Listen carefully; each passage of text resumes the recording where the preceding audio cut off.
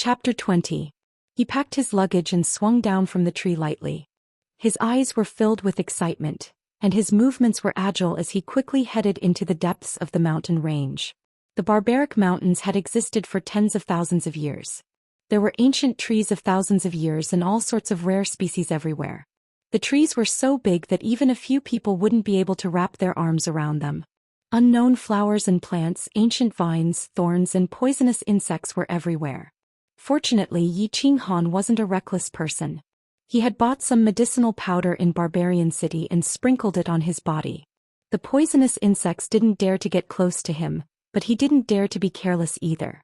He carefully followed the path that people had taken before him. Sha. After walking for a dozen miles, Yi Qinghan finally met his first magical beast. At this moment he was lying in a pile of weeds and looking into the distance. Not far away, a wild boar the size of a calf was wriggling under a small tree. Its two snow-white tusks reflected the sunlight, giving off an eerie chill. Fanged wild boar, rank 1 magical beast. Yi Qinghan's eyes were glowing and his face was filled with excitement.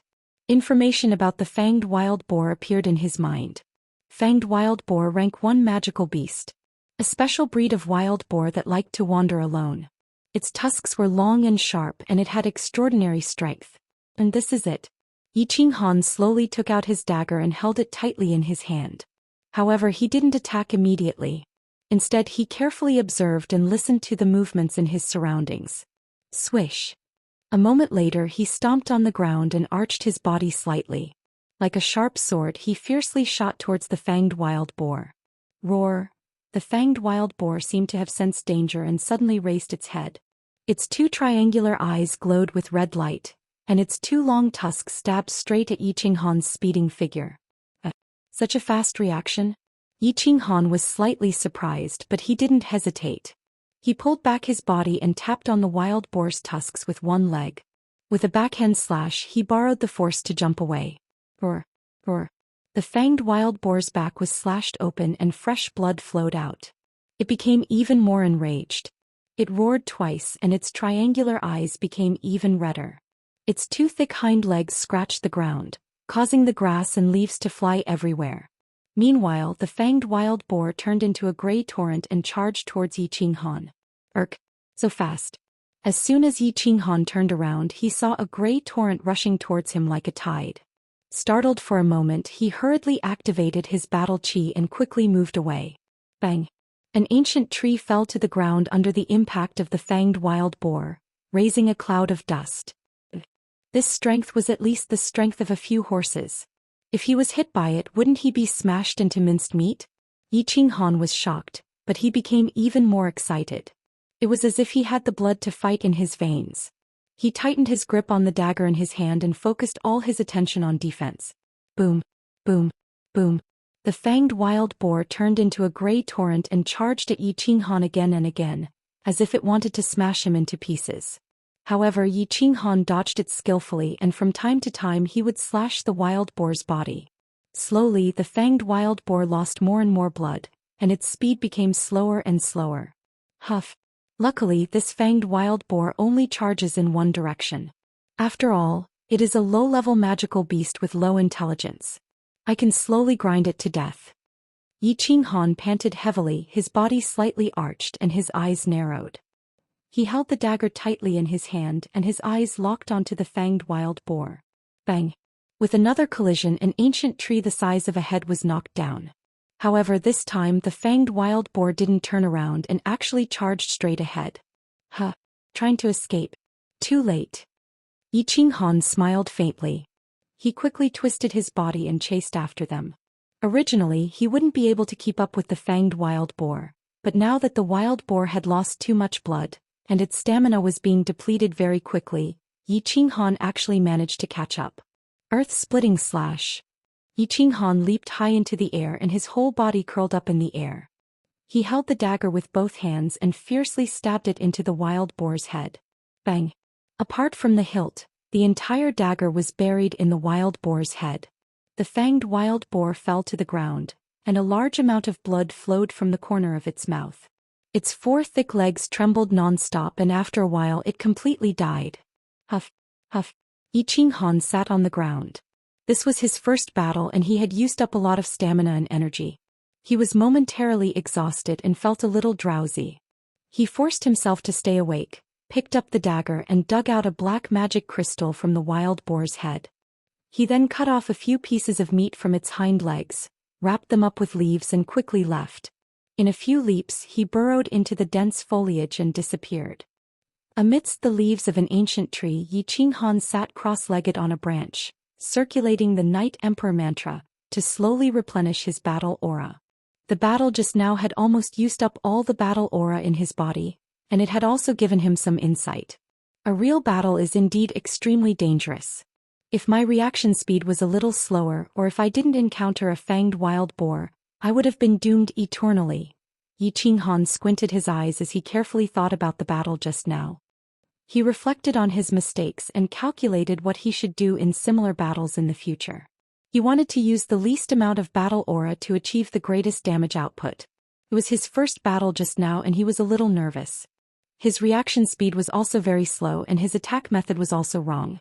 However, he gradually found a way to deal with the fanged wild boar. The fanged wild boar was a strength-type magical beast, and most level 1 magical beasts only had the strength of 5 horses at most. For example, although Yi Qinghan had the strength of 10 horses at the elite realm, he lacked actual combat experience, and it would be good if he could display the strength of 3 or 4 horses. Moreover, the wild boar's fighting style was very straightforward, and it had increased speed and strength. If he were to fight it head-on, he would definitely be asking for trouble. He could only rely on his reaction speed to slowly wear it down. Xiaohei, it's time to eat. After thinking carefully for a long time, Yi Qinghan smiled and summoned his beast. Under his call, a black stream of air gushed out from his chest and slowly condensed. A black lion-nosed dog, the size of a palm, appeared on his thigh. Its round nose trembled, and its 2 shiny black eyes looked sleepy as if it had not woken up yet. He took out 5 magic crystals from his bag, including the one from the fanged wild boar, and placed them next to Xiaohei's mouth. The beast Xiaohei immediately became energetic and its half-opened eyes shone brightly. It used its 2 paws to pick up a magic crystal and ate it noisily. Crunch, crunch. In just a short while 5 magic crystals had been eaten. Xiaohei cupped its ears and wagged its tail. It jumped happily on Yi Qinghan's body, looking very intimate. Alright, you don't have to flatter me anymore. Go back to sleep, I'll continue to prepare food for you. Yi Qinghan laughed and scolded. He grabbed Xiaohei, swept its head and threw it into the beast's space. He did not have time to play with Xiaohei. This small beast the size of a palm needed to eat 5 magic crystals a day. If he did not hurry up and prepare magic crystals for it, it would probably run out of food in a few days. He immediately packed his luggage and continued his journey to look for prey. Bang! Another fanged wild boar fell to the ground. The wild boar's mouth was full of blood and the area around it was also a mess. Yi Qinghan easily picked up the dagger and stabbed it into the wild boar's head. He then flicked it and a gray magic crystal jumped out. He waved his hand and grabbed it, putting it into his bag. This was the 5th day since Yi Qinghan entered the mountain. After the first battle with the fanged wild boar on the 2nd day, his battle experience slowly increased. After that, he specifically targeted the fanged wild boar. From the first time he narrowly escaped death, he was full of openings. Later on, his chances of making mistakes decreased, and his battle experience increased. Now he only needed to use 1/5 of his battle aura to kill a fanged wild boar, which was extremely easy. The fanged wild boar was a level 1 magic beast after all, so its attack method was very simple. Its strength was at most 5 horses. A warrior at the peak of the martial man realm would have the strength of 5 horses, a soldier realm would have the strength of 10 horses, and a level 1 elite like him would have the strength of at least 10 horses. During this period of time he had been killing non-stop, and his experience kept increasing. He slowly got used to using all the strength in his body. 10 horses against 5 horses, there was no suspense at all. He could easily kill it. If it was a high-level warrior, they could kill it with a casual blow. As for Yi Qinghan, he had trained for 10 years. Although his realm and battle aura were not high, he had a solid foundation. After the initial battle, he was easy to deal with. Moreover, Yi Qinghan knew that he had some skills, so he never went deep into the barbaric mountains. Anyway, he only needed level 1 magic crystals, so he only focused on the fanged wild boar and quickly retreated when he saw other magic beasts. It was also very safe. I got 10 magic crystals today. I can rest now. Through the branches and leaves, the sun was slowly sinking into the ground, and the sunset glow illuminated half of the mountain in a blood-red color. He decided to find a place to rest. The night was the world of magic beast. If he walked around recklessly, he wouldn't even know how he died. Leaning against the tree trunk, Xianxia supported his head with his hands and chewed on an unknown grass root. He looked at the distant starry sky through the gaps of the branches and leaves. The night was like water, and the moon was like a silver plate hanging high in the sky, emitting a cold silver-white light. The stars were dazzling like diamonds twinkling brightly. Chapter 21. Qingyu, what are you doing right now? Xianxia's mind was filled with a myriad of thoughts. He thought of his previous life on Earth, of his parents who had died, but he thought of his sister Qingyu who was far away in Song City, that gentle and weak little girl. His sister's beauty, gentleness, understanding, and that delicate and frail body. She had always touched the softest part of his heart. Was it familial love? Or was it an unknown emotion? Xianxia didn't know, but at this moment he missed Qingyu very much. Gg.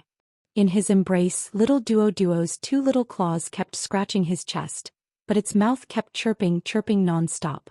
These 2 days the little beast actually liked to play outside, although it didn't have much time to play. However, Xianxia also felt extremely happy. This meant that the little beast was slowly getting over its weak period and was gradually growing. What chirping? Xianxia regained his senses and looked at Xiaohei with a slightly reproachful gaze. He smiled and said, Xiaohei, you are a high-level beast, why are you acting like a mouse, chirping? You can't be like a dragon or a lion, you should at least bark like your appearance and sound nicer. If you act like this, others will say that you are not even comparable to a lion-nosed dog. Chirp. Xiaohei was puzzled. Its little eyes rolled around randomly as if it didn't really understand. Chirp your head. Screw your second grandpa. If you chirp again, I'll cut off your little penis. I'll make you have no penis, let's see how you can chirp then. Xianxia was furious. This chirping sound was really unpleasant. If he brought this kind of beast out, people would laugh at him. Chirp? Xiaohei still looked like a dead pig that wasn't afraid of boiling water, as if it was determined to be called like this. Xianxia was helpless. He was just about to recall the little bastard back into the space. However, all of a sudden Xiaohei seemed to have sensed something. His eyes no longer shone with a mischievous light. Instead, he had a stern expression on his face. The hair on his head stood up, as if he was a lion cub that had met its natural enemy. Is there a situation? Not good. At this moment Xianxia also felt that something was wrong. He felt a chill run down his spine. After fighting non-stop for the past few days, he made the correct decision in just 1 second. He immediately summoned the little beast back into the beast space. Then with a tilt of his body he suddenly fell straight down from the tree trunk. Bang! Ah! Although Xianxia's reaction speed was very fast, the beast that came to ambush him was even faster. Just as he was falling down from the tree, a black shadow descended from the sky. Its 2 sharp claws glowed coldly under the moonlight as it fiercely clawed at the tree trunk that he was sleeping on. The tree trunk that was even bigger than a human was actually split apart by its claws. At the same time, the left side of Xianxia's chest was also ruthlessly clawed by it. At that moment, Xianxia felt as if the left side of his body had been torn apart. A heart-wrenching pain instantly spread throughout his body.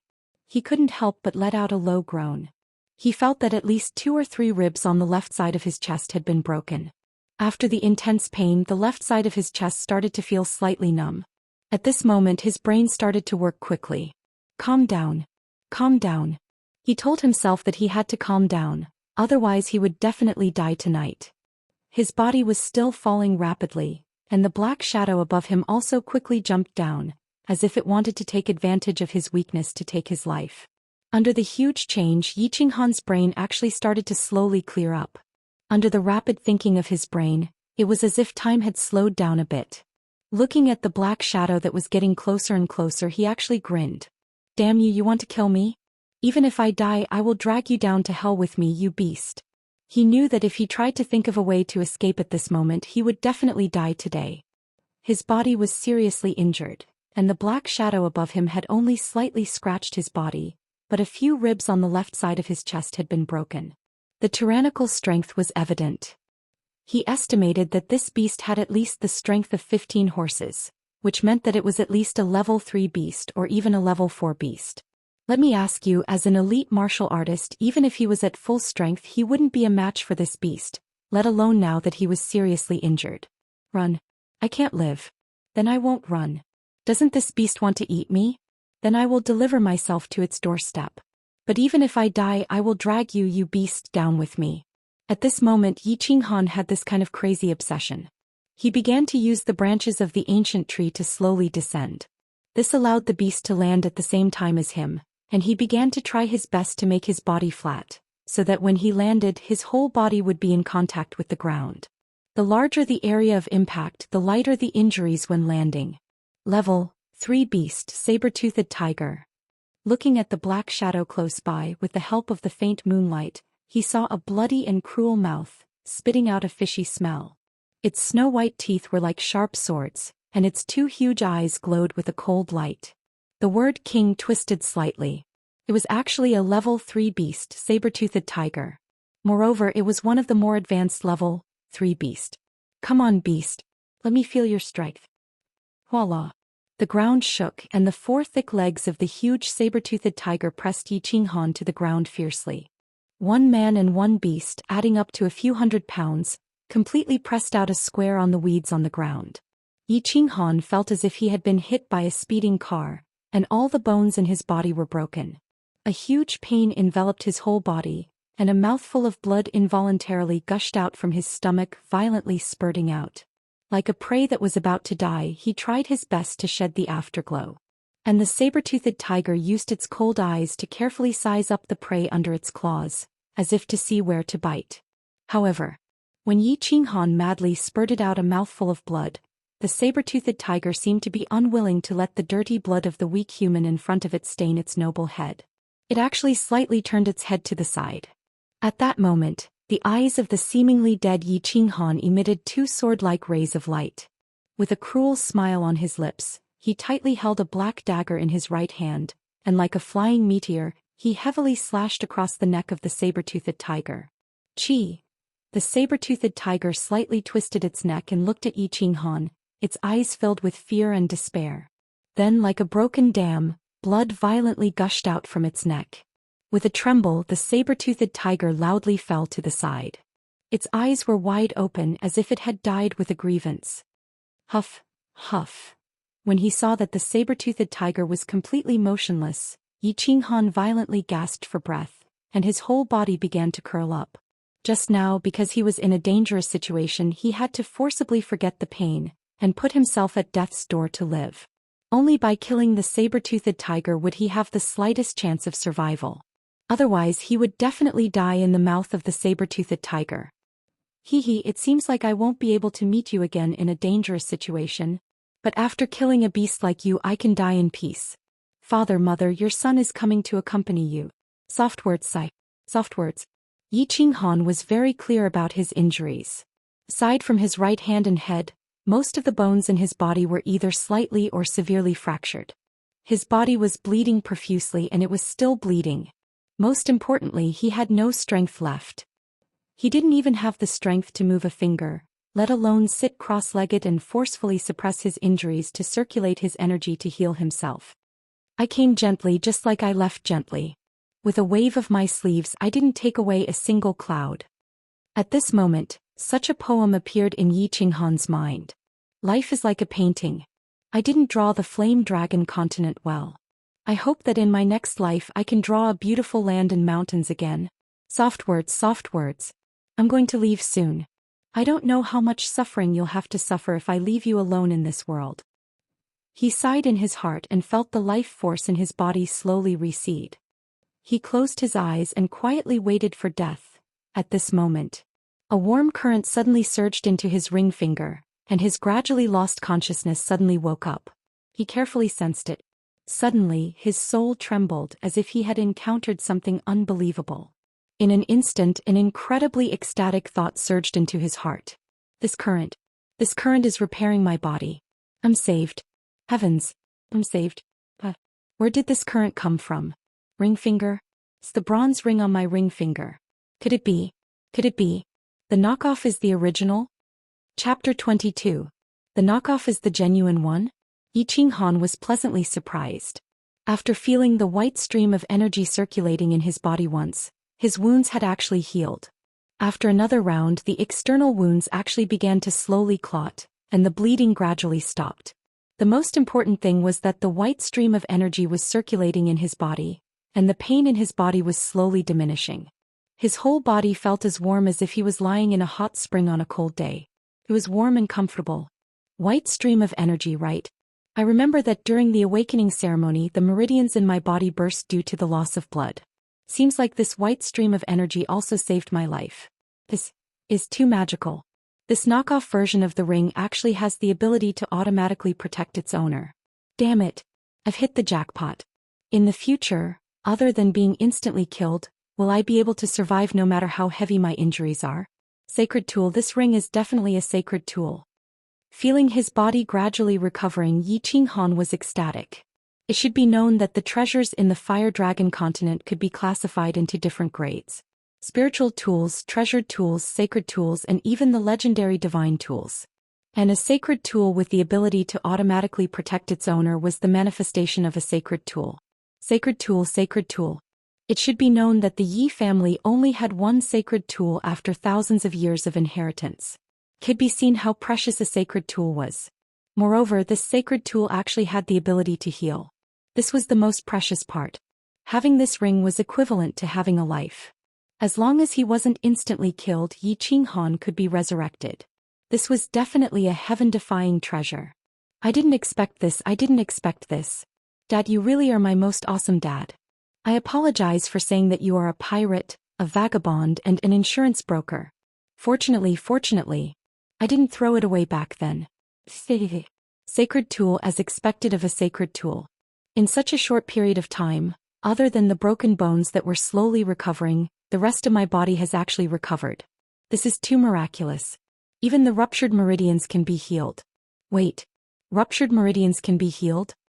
Yi Qinghan's mind was filled with incomparable ecstasy.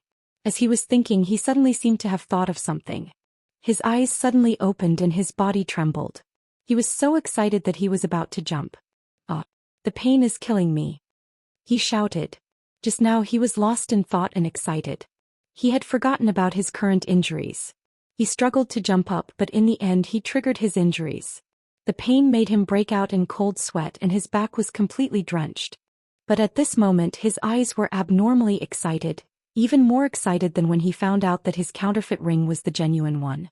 Meridians ruptured. Even broken meridians could recover. He thought of a possibility. If this possibility could be realized, his strength would skyrocket and his battle chi cultivation base would break through at a terrifying speed. It's definitely possible. In theory, it's definitely possible. Absolutely. Yi Qinghan endured the pain and clenched his fists. At this moment he even felt that the bronze ring's recovery speed was so slow. He couldn't wait to recover from his injuries and carry out the experiment in his mind. If others knew what he was feeling right now, they would definitely curse him madly. With such a terrifying healing ability, recovery speed, and such a terrifying sacred artifact, he actually thought that its functions were not strong enough. Time ticked by like a small river. The night was still very long. The sky gradually brightened, but the mountain range was still dark. The cold morning wind blew through the forest and the leaves rustled. Phew. Thank God, thank Buddha. Yi Qinghan sat up with difficulty. After a night of treatment by the bronze ring's white qi, his injuries were almost healed. Other than the faint pain from his broken bones, the rest of his body was completely healed.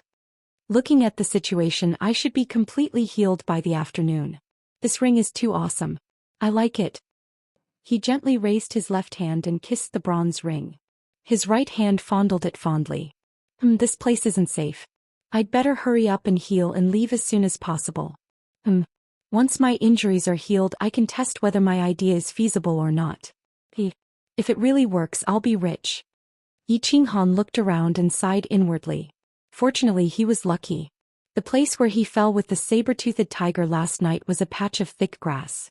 This patch of grass was very dense, about half a person's height, He was now in the middle of the grass and it was impossible to see him from the outside. Fortunately, it was in the middle of the grass. If it was an open space, he wouldn't have been able to move last night. Any level 1 magical beast would have been able to dismember him. Right now, he had not fully recovered from his injuries and was still in a dangerous area. He didn't think too much about it. He circulated his battle chi and slowly circulated it along the cells of his body to his injured bones, using the battle chi to assist in the healing. Battle chi was a magical thing. It could be circulated to every part of the body through the cells. When warriors absorbed the spiritual chi of heaven and earth, it was also transmitted to the meridians through the cells. Of course, the circulation of battle chi through the cells was very slow, but the meridians were different. The meridians could quickly circulate battle chi to every part of the body.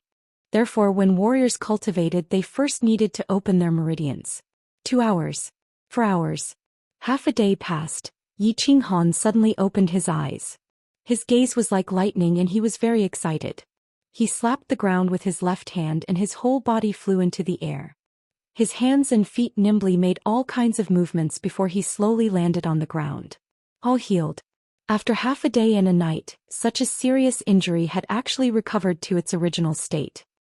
He looked at the ring on his ring finger with a burning gaze, and the corner of his mouth revealed a smile. He grabbed the black dagger on the ground and in a few moves he smashed the saber-toothed tiger's head into pieces. He took out an orange magic crystal and threw it into his bosom. His legs kicked the ground and his whole body shot out like a sword. Following his memory, he quickly came to a small river, took a quick bath and changed his clothes. Last night, his clothes were torn by the saber-toothed tiger, and the smell of blood was very strong, which could easily attract high-level magical beasts. And the clothes he was wearing now were the last set of clothes he had, which he bought in Barbarian City before he entered the mountain. Here it is. After washing up, he quickly left and found a place to rest. It was a big tree and there was an ancient tree about 10 meters away from it. The branches and leaves were not connected. The ancient tree he rested on last night had already been checked, and there were no magical beasts in it. The saber-toothed tiger had obviously come over from the ancient tree next to it. Learn from your mistakes. Don't be anxious when you make a mistake, but those who make the same mistake a second time are pigs. Let's begin.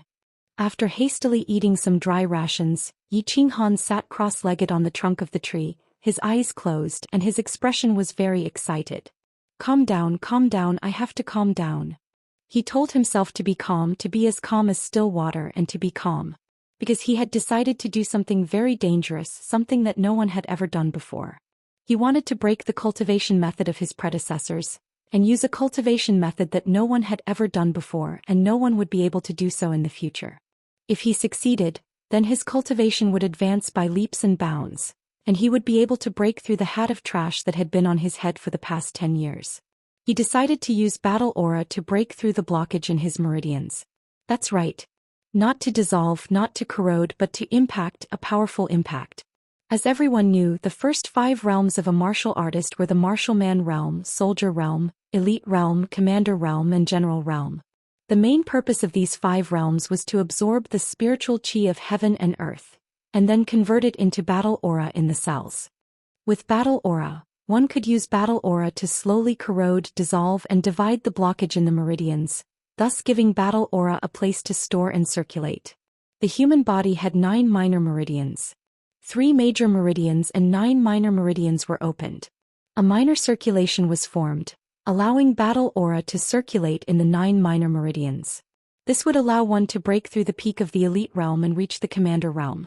Then 3 major meridians would be opened, allowing battle aura to circulate in the 12 meridians, and then condense into the dantian, allowing battle aura to circulate in the dantian and the 12 meridians to form a major circulation. This would allow one to reach the general realm. The cultivation of these 5 realms could be said to be easy, very easy. For geniuses with few blockages in their meridians, it was very easy. For trash, with many blockages in their meridians, these 5 realms were as difficult as ascending to the heavens. Many people on the continent would be stuck in these 5 realms for the rest of their lives, unable to cross this threshold and unable to accomplish anything for the rest of their lives. Yi Qinghan belonged to the latter.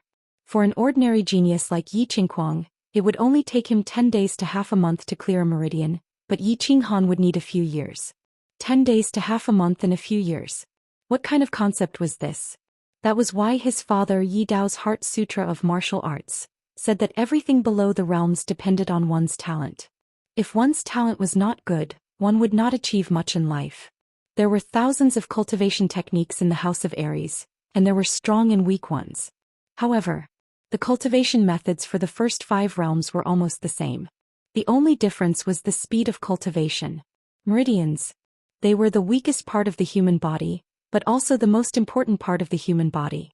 Therefore, when clearing the blockage in the meridians, no one dared to be fast. Everyone had to be careful and meticulous. This was because battle aura was extremely violent and contained extraordinary power. When using battle aura to clear the blockage in the meridians, one had to be careful and slow. Because if one was too fast and used too much force, then one's meridians would explode and one would die. Chapter 23. Therefore, clearing the meridians required the use of battle aura to dissolve, erode, and divide. It was like eating candy. Holding it in your mouth, slowly dissolving it with your saliva, licking it with your tongue, rolling it in your mouth and slowly wearing it down. But today Yi Qinghan was going to use an unprecedented method to clear the blockage. He was going to use battle aura to break through the blockage. It was the same candy.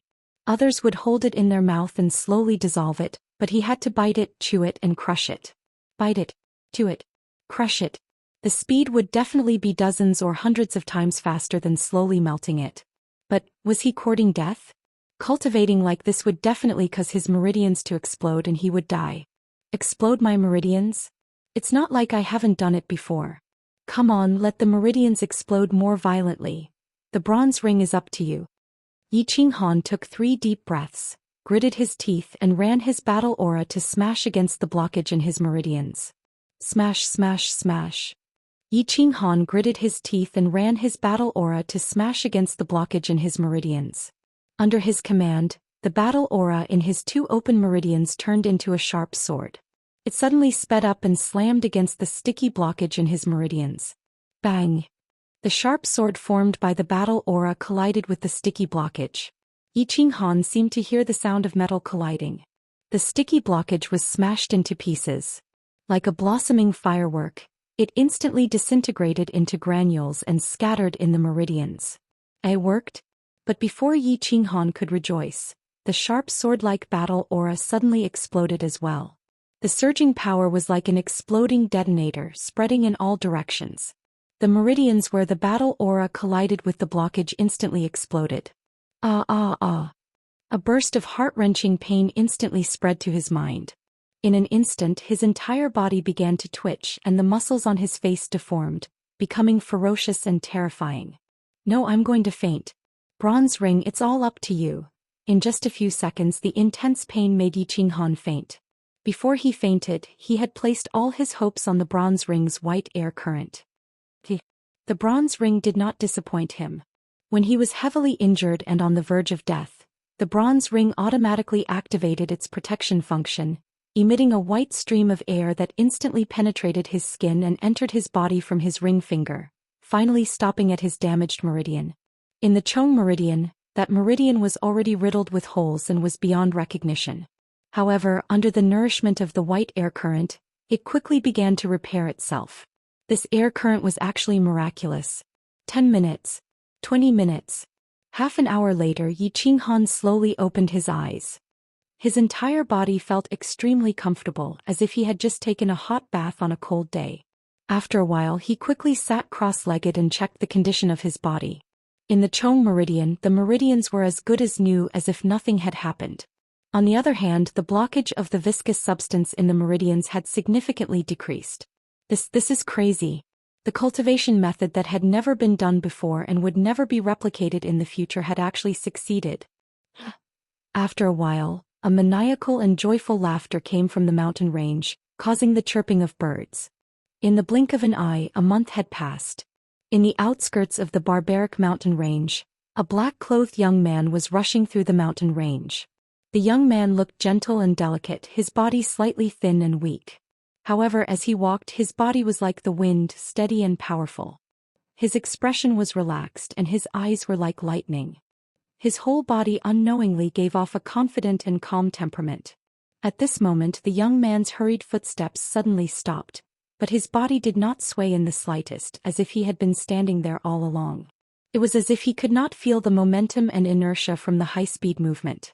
The young man stood there quietly and listened for a while. Suddenly, his legs kicked, and his body was like a nimble leopard cat, climbing up an ancient tree at the side without making any sound. Level 1 Demonic Wind Wolf Pack. There are 18 of them. Xiaohei, you have food for tomorrow.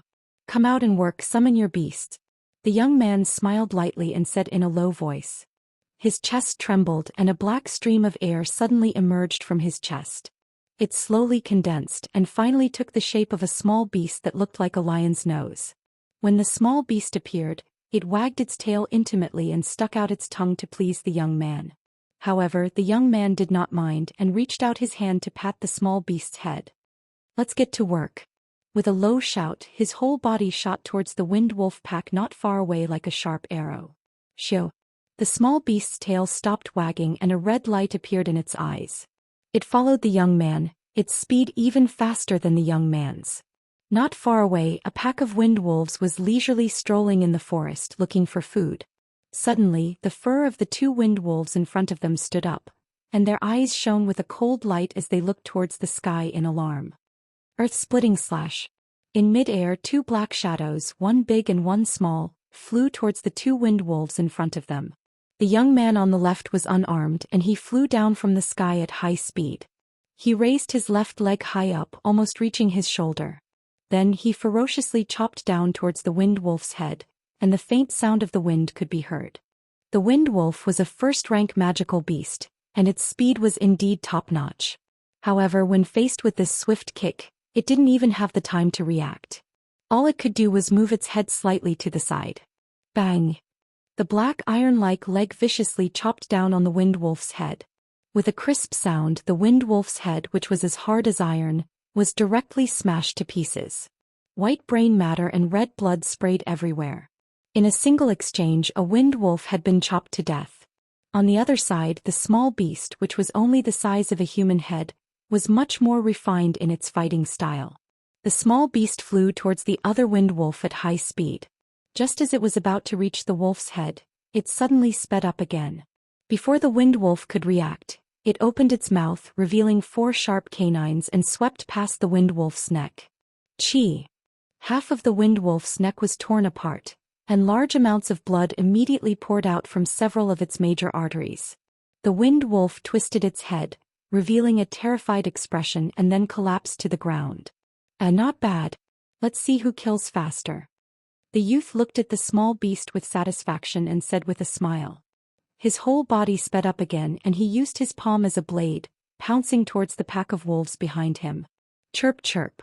The small beast raised its head proudly and followed the youth's footsteps, charging into the pack of wolves. After a while, all 18 wind wolves fell to the ground. Chirp chirp chirp chirp. The black small beast happily followed behind the youth, as if it was asking for credit from its master. The black youth was covered in blood and there were scratch marks on his back and thighs. His flesh was badly mangled and it looked very terrifying. However, the youth didn't seem to care at all. He slowly dug out the magical crystals from the heads of the wind wolves with his dagger. Chirp chirp chirp chirp. Seeing that the youth was ignoring it, the small beast became even more cheerful. Chirp chirp your head, damn you. How many times have I told you not to chirp all the time? Chirp chirp. You have to endure it until it cries. Only then will you have momentum. Understand? Come, this is your dinner. After digging out the magical crystals, the youth threw 5 magical crystals to the small beast, looking very dissatisfied. Ayo, chirp chirp, little bastard. Forget it. I say, Xiaohei, it's been more than 2 months. Why haven't you passed through your week period? I remember that a normal beast's week period is more than a month. The highest period recorded in the history of the Yi family was the holy beast of Yi Ruoshui's ancestor, the white tiger, which was in a week period of 2 months. Could it be that you are stronger than the white tiger? Are you really a divine beast? The youth blinked his eyes and stared at the small beast, his eyes filled with love. Chirp chirp chirp chirp. The small beast was still confused, as if it couldn't understand. It just kept wagging its tail, stretched out its claws and grabbed the magical crystals on the ground, eating them non-stop. Damn you, if you were a divine beast I would be a god. Look at you, you don't even have the temperament of a high-level beast. Eat quickly, eat quickly. Later I still need to take a bath and train. There's still a small portion of my meridians left, then I can open all 9 meridians and step into the commander realm. This man and beast were Yi Qinghan and his beast Xiao He. In the past month, the two of them had gone around the outermost area of the barbarian mountain range, specifically hunting level 1 beasts. They had even returned to the barbarian city twice to restock, but most of the things they bought were clothes.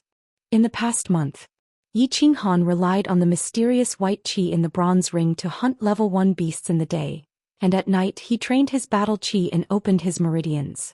Every time he opened his meridians he didn't use his usual method of slowly nourishing and corroding them. Instead he crazily struck and attacked. After a month of bitter training and 30 painful nights, Yi Qinghan would even faint from the pain every night. It was so painful that it tore his lungs apart. However, every time he fainted, the mysterious white qi would rush into his body, automatically protecting him and healing him. 1 month, 30 nights of bitter training. The results were gratifying and could even be said to be terrifying.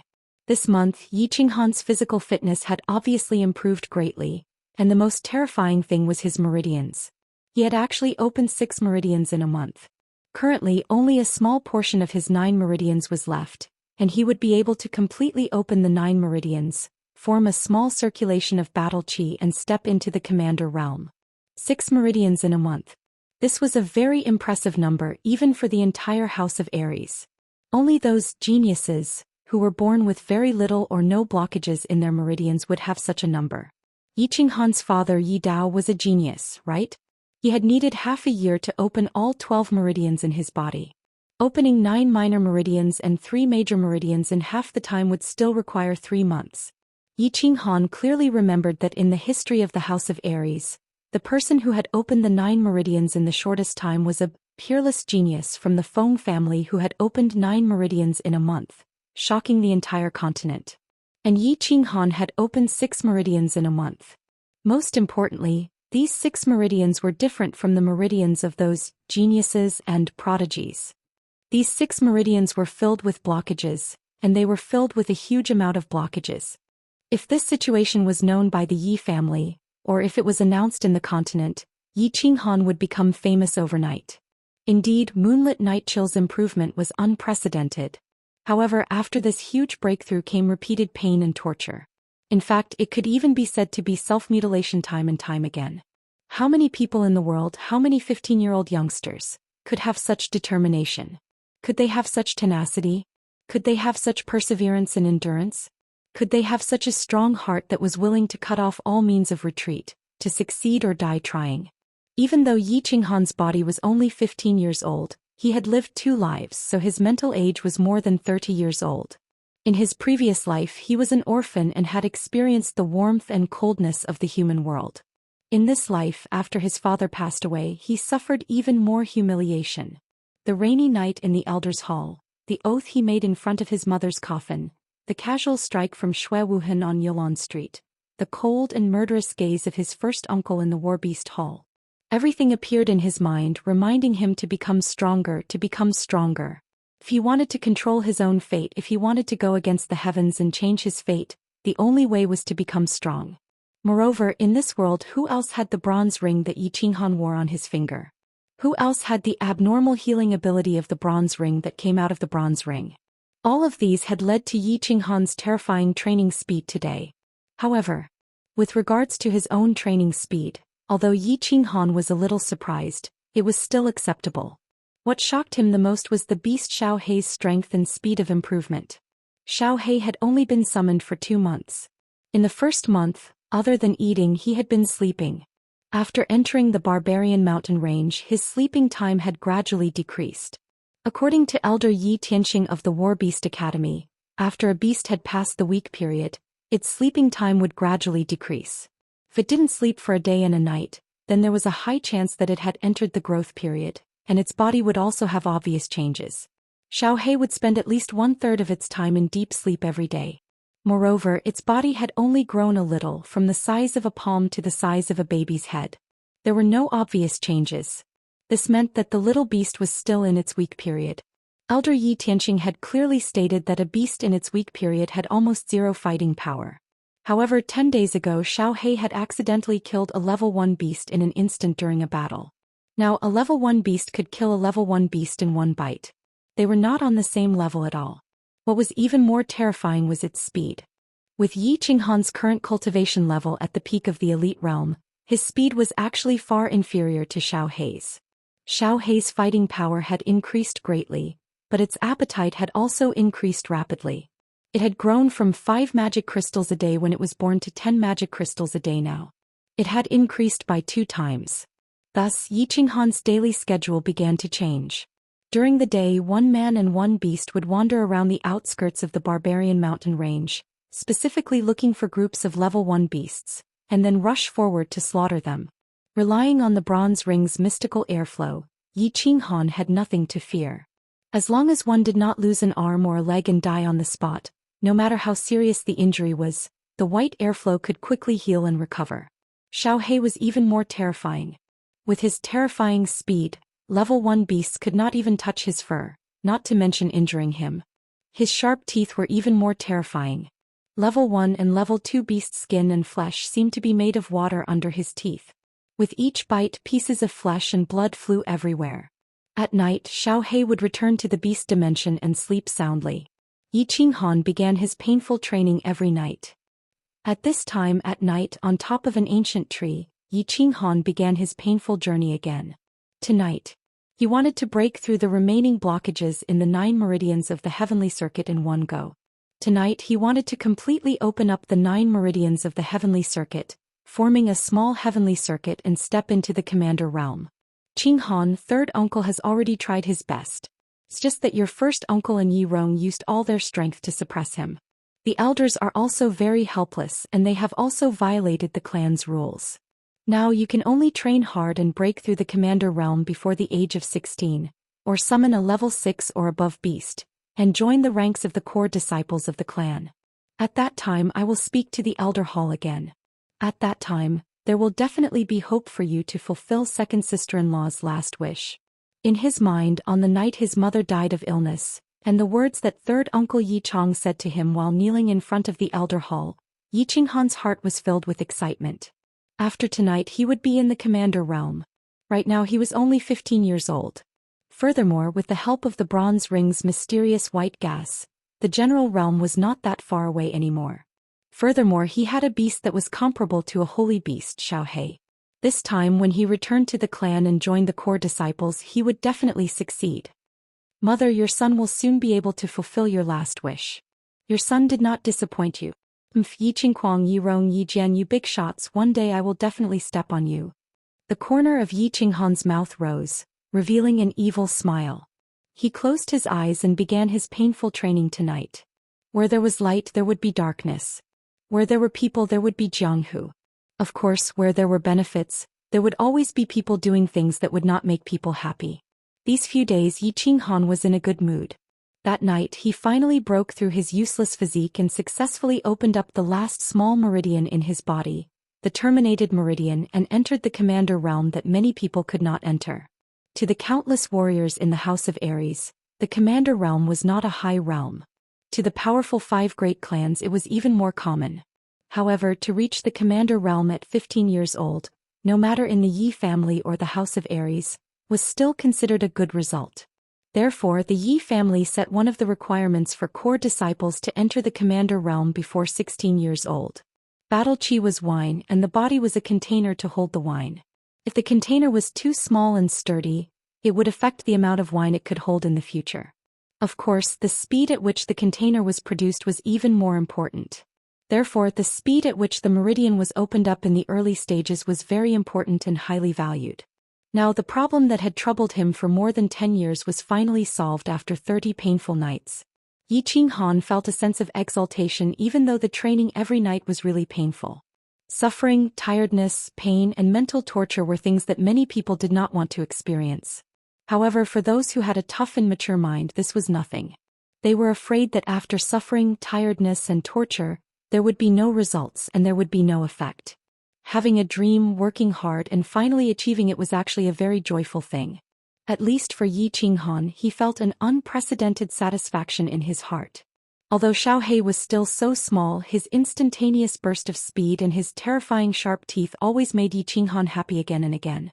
With the relatively strong martial strength of the Commander realm and Xiao He's ferocity, for a moment, the man and beast felt a little invincible in the outer regions of the barbaric mountains. Therefore, after a short period of consideration, and with the slight adventurous spirit in his heart and blood, they decided to go deeper. Of course, they only went a little deeper. One man and one beast killed their way in. Other than the occasional 1 or 2 level 4 beasts that made Yi Qinghan feel a little troublesome, the rest were not a problem. His strength, experience and beast were constantly improving. Yi Qinghan couldn't help but feel even more delighted. Chapter 24. But on the second day his joyful mood began to end. He met a person. There were countless adventurers in the Savage Mountains, so it was not strange to meet someone. In the past month he had also met a few adventurers. But today this person was a bit special because this person's whole body was shrouded in black, except for a pair of cold, murderous eyes and the long Zamedeo in his hand. "Kid, hand over all your belongings and then disappear." The black-clothed man spoke. His tone was somewhat overbearing, like a superior giving an order. This was the legendary hunter. A hunter who did not hunt demonic beasts but a hunter? Yi Qinghan slightly squinted his eyes, a little surprised in his heart. Often walking by the river, one's shoes finally got wet today. Today he finally met the legendary black-hearted and cruel hunter. But in the blink of an eye he became excited, his face was unusually red, his body began to tremble and he stammered, Big brother, can you leave some travel expenses?" "Travel expenses or your life, you can choose to leave one." The black-clothed man opened a multiple-choice question. Walking on the edge of darkness all year round, his heart no longer had a trace of mercy, only hardness and cold-bloodedness. As he spoke, his eyes began to shine, and the saber in his hand also slightly lifted. I'll leave my life." Yi Qinghan's body trembled even more violently, his eyes narrowed even more and he hurriedly took the bag from his back. He threw it over but carefully turned his left thigh slightly, blocking the black-clothed man's sight. On his left thigh, a small part of the black dagger and a short hilt were slightly exposed. "And not bad, kid, very tactful. But your dagger seems to be of good quality, throw it over too." The black-clothed man reached out to take the bag, felt the weight of the bag and was very satisfied. He nodded, casually glanced at Yi Qinghan and then said. Yi Qinghan's face was shocked and he hurriedly said, "This, big brother, without a weapon, I'm afraid I can't walk out of the mountain." "Throw the dagger over. Otherwise, you can prepare to sleep in this mountain for the rest of your life." The black-clothed man didn't seem to mind. He coldly glanced over, cold and arrogant. Sigh. In just a few seconds Yi Qinghan made up his mind. He reached out and pulled out the dagger. His eyes were filled with reluctance. He then threw the dagger towards the black-clothed man. At that moment he saw the black-clothed man's proud gaze. The dagger drew an arc in the air at a very fast speed. The man in black laughed and raised his hand to catch the dagger. However, his complacent gaze suddenly changed to one of astonishment and horror. Behind the dagger, a black shadow flew even faster than the dagger. In just a short second the black shadow caught up with the dagger. Then it stretched out a fair and slender hand and grabbed the hilt of the dagger. Following the trajectory of the dagger, it continued to move forward until the dagger slid heavily across the arm of the man in black in front of it. Clang! The long Zamedeo and the black bag fell heavily on the ground without raising a single speck of dust. However, the black-clothed man's eyes were filled with horror. He held his left hand with his right hand and quickly retreated. "I don't want your life. Don't do this anymore. It's very dangerous." Yi Qinghan's body no longer trembled and his eyes were no longer squinting. He picked up the bag on the ground, patted it lightly and firmly tied it to his back. "I must have been blind to come and kill a commander-level expert. Thank you for your mercy, young man. Now that my hand is crippled, I can't do this anymore." The black-clothed man began to calm down after the horror just now. He knew that he had kicked an iron plate this time.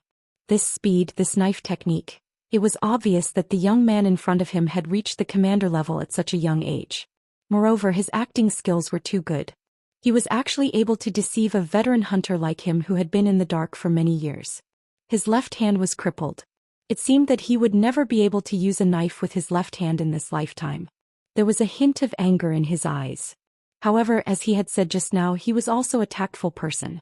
Therefore, at that moment he immediately lowered his head. Okay.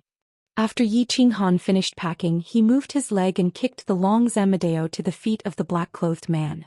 Then he turned around and left. At this moment he had a strange feeling in his heart for the first time. Perhaps it was the first time he had used his strength and wisdom to defeat his first enemy.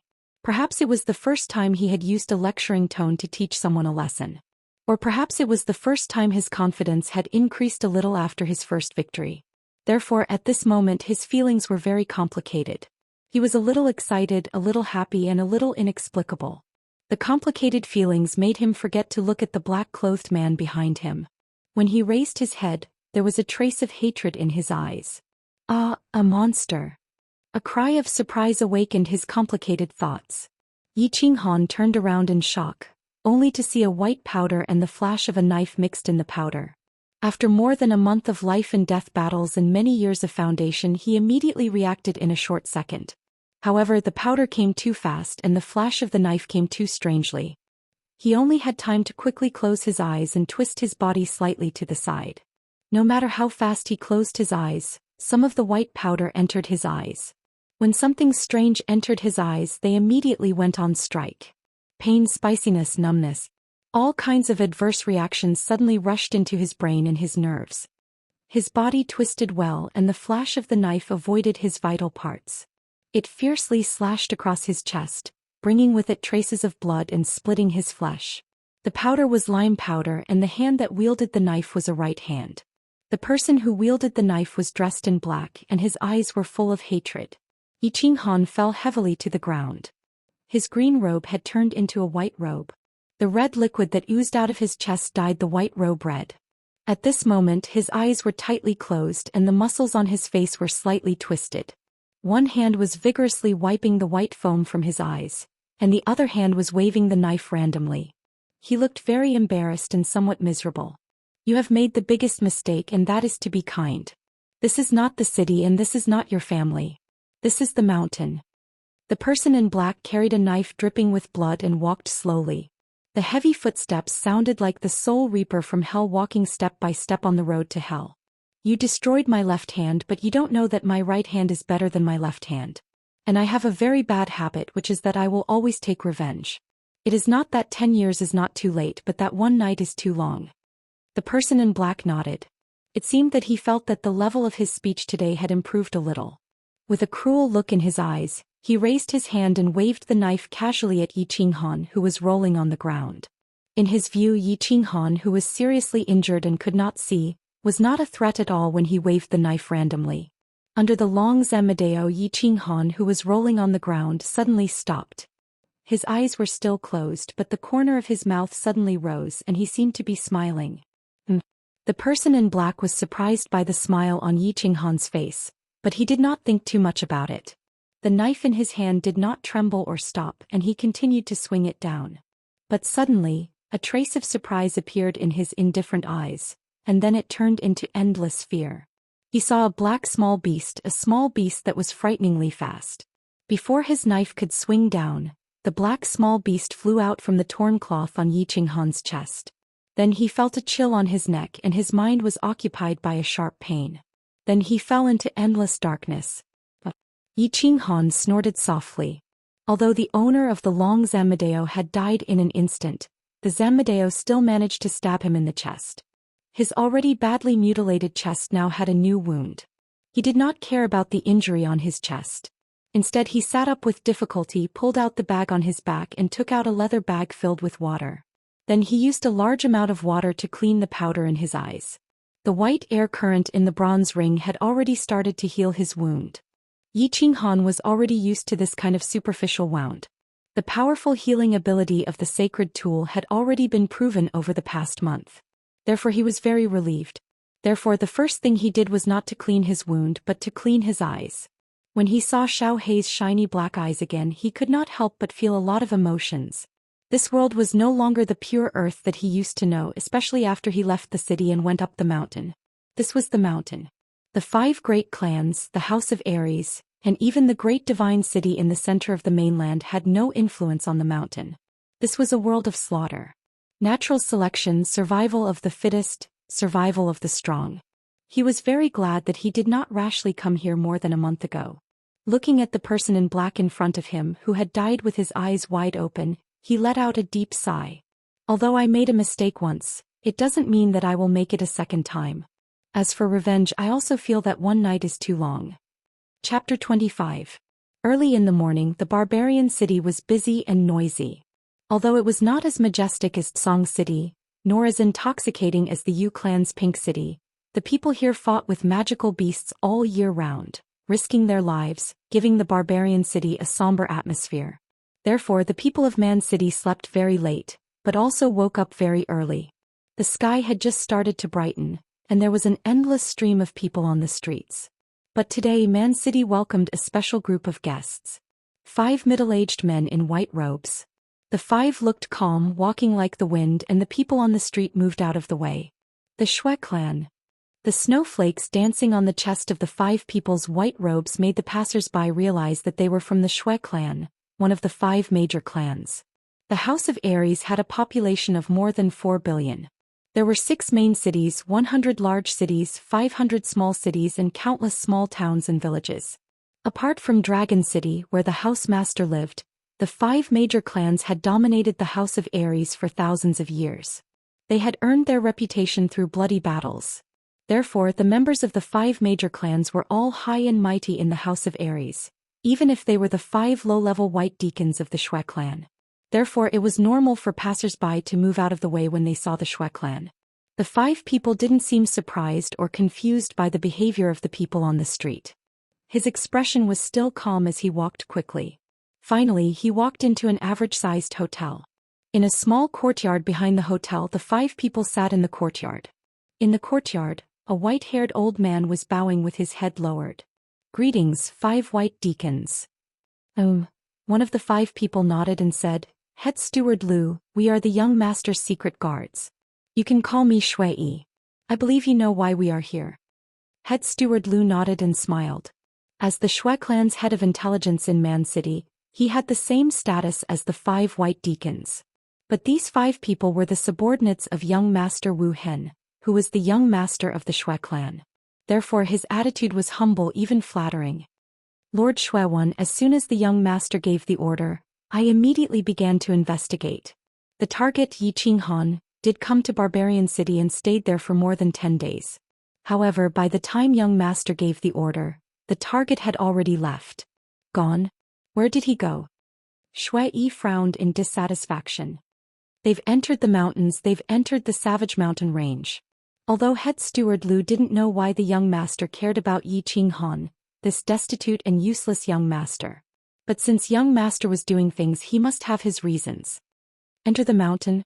A piece of trash at the elite realm dares to enter the mountain?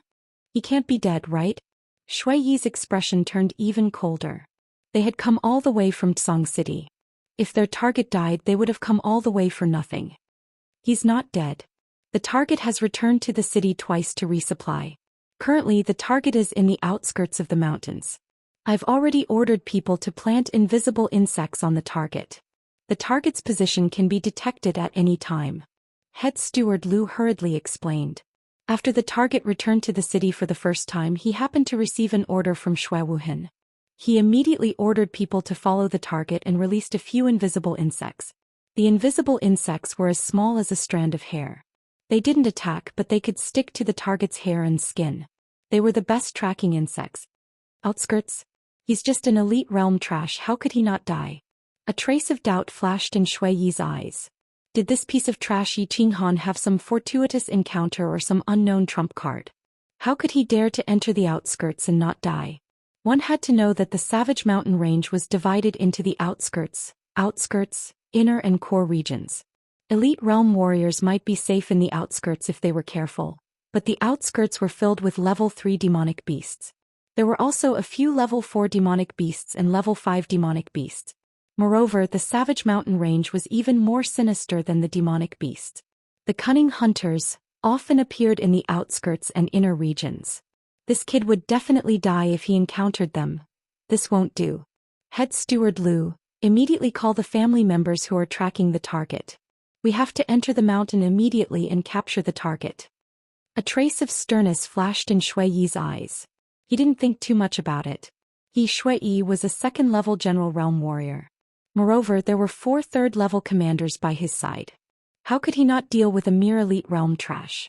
Not long after, Head Steward Lu brought a short youth. Shui Yi waved his hand and the 6 of them walked out of the hotel and disappeared into the vast crowd of people in the Savage City. Savage Mountain Range outskirts. Yi Qinghan was sitting cross-legged in a secluded cave. Through the dense grass outside the cave he could see that the sky was clear. Golden rays of sunlight shone through the branches and leaves of the ancient trees, illuminating the entire mountain. Phew! The Rin Meridian is so big and there are so many things to block. One big meridian is actually comparable to 3 small meridians. It seems that it will take at least 3 months to open up the 3 main meridians. Yi Qinghan smiled. After entering the commander realm, he didn't stop and continued to attack the 3 main meridians of his body: the Rin Meridian, the Governing Meridian, and the Extraordinary Meridian. After 5 to 6 days of attacking, one of the 3 main meridians, the Rin Meridian, was only opened by 1/5. According to this speed, if he wanted to completely clear the 3 meridians, it would take about 3 months. Moreover, he was attacking them continuously every night. Chirp chirp chirp chirp. The chirp chirp in the cave pulled him back from his thoughts. Yi Qinghan turned his head and smiled. On the ground beside him, Xiao He, whose entire body was covered in black, was waving his 2 small claws. He was randomly digging at a white bag. The white bag was filled with densely packed magic crystals. There were green, black, yellow, and all kinds of colors and sizes. Seeing the colorful magic crystals, Xiao He's 2 bright eyes immediately lit up. He grabbed a yellow magic crystal the size of a pigeon's egg and threw it into his mouth. When Yi Qinghan saw this, his expression changed and he reached out to grab Xiao He. Wait. Xiao He, why are you eating randomly? This yellow magic crystal is a level 4 magic crystal. Can you digest it? You'll get a stomachache. Yi Qinghan wasn't worried about money. Although a level 4 magic crystal was very valuable and could be sold for a few thousand crystal coins, he could buy a few dozen level 1 magic crystals. A few thousand crystal coins was the living expenses of a normal family for a year. However, Elder Tianxing from the War Beast Academy had clearly said that when a beast was weak, it would only eat level 1 magic crystals. This was the experience of the Yi family's beasts over the years. Just now, while Yi Qinghan was training, Xiao He had actually secretly opened the bag of the hunter he had killed yesterday, grabbed a level 4 magic crystal and swallowed it. Chirp chirp chirp chirp. Xiao He didn't care at all. He turned his head towards Yi Qinghan and called out twice. He even stuck out his tongue and licked Yi Qinghan. He then crawled out of Yi Qinghan's hand and continued to pounce towards the bag. He found another yellow magic crystal and opened his mouth to eat it. Yi Qinghan shook his head and thought that this beast of his was different from other beasts in the first place. Could a normal beast have such terrifying speed and stiff teeth the moment it was born? Could a normal beast kill a level 2 beast in an instant after passing its weak period? Furthermore, the time that Xiao He slept was getting shorter and shorter. It was probably going to pass its weak period soon. Thinking about it, Yu Yang felt relieved and didn't bother about it anymore. 1, 2, 5, 6. Xiao He didn't swallow normal magic crystals at all. Today he only ate level 4 magic crystals. Soon he had finished all 6 magic crystals in his bag. However, he still didn't seem to be satisfied. He actually grabbed a green egg-like magic crystal. After looking at it for a while, he threw it into his mouth and started eating it. Don't eat it. Damn you, this is the only level 5 magic crystal. Yi Qinghan felt his heart ache. This was a level 5 magic crystal that was worth tens of thousands of crystal coins. The most valuable thing that the hunter he killed yesterday had on him was this level 5 magic crystal. He didn't expect that it would be eaten by Xiao He in one bite. Looking at Xiao He licking his lips in satisfaction and occasionally burping, Yi Qinghan was so angry that he wanted to grab Xiao He and beat him up. However, just as he stretched out his hand, something strange happened. His hand suddenly stopped in the air and his eyes revealed a look of disbelief. Hee. Xiao He landed on all fours and raised his head to shout. His gaze immediately turned sharp and his body glowed with a golden light. Xiao He looked dignified and domineering in the golden light, as if he had turned into a wild lion from ancient times. following that, Xiao Hei's body began to tremble. His flesh bulged and contracted, and he actually began to slowly grow bigger. The palm-sized Xiao Hei suddenly became the size of a baby, and he was still growing. This. Yi Qinghan was dumbfounded. What was going on? Xiao Hei was Sun Wukong? He knew 72 transformations, but he was still growing. He had actually grown to the size of a winged wolf. Finally, when Xiao Hei grew to the size of a calf, he stopped growing. Looking at Xiao Hei, who was 1.78 meters long and 1 meter tall, Yi Qinghan was dumbfounded. After all, this was beyond his knowledge. The calf-sized Xiao Hei shook his butt as if nothing had happened. He walked a few rounds in satisfaction before turning to the dumbfounded Yi Qinghan.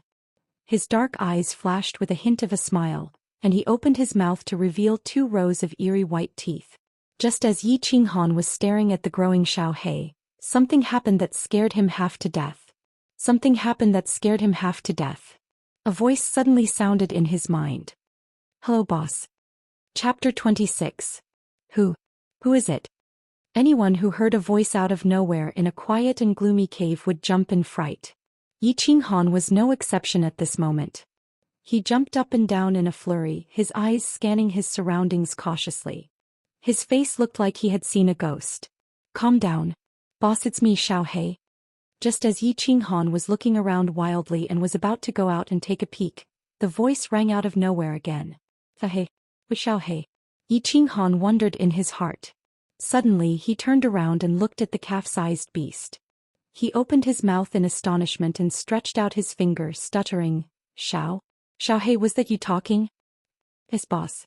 I'm Xiao Hei. I can communicate with you through telepathy through our souls. Looking at Xiao Hei's huge head nodding affirmatively, Yi Qinghan stretched out his hands and rubbed his eyes. Then he stretched out a finger and bit down hard on it. Immediately after, a miserable shriek of extreme pain rang out from the cave. 10 minutes later, Yi Qinghan finally understood a few things. He was not dreaming. His beast had not become a monster, but had inherited part of their clan's inheritance and understood some secret techniques. Furthermore, he had formed a soul contract with it so Xiao Hei could communicate with him directly through telepathy. Xiao Hei, according to what you said, you have inherited part of your clan's secret techniques. Then do you know what kind of beast you are? What rank are you? Yi Qinghan sat cross-legged on the ground and asked calmly towards Xiao Hei's head. However, he was extremely nervous. Since Xiao Hei could even speak, such a difficult thing, then his rank must not be low. Well, could it really be a saint beast? Blinking, Xiao Hei replied, according to my inherited memories, this type of magical beast is called a soul-devouring beast. As for what level it is, I don't know. It's not recorded in my inherited memories. However, I'm certain that it's definitely not inferior to that giant snake you mentioned. Soul-devouring beast, the name sounds really awesome. It's not any worse than the giant snake. What giant snake? You can't be talking about that azure dragon, right? Yi Qinghan's eyes suddenly widened. When she saw Little Black nodding his head proudly, she was incomparably ecstatic. As expected, his guess was right. It was a saint beast. Holy beast. When he thought about how he actually owned the second legendary sacred beast of the Yi family, his heart surged with excitement. Then he suddenly thought of something, rubbed his hands and asked, then? As a holy beast, do you have any particularly awesome skills? For example, flying, spitting fire, killing enemies in seconds, and so on? Xiao Hei shook his head and said, not at the moment. I can only transform like the one you saw. My speed increases a lot after transforming. A lot? How much is a lot? It's about twice as fast as before. Faster, see? Twice. In the past, Xiao Hei's speed was equivalent to a level 1 general realm martial artist. Now it was twice as fast. Wouldn't that mean he could basically be on par with a martial realm martial artist? What a freak, what a freak. You've improved so much. So you mean that you've passed through the weak stage and entered the growth stage? Yi Qinghan thought for a moment and said, if he had entered the growth stage, didn't that mean he could go home now? When he thought of the frail figure at home leaning against the doorway of his small courtyard, waiting for him to return, he felt an urgent urge to go home. Not yet, probably. I still need about 5 more of those green magic crystals. That should be enough. *CK, you think that's a sweet potato? That's a level 5 magic crystal. It wasn't easy for me to kill a hunter and obtain one. With my current strength, hunting a level 5 magic beast is tantamount to courting death. Yi Qinghan said angrily, as if cold water had been poured over his head. Xiaohei didn't care. He twisted his neck and said telepathically, I can do it. After I transform, my speed is equivalent to a level 6 magic beast. Hunting a level 5 magic beast is easy. But Yi Qinghan raised his eyebrows and stood up. He waved his hand and rushed out of the cave. What are you waiting for? Let's go hunt a level 5 magic beast. In the depths of the forest, the leaves were dense and weeds were everywhere. At this moment, a thrilling battle was taking place in a small valley. The two sides were a calf-sized lion-nosed dog and an elephant-sized unicorn rhinoceros. The unicorn rhinoceros was a level 5 magic beast. It was about 4 meters long and 2 meters tall. It had thick skin and a horn on its forehead that could pierce through steel. The unicorn rhinoceros had a gentle personality. As long as one didn't enter its territory, it wouldn't be angered. However, the hateful lion-nosed dog in front of it had swaggered in front of it and even looked at it with disdain. It was really infuriating, so it decided to teach it a lesson. Therefore, it fiercely rubbed its thick hind legs on the ground a few times, shook its huge head, and directly pressed down on the lion-nosed hound like a collapsing wall. Seeing the silly lion-nosed dog standing there motionlessly, the unicorn rhinoceros' eyes glowed red. It decided not to use its sharp horn. Instead, it used its huge body to squash the offending lion-nosed dog. Xiaohei looked at the one-horned rhinoceros, which was charging at him with billowing dust, and a trace of disdain flashed in his eyes. He pressed his 4 feet and his body turned into a shadow. A few seconds before the one-horned rhinoceros rushed over, he just happened to flash to its side.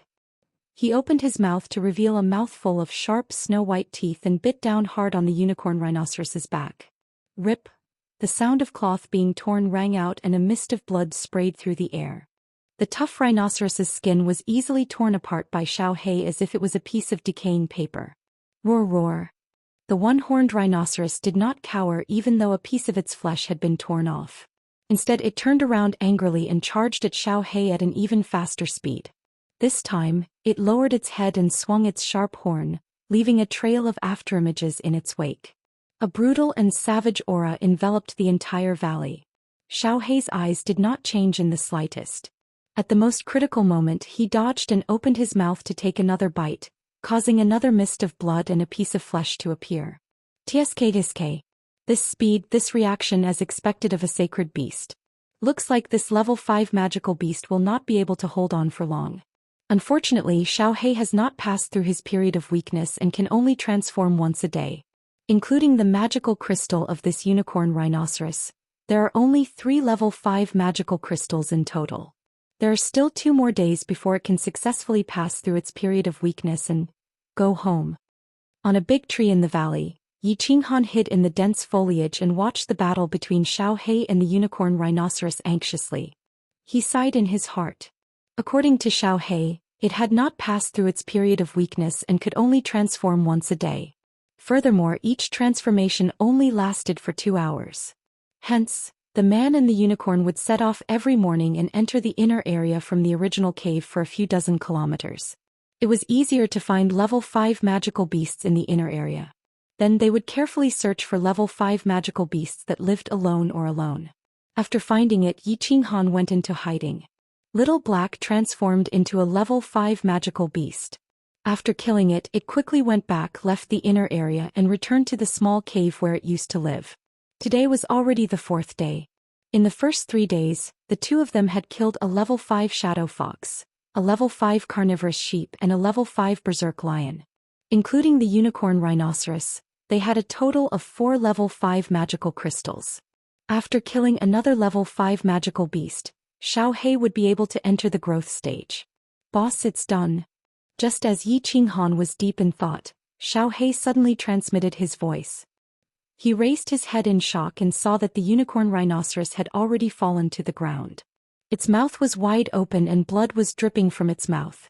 Its 4 thick legs were trembling non-stop. It looked like it would not be able to survive. Whoosh! Yi Qinghan kicked against the tree trunk and leaped down.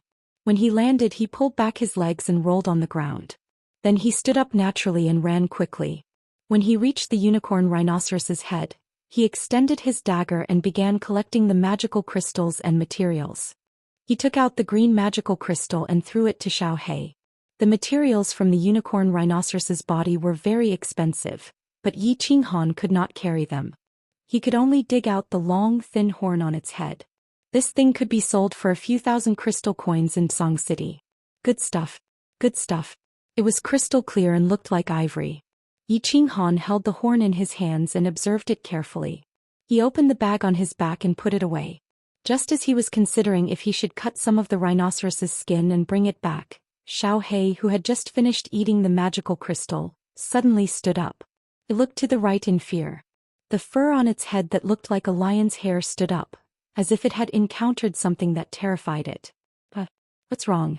Yi Qinghan felt that Xiao was acting strangely and looked in that direction in confusion. However, he did not see anything. At this moment, Xiao suddenly said to him, "Boss, quickly get on my back. I can feel a terrifying magical beast rushing toward us. It's at least level 6. Level 6. Yi Qinghan's hair stood up when he heard this. He quickly slid onto Xiao's back and hugged its head tightly. Xiao's legs moved and it suddenly sped up, running toward the mountain. Roar. A loud roar came from behind. The sound was earth-shattering and echoed in the forest for a long time. In a hurry, Yi Qinghan turned his head around. Through the sparse ancient trees, he could see a huge magic beast roaring angrily as it rushed towards him. Its ice-cold, glowing green scales contrasted with its snow-white teeth. Its huge and thick tail swept randomly, hitting ancient trees that were thousands of years old. In the middle of its back, there was a row of black spikes that grew from its head to its tail. It looked extremely sinister and terrifying. Level 6 magical beast, giant thorny dragon. Run, Xiao. If it catches us, we will all die. Chapter 27. Needless to say, dragons were a very powerful existence on the Flame Dragon continent. Magical beasts that had some connection with dragons or had some nepotism were also very powerful. As a distant relative of dragons, the giant spike dragon had no way of knowing what kind of creature it was born from. However, there was no doubt that the giant spike dragon was very powerful. As a magical beast at the peak of the 6th rank and close to the 7th rank, the giant spike dragon's combat strength was equivalent to a peak general. Due to the 12 poisonous spikes on its back, even a marshal didn't want to provoke it. Yi Qinghan was currently at the 1st rank of the commander realm. He was still a distance away from the 2nd rank. Although Xiao was a sacred beast, he was still in a weakened state. He was more or less like a human infant. How could you expect an infant to kill a 2-meter-tall man? Although this infant was very strong. Boss, hold on tight. I'm going to increase my speed again. Xiao became silent after sending the message. He increased his speed again and traveled through the forest. The giant spike dragon's enormous figure charged forward. Everywhere it passed, the trees fell to the ground. It was a complete mess. Its loud roar shook up the fallen leaves and startled flocks of unknown birds. Xiao, go to the left. Go to a place with more trees. Go to an open area. You can't outrun it. Yi Qinghan tightly hugged Xiao's neck, her entire body sticking to Xiao's body. She could hear the whistling of the wind and the roar of the giant spike dragon that was getting closer and closer. She scanned the terrain in front of her and loudly roared in Xiao's ear. The calf-sized soul-devouring beast Xiao's eyes flashed with a cold light as it lowered its head slightly. Hearing Yi Qinghan's shout, it looked to the left and made a beautiful turn. It didn't slow down at all and turned into the forest on the left. Whoosh, whoosh. The soul-devouring beast turned into a gust of wind and continuously moved through the forest to dodge. When they turned corners and corners, their speed did not decrease at all. Their speed reached a terrifying level. The giant spike dragon was clearly infuriated. Its temper flared as it chased after them relentlessly. Its huge body was like a huge bulldozer as it chased after them in a straight line. Wherever it passed, the flat and dense forest was actually flattened, leaving behind a path that was a few meters wide. The soul-devouring beast Xiao was a bit slower in comparison, but its body was nimble. It jumped, slid sideways and turned without slowing down in the slightest. The giant Spinosaurus was slightly faster, but the dense ancient trees and vines affected its performance. Thus, the speed of the two sides was actually equal, maintaining a distance of about half a kilometer. Damn you! Why is this bastard dragon always staring at us? It's not like my meat tastes good. They had been running at top speed for nearly 50 minutes, but the giant spike dragon was still hot on their heels. It seemed that it wouldn't give up until it killed them. Yi Qinghan couldn't help but feel somewhat anxious and helpless as he angrily cursed. My meat is delicious. In my inherited memories, dragons and my race are sworn enemies. Once we meet, we won't rest until one of us dies. The soul-devouring beast Xiaohe silently hurried on their way. After a long time it sent a sound transmission. Won't rest until one of us dies. Damn, I've never heard of a strange beast like the soul-devouring beast before. However, since it could become a sworn enemy of dragons, it must be very powerful. I must think of a way to get rid of it. Otherwise I'll definitely die. Xiaohe's transformation time was only 2 hours per day. Including the one-horned rhinoceros they had just killed, it had taken about an hour and 20 minutes. 40 minutes. If they still couldn't get rid of it in 40 minutes, then the only result that awaited him and Xiaohe was death. Yi Qinghan secretly calculated in his heart. Suddenly, his eyes lit up as if he had thought of something. Xiaohe, turn right. We're going to the Fire Wolf Pack's residence. At the outskirts of the mountain range, 6 men in black were hurrying on their way. The 6 of them seemed to be looking for something. On the way they encountered magical beasts and hunters, but they didn't care at all. The 6 of them circulated their battle aura and released their aura. Regardless of whether it was the magical beasts or the hunters, they almost immediately turned around and fled. Suddenly one of the black-clothed men in front stopped, and the 5 people behind him also stopped behind him. The man in black turned around and looked at a short man in black behind him. He said in a low voice, "We've been hurrying for so long. We should be close to the target soon." Niu Jin sensed the direction of the target. "It's Lord Shui." The short man in black called Lu Jun said respectfully with his head lowered. Then he hurriedly sat cross-legged and fell silent. That's right, these 5 people were the guards under Shui Wuhan's command. They were sent by Shui Wuhan to capture Yi Qinghan. The 5 of them, along with head steward Lu's subordinates, Niu Jin and 6 others, had already been in the mountains for many days. A month ago, Niu Jin had been ordered by head steward Lu to plant a tracking bug on Yi Qinghan's hair. This bug was only the size of a flea. It would stick to the hair. Unless Yi Qinghan shaved his hair, it wouldn't fall off because of wind or water. This was a special skill of the Shui family. Lord Shui, we've already sensed it. The target is currently in the inner area of the mountains.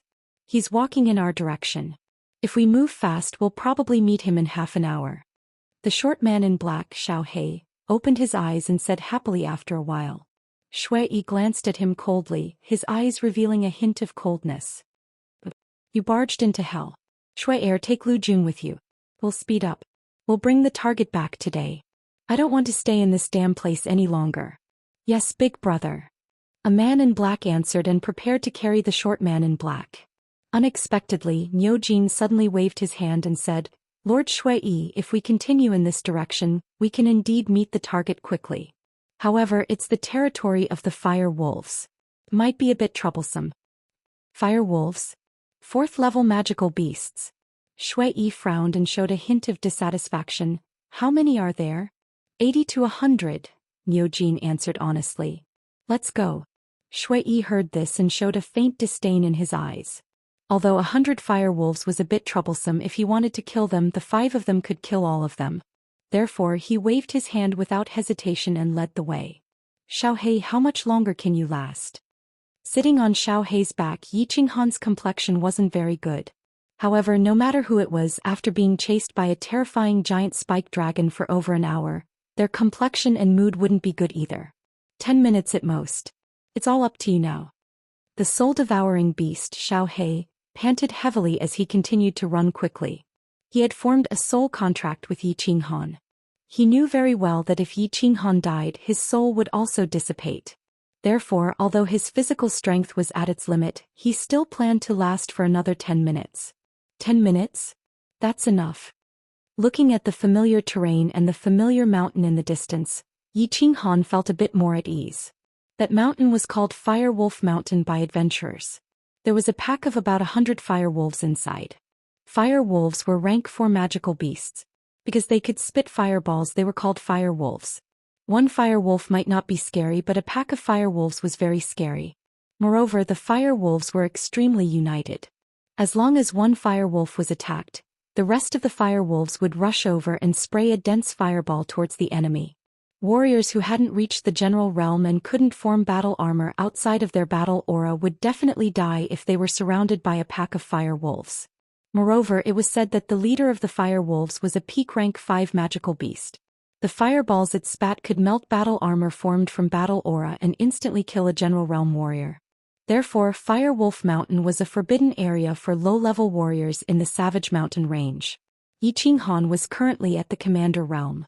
His beast, Xiaohei's transformation was about to disappear, so Fire Wolf Mountain was also a forbidden area for him. But at this moment he couldn't wait to immediately enter Fire Wolf Mountain and say to the wolf cubs inside that could spit fire, "My dear, I'm coming." Because the big guy behind him was a monster 10 times stronger than the fire wolves. The fire wolves might slowly roast him, but that guy would definitely kill him in an instant. "Boss, it's up to you. I'm going back to rest."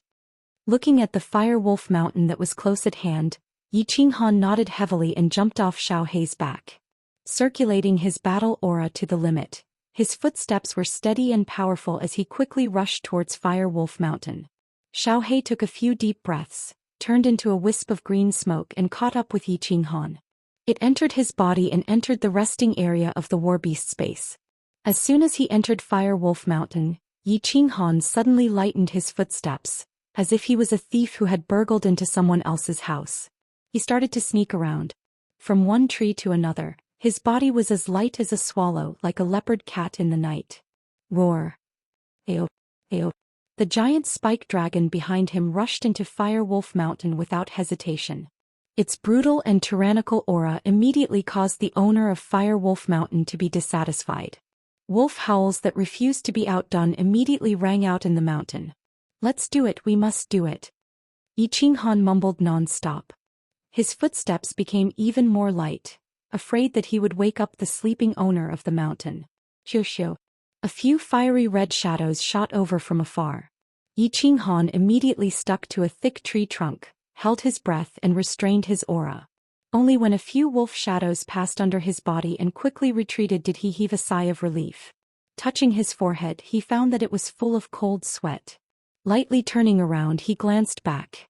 It seemed that there was really a conflict in the distance. Roars and angry roars were endless. More fire wolves are coming. Yiqinghan was so scared that he immediately crouched down, not daring to move at all. Only when the few fire wolves quickly ran away did he gently twist his body and move to the side even more carefully. Along the way he slowly moved at a speed of 10 kilometers per hour. However, the further he went, the more fire wolves rushed over. The roars from afar also became more violent.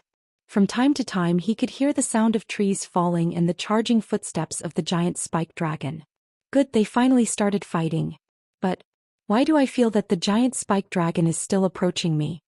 Jumping from tree to tree, Yiqinghan occasionally looked back through the dense leaves. In the distance, green smoke began to rise. At this moment he was very sure that the fire wolves and the giant spike dragon were fighting. The green smoke was caused by the fireballs that the fire wolves spat out. However, why were the huge footsteps behind him still approaching him? So many fire wolves besieging it were useless? Yiqinghan didn't dare to think too much. Under the condition of ensuring his safety, he increased his speed as much as possible. Behind him, the situation was just as Yiqinghan had thought.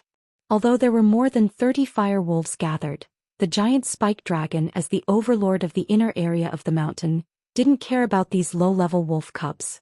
The giant spike dragon's nose twitched. Its huge head seemed to be puzzled. Why did the aura of that annoying exotic beast disappear? It was just that in its inherited memories, this annoying small beast had to be killed on sight.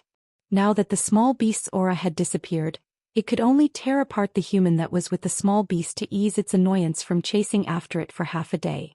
The giant spike dragon's unreasonableness and arrogance angered the local fire wolves. Wolves were prideful. Although this big fellow's aura was very terrifying, when it saw the giant spike dragon charging towards its nest, it didn't care about the fire wolves' warning at all.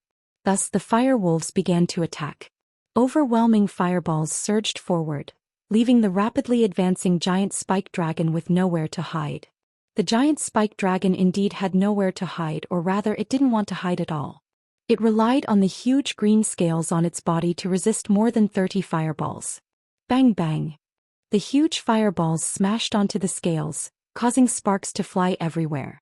The sparks splashed onto the damp weeds, causing green smoke to rise. Roar. The fireballs didn't cause much damage to the giant spike dragon, but its green scales turned black. The already berserk giant spike dragon became even more berserk. Its huge head roared towards the sky, its eyes the size of a human's head turning blood red. It decided to teach these little reptiles a lesson, even though the fire wolves were also reptiles. With a sweep of its iron whip-like tail, 3 approaching fire wolves were sent flying. With a swipe of its 2 huge dragon claws, another 2 fire wolves were flattened. The fire wolves scattered in all directions, not daring to get close to it. The giant spike dragon didn't chase after them in a frenzy. It only chased after the fire wolves in Yi Qinghan's direction. The fire wolves also felt that this big fellow wasn't easy to deal with, but the wolf corpses lying on the ground and the slowly flowing wolf blood forced them to fight. They didn't dare to get close, so they wandered around and spat out fireballs from time to time. They kept howling towards the sky, calling for more companions and their leader. "Sir, something doesn't seem right." On the other side of the fire wolf mountain, the short Niujin carefully listened to the continuous howls of the wolves and spoke to Shui Yi with a gloomy expression. "Are you sure the target is on this mountain?" Shui Yi's expression didn't change at all. He only asked coldly. "The target is indeed on the mountain, but the situation on the mountain seems a bit strange." The short Niujin's heart was filled with panic. He lived in the barbarian city all year round, so he had an instinctive reaction to danger. Therefore he was very sure that the Fire Wolf Mountain was very dangerous, very dangerous. "Stay, let's go." The cold voice was filled with absolute confidence. 5 silhouettes quickly passed through the mountain. In their eyes, the Fire Wolf Mountain was a mountain of knives, a sea of fire. They could definitely get out of it easily. Boom, boom. The roars of the giant spike dragon became louder and louder. Its huge footsteps seemed to shake the ground. Yi Qinghan wiped the sweat from the corner of his eyes and licked his dry lips. He didn't dare to stop for even a second and quickly passed through the forest. A woo, an even louder howl came from not far away. The howl was like a sharp sword piercing through the clouds, making everyone's eardrums hurt. Then wolf howls came from all around the mountain. For a moment, the entire Fire Wolf Mountain was filled with wolf howls, as if the soldiers were responding to their marshal's call. Fire Wolf King. Yi Qinghan was not alarmed but delighted instead. The corners of his mouth curled up as he rubbed his hands together and leaped onto a nearby tree. Using both his hands and feet, he scuttled into the dense foliage and covered his entire body. Only his 2 black eyes could be seen as he looked ahead. Whoosh, whoosh. Not long after, wolf silhouettes could be seen in all directions. Streaks of fiery red silhouettes shot towards the same direction like rockets. Among them there was a tall and sturdy wolf silhouette with a frightening speed. Yi Qinghan only saw a patch of red bushes sweep past before it disappeared. Woof, woof, roar. Due to the addition of the Fire Wolf King, the battle seemed to be even more intense. Wolf howls, loud roars, and the sound of trees falling could be heard continuously. Go. If he didn't go now, when would he? Yi Qinghan confirmed that most of the fire wolves had already rushed over. With a light shout, he activated his battle chi with all his might. He did not hold back or hide anything, and his entire body was like a cheetah as he ran towards the other side of the mountain. Whoosh, whoosh. In one breath, he ran for 7 or 8 li. Occasionally, he would look back and feel that the battle was getting further and further away. He let out a sigh of relief. This time he really had a narrow escape from death. If it wasn't for the soul-devouring beast Xiao He being able to transform, if it wasn't for him arriving at Fire Wolf Mountain just in time to transform, if it wasn't for the Fire Wolf King in Fire Wolf Mountain, he would have definitely floated to the west. This narrow escape from death made him feel a bit of fear, but also a bit of excitement and even a bit of joy. It was as if his blood itself contained the cells for adventure. However, his joy was quickly interrupted. A li ahead, 5 black-clothed people appeared. Hunters. Faster thief. His luck couldn't be worse. He had just escaped the tiger's den, and now he had fallen into the wolf's den. Looking at the 5 hunters in front of him with cold eyes and a threatening cold aura, Yi Qinghan's mind quickly worked. He tried to run a few steps forward and shouted anxiously, "Big brothers, hurry and run." The fire wolves are going berserk. Hearing this terrifying news, the 5 people did not move at all. They only coldly looked at Yi Qinghan. Yi Qinghan's running figure immediately stopped.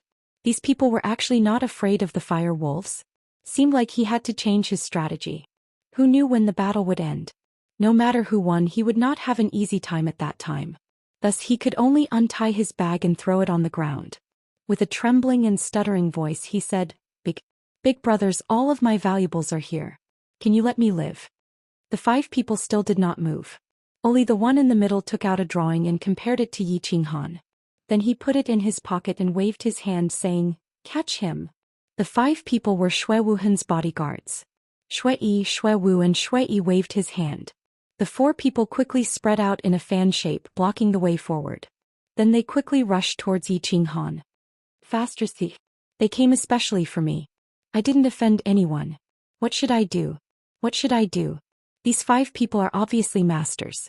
There is no way for me to escape. Faster, thief. Don't blame me. If I die, let's all die together. Looking at the cold eyes of the 5 people, Yi Qinghan's mind quickly worked. After a few seconds he made a decision. He resolutely turned around and ran back to the place where the Fire Wolf King and the giant spike dragon were fighting. Chapter 28. These 5 people had come for him and even brought portraits. They must be his enemies, although he didn't understand how they became enemies. But he knew that if he fell into their hands he wouldn't be able to survive. If he went forward he would die.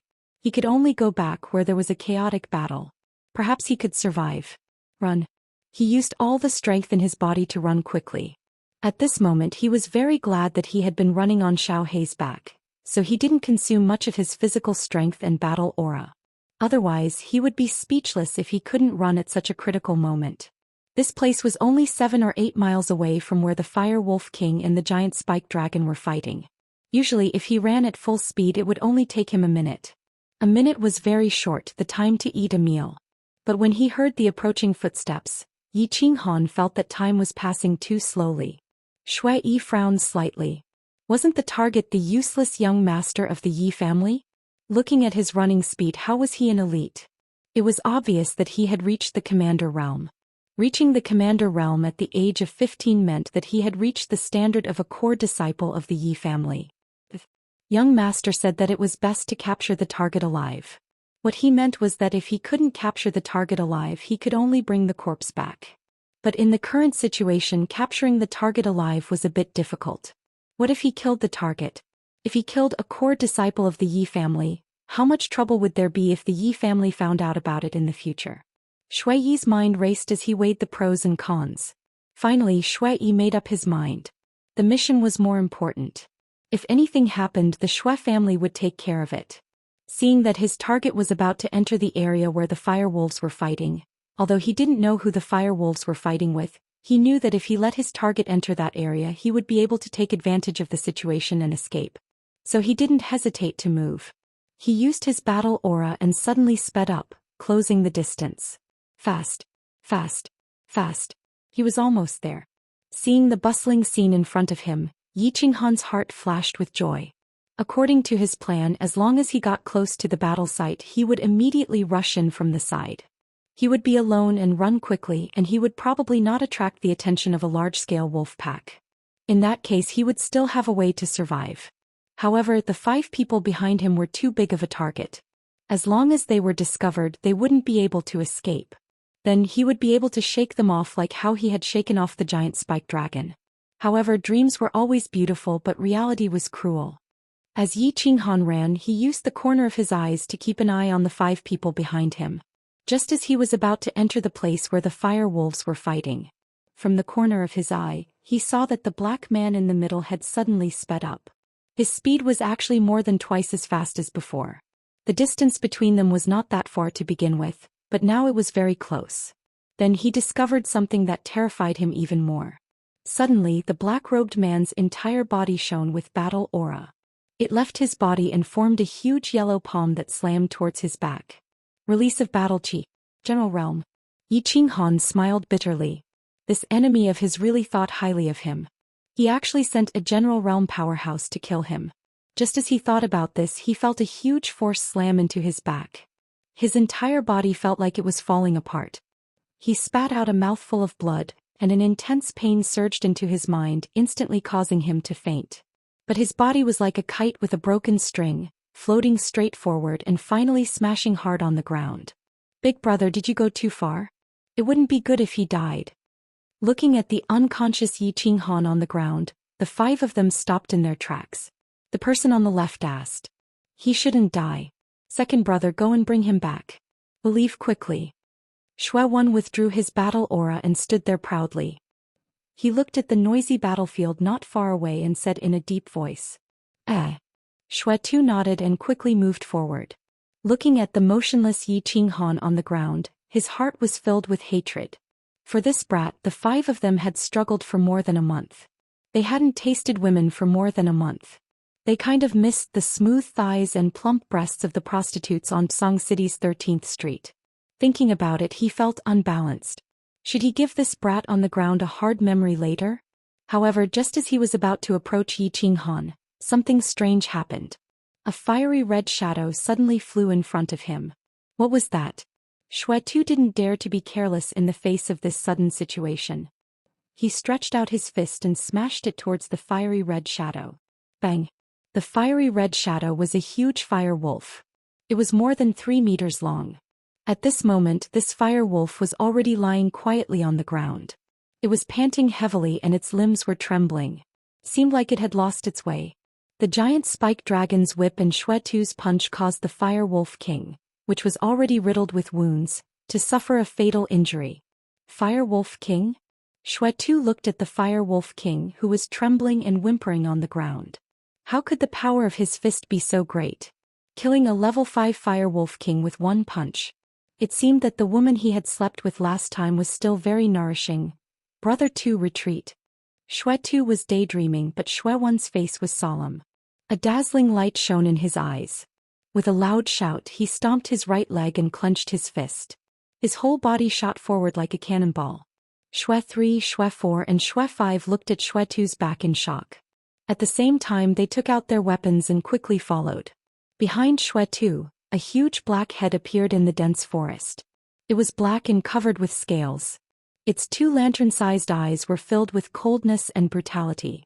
Its huge mouth was wide open and rows of sharp sawtooth-like teeth glowed coldly. Level 6 magical beast giant spike dragon. Hearing Xuan's warning, Xuan immediately turned around and saw the giant spike dragon. However, it wasn't clear whether he was frightened by the giant spike dragon's cold eyes or he was still thinking about the punch just now. Xuan actually paused for a second before turning around to run. Unfortunately, the giant spike dragon had clearly noticed the insignificant human in front of it. Its tail, which had been blackened by the fireball, turned into a black iron whip and swept towards Xuan from behind. The iron whip swept past, flattening the weeds and sending the ancient trees flying. In the end, it landed lightly on Xuan's body. Bang! Xuan flew backwards, crashing into a thick tree that would take 2 people to wrap their arms around. He was then bounced back, rolling on the ground a few times before completely stopping. Phew! Second brother. Oh. Xuan and the other brothers cried out at the same time, extremely sorrowful. At the same time, countless fire wolves jumped out of the forest. When they saw the fire wolf king on the ground, they also howled. For a moment, the sound of crying and howling filled the air. Old 5, go protect Old 2. Old 3 and Old 4, help me kill this mixed breed dragon. Watch out for the fire wolf's fireballs. Xuan's eyes were filled with fury as he glared at the giant spike dragon that was slowly walking out. The 5 brothers had all been orphans since they were young and were adopted by the Xuan family. They grew up together, trained together, and went on missions together. They were even closer than siblings. Today this mixed breed dragon actually dared to hurt Old 2, leaving him in a state of limbo. Thus he decided to use all means possible to kill it. Although they were about to get their target, if they didn't kill this dragon, the 4 brothers and 2 others definitely wouldn't be able to outrun the rank 6 giant spike dragon. Thus they had to fight. Although they were split into 3 groups, each of them had a deep hatred for the dragon. However, the first to attack was actually the fire wolves. Having lost their leader, they had become a pack of lone wolves. Their originally violent temperament had been completely deranged. Fireballs covered the sky and covered the earth. Kill. Shui 1 also attacked. The fireballs couldn't break through his battle chi shield, so he didn't have any qualms and charged straight at the giant spike dragon. Shui 3 and Shui 4 also attacked. They dodged the fireballs and dealt with the fire wolves as they slowly approached the giant spike dragon. For a moment the scene became chaotic and extremely lively. In the heat, no one noticed that Yi Qinghan, who was lying on the ground like a corpse, quietly moved his eyelids, revealing a slit as he silently observed the battle. Chapter 29. Actually, Yi Qinghan had long woken up when Shui 2 was sent flying away. Although the huge palm strike of Shui I caused great damage to his back, many of his guts were injured and some of his ribs were almost broken, Yi Qinghan was still shocked. But Yi Qinghan was not afraid at all. The bronze ring on his ring finger immediately emitted that magical white stream, quickly healing the wounds on his body. Yi Qinghan was no longer surprised by the miraculous healing ability of the white stream. He could even boast that as long as it wasn't a fatal blow or his limbs weren't broken, the white stream would be able to heal any injury. So when he woke up, the first thing he did was not care about his injuries, but listened to the current situation, then squinted his eyes to confirm again. The situation was still good. The three parties were fighting, so no one noticed his corpse at all. Yi Qinghan squinted his eyes and did not dare to move. In this situation, it did not dare to take advantage of the chaos to run away. Firstly, it had not fully recovered from its injuries, and secondly, the battle between the three parties had just begun. The scene was not particularly chaotic yet. If it rushed out rashly, it might become the target of the three parties. Thinking of the giant spike dragon's steel-like tail and Shui Yi's yellow palm when he released his battle aura, Yi Qinghan slightly shrank his body. Suddenly he seemed to think of something. He did not see the Firewolf King? In order to solve his doubts, he began to move his head slightly and squinted his eyes to look around. Finally he found the big guy above his body. The Firewolf King was dead? And it died not far from him? Looking at the huge corpse of the Firewolf King, Yi Qinghan immediately began to think. A level 5 Firewolf King and it was dead. If he could find a way to dig out the Firewolf King's magic crystal and feed it to Xiaohei, wouldn't Xiaohei be able to enter the growth stage immediately? Entering the growth stage was a watershed for the children of the Yi family.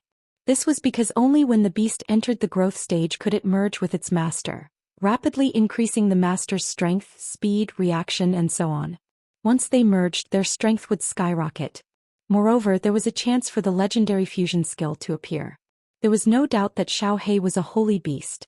He was a manifestation of the summoned space, had such a long period of weakness, and possessed such a terrifying strength even before his period of weakness had passed.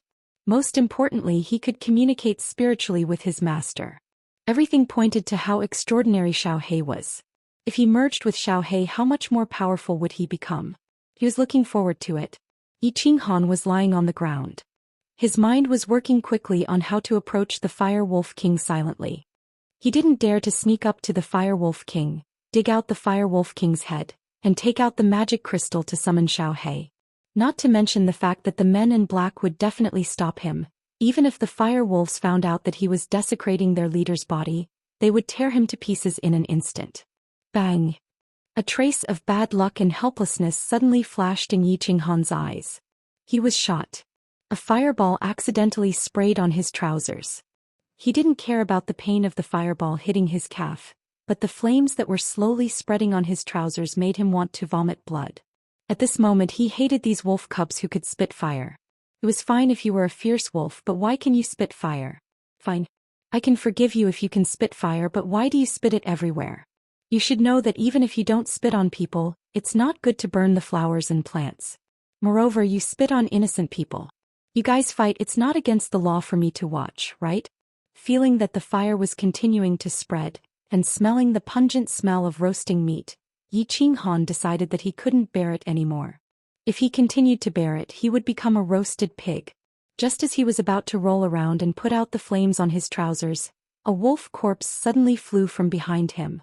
The wolf corpse's entire head was smashed and fresh blood was dripping from it. God is helping me. Feeling the force coming from behind, Yi Qinghan was ecstatic.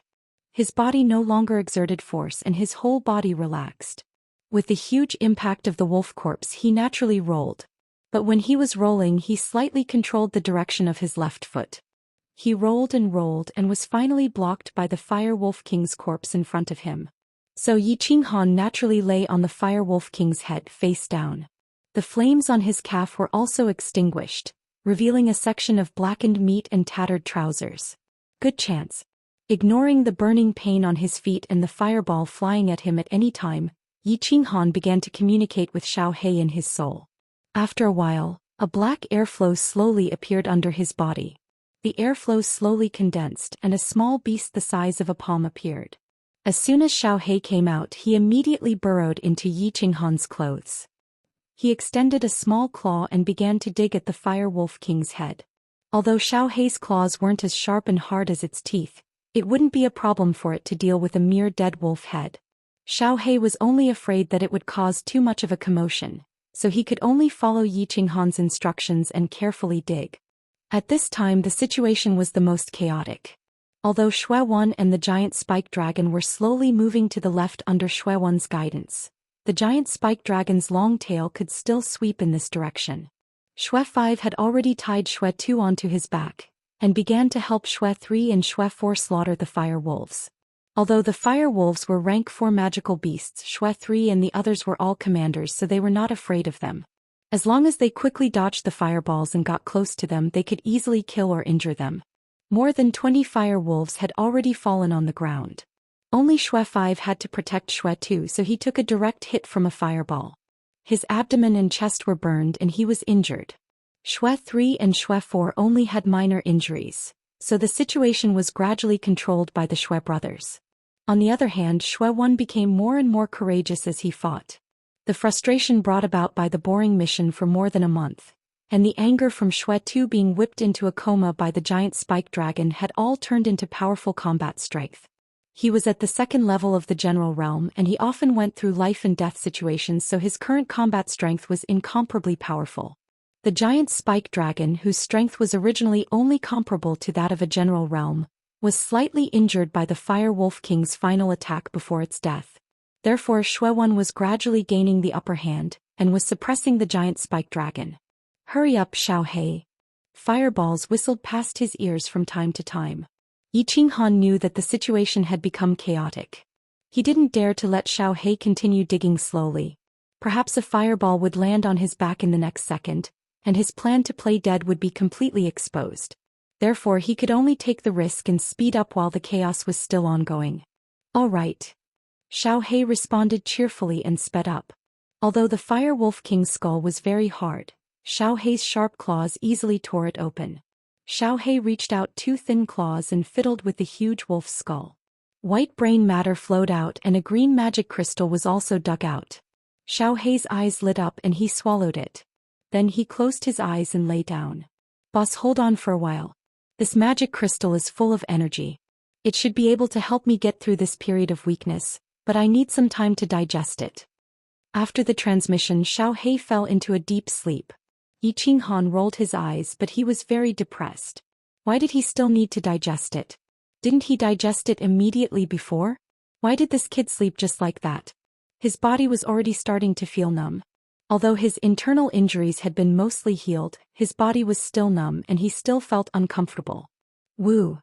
A woo! Roar! Roars could be heard from time to time, as well as the sound of fireballs and the angry roars of Xue 3 and the rest. It was obvious that the battle had reached its climax. Yi Qinghan was even more afraid to move. When a wolf corpse crashed into the Fire Wolf King, he took advantage of the momentum to move his body. At this time he was no longer lying on the head of the fire wolf. Instead he leaned against the head of the fire wolf, using his body to block the bloody hole on the head of the fire wolf. At the same time he used the huge head of the fire wolf to hide himself better, so that the chances of him being hit by the flying fireballs would be lower. "Fourth brother, clean up the rest of the fire wolves. Fifth brother, protect yourself, and second brother, I'll help boss kill that mixed breed dragon." Xue 3 slashed a fire wolf away and swept the few fire wolves in the field. He shouted, jumped a few times and ran to the right where Xue 1 and the giant spike dragon were fighting. Xue 3, who was dodging the fireballs in the field, tore off the mask that was burned by the fireballs and revealed a square face. He laughed loudly. "Don't worry, third brother. There are still more than 20 mixed breed wolves. I alone am enough." Fifth brother, you can protect yourself, right? Xue 5, who was carrying Xue 2 on his back, nodded silently. He nimbly dodged the fireballs and said, Third brother, hurry up and take care of these mixed-breed wolves. I can still hold on. Xue 5 looked at the black flesh on his abdomen, and his dodging speed was obviously slower than usual. Xue 4 knew that fifth brother had suffered a lot of damage and was barely holding on. He roared, ran a few steps and jumped lightly. He kicked an old tree and like an angry lion he rushed into the pack of 7 or 8 fire wolves in front of him. With a flash of the blade, 4 fire wolves were cut in half. The rest of the fire wolves hurriedly fought back. They stretched out their claws, opened their mouths and spat out fireballs. At this time Xue Si displayed his fighting instincts. He rolled to the side and dodged the roaring fireball. Then he squatted down and when his body was balanced he jumped up and resisted the claws of the fire wolf behind him. He waved the sword in his right hand and slashed at the 2 fire wolves that were leaping towards him. Whoosh! With a sound like a watermelon breaking, the bellies of the 2 fire wolves were cut open. Xue 4 then used the momentum of the wolf claw on his back to fly forward and slash the head of the fire wolf that had just spat out fireballs. Finally he turned around and killed the other fire wolf. In just a minute 8 fire wolves were all killed. Witnessing Xue Si's crazy massacre of his companions, the remaining dozen or so fire wolves finally became timid. They randomly spat out a dozen or so fireballs and quickly fled in all directions. Xue 5 casually moved his feet, dodging a fireball. He was relieved. The fire wolves had retreated, and with the addition of Xue 3, the giant spike dragon was definitely going to die. He let out a long sigh and looked around to see if there were any fire wolves left. When he saw the direction of the fire wolf king, he suddenly frowned and said, Fourth brother, go check on the target. His back is on fire. If he's not dead, don't burn him. We have to bring him back to young Master Wuhan. Hearing this, Xue 4 followed Xue 5's gaze and couldn't help but laugh. That unlucky useless young master of the Yi family had not only offended young Master Wuhan, but had also been hit by a stray bullet and his back was on fire. At this moment Yi Qinghan was in extreme pain, but he still lay there motionlessly. He shouted anxiously in his heart, Xiao Hei, are you done? Hurry up or we're all going to die. Rustle, rustle, rustle. Hearing the approaching footsteps, Yi Qinghan's heart was in his throat. He kept calling for Xiao Hei in his heart. At this moment he felt that every second was like a century, until he heard a cheerful voice. I'm done. Yi Qinghan relaxed and quickly exchanged a few words with Xiao Hei. Then he suddenly twisted his body and rolled on the ground, putting out the fire on his back. At the same time he cried out in pain. Yi Qinghan's cries of pain reverberated throughout the forest. He twisted his body in pain. It was a horrible sight to behold. Xue 4 was also frightened by his sudden writhing and miserable shrieks, but he turned around and laughed out loud. Are you all right? In the distance Xue 1 was fighting fiercely with the giant spike dragon. Hearing the noise, he only glanced over coldly and continued fighting. Xue 3 turned around and asked with concern. Haha. It's all right, the target is not dead yet. He was hit by the fireball. I'll lock him up and come help you. Xue 4 replied loudly and turned to walk towards Yi Qinghan. At this time Yi Qinghan had already stopped twisting. The fire on his back had been put out. He was lying on the ground, breathing heavily. His face was twisted in pain as he squinted at Xue 4 who was slowly walking towards him. Why did you attack me? I know you're not hunters. Taking a deep breath, Yi Qinghan twisted his face. His performance just now was a bit exaggerated. Although he was already immune to the pain, the large area of burns on his back still made his heart tremble. He narrowed his eyes and looked at Xue Si in front of him as he spoke with difficulty. You'll know in the future. Xue 4's face was serious. It's Xue Wuhan, right? Yi Qinghan sighed in a low voice. When he heard Xue 5 say young Master Wuhan, he had some doubts. He had a conflict with Xue Wuhan in Song City. The Yi family wouldn't send people to kill or capture him, so he tried to sound him out. No. You'll know in the future. For now just stay here. A trace of shock flashed across Xue 4's eyes.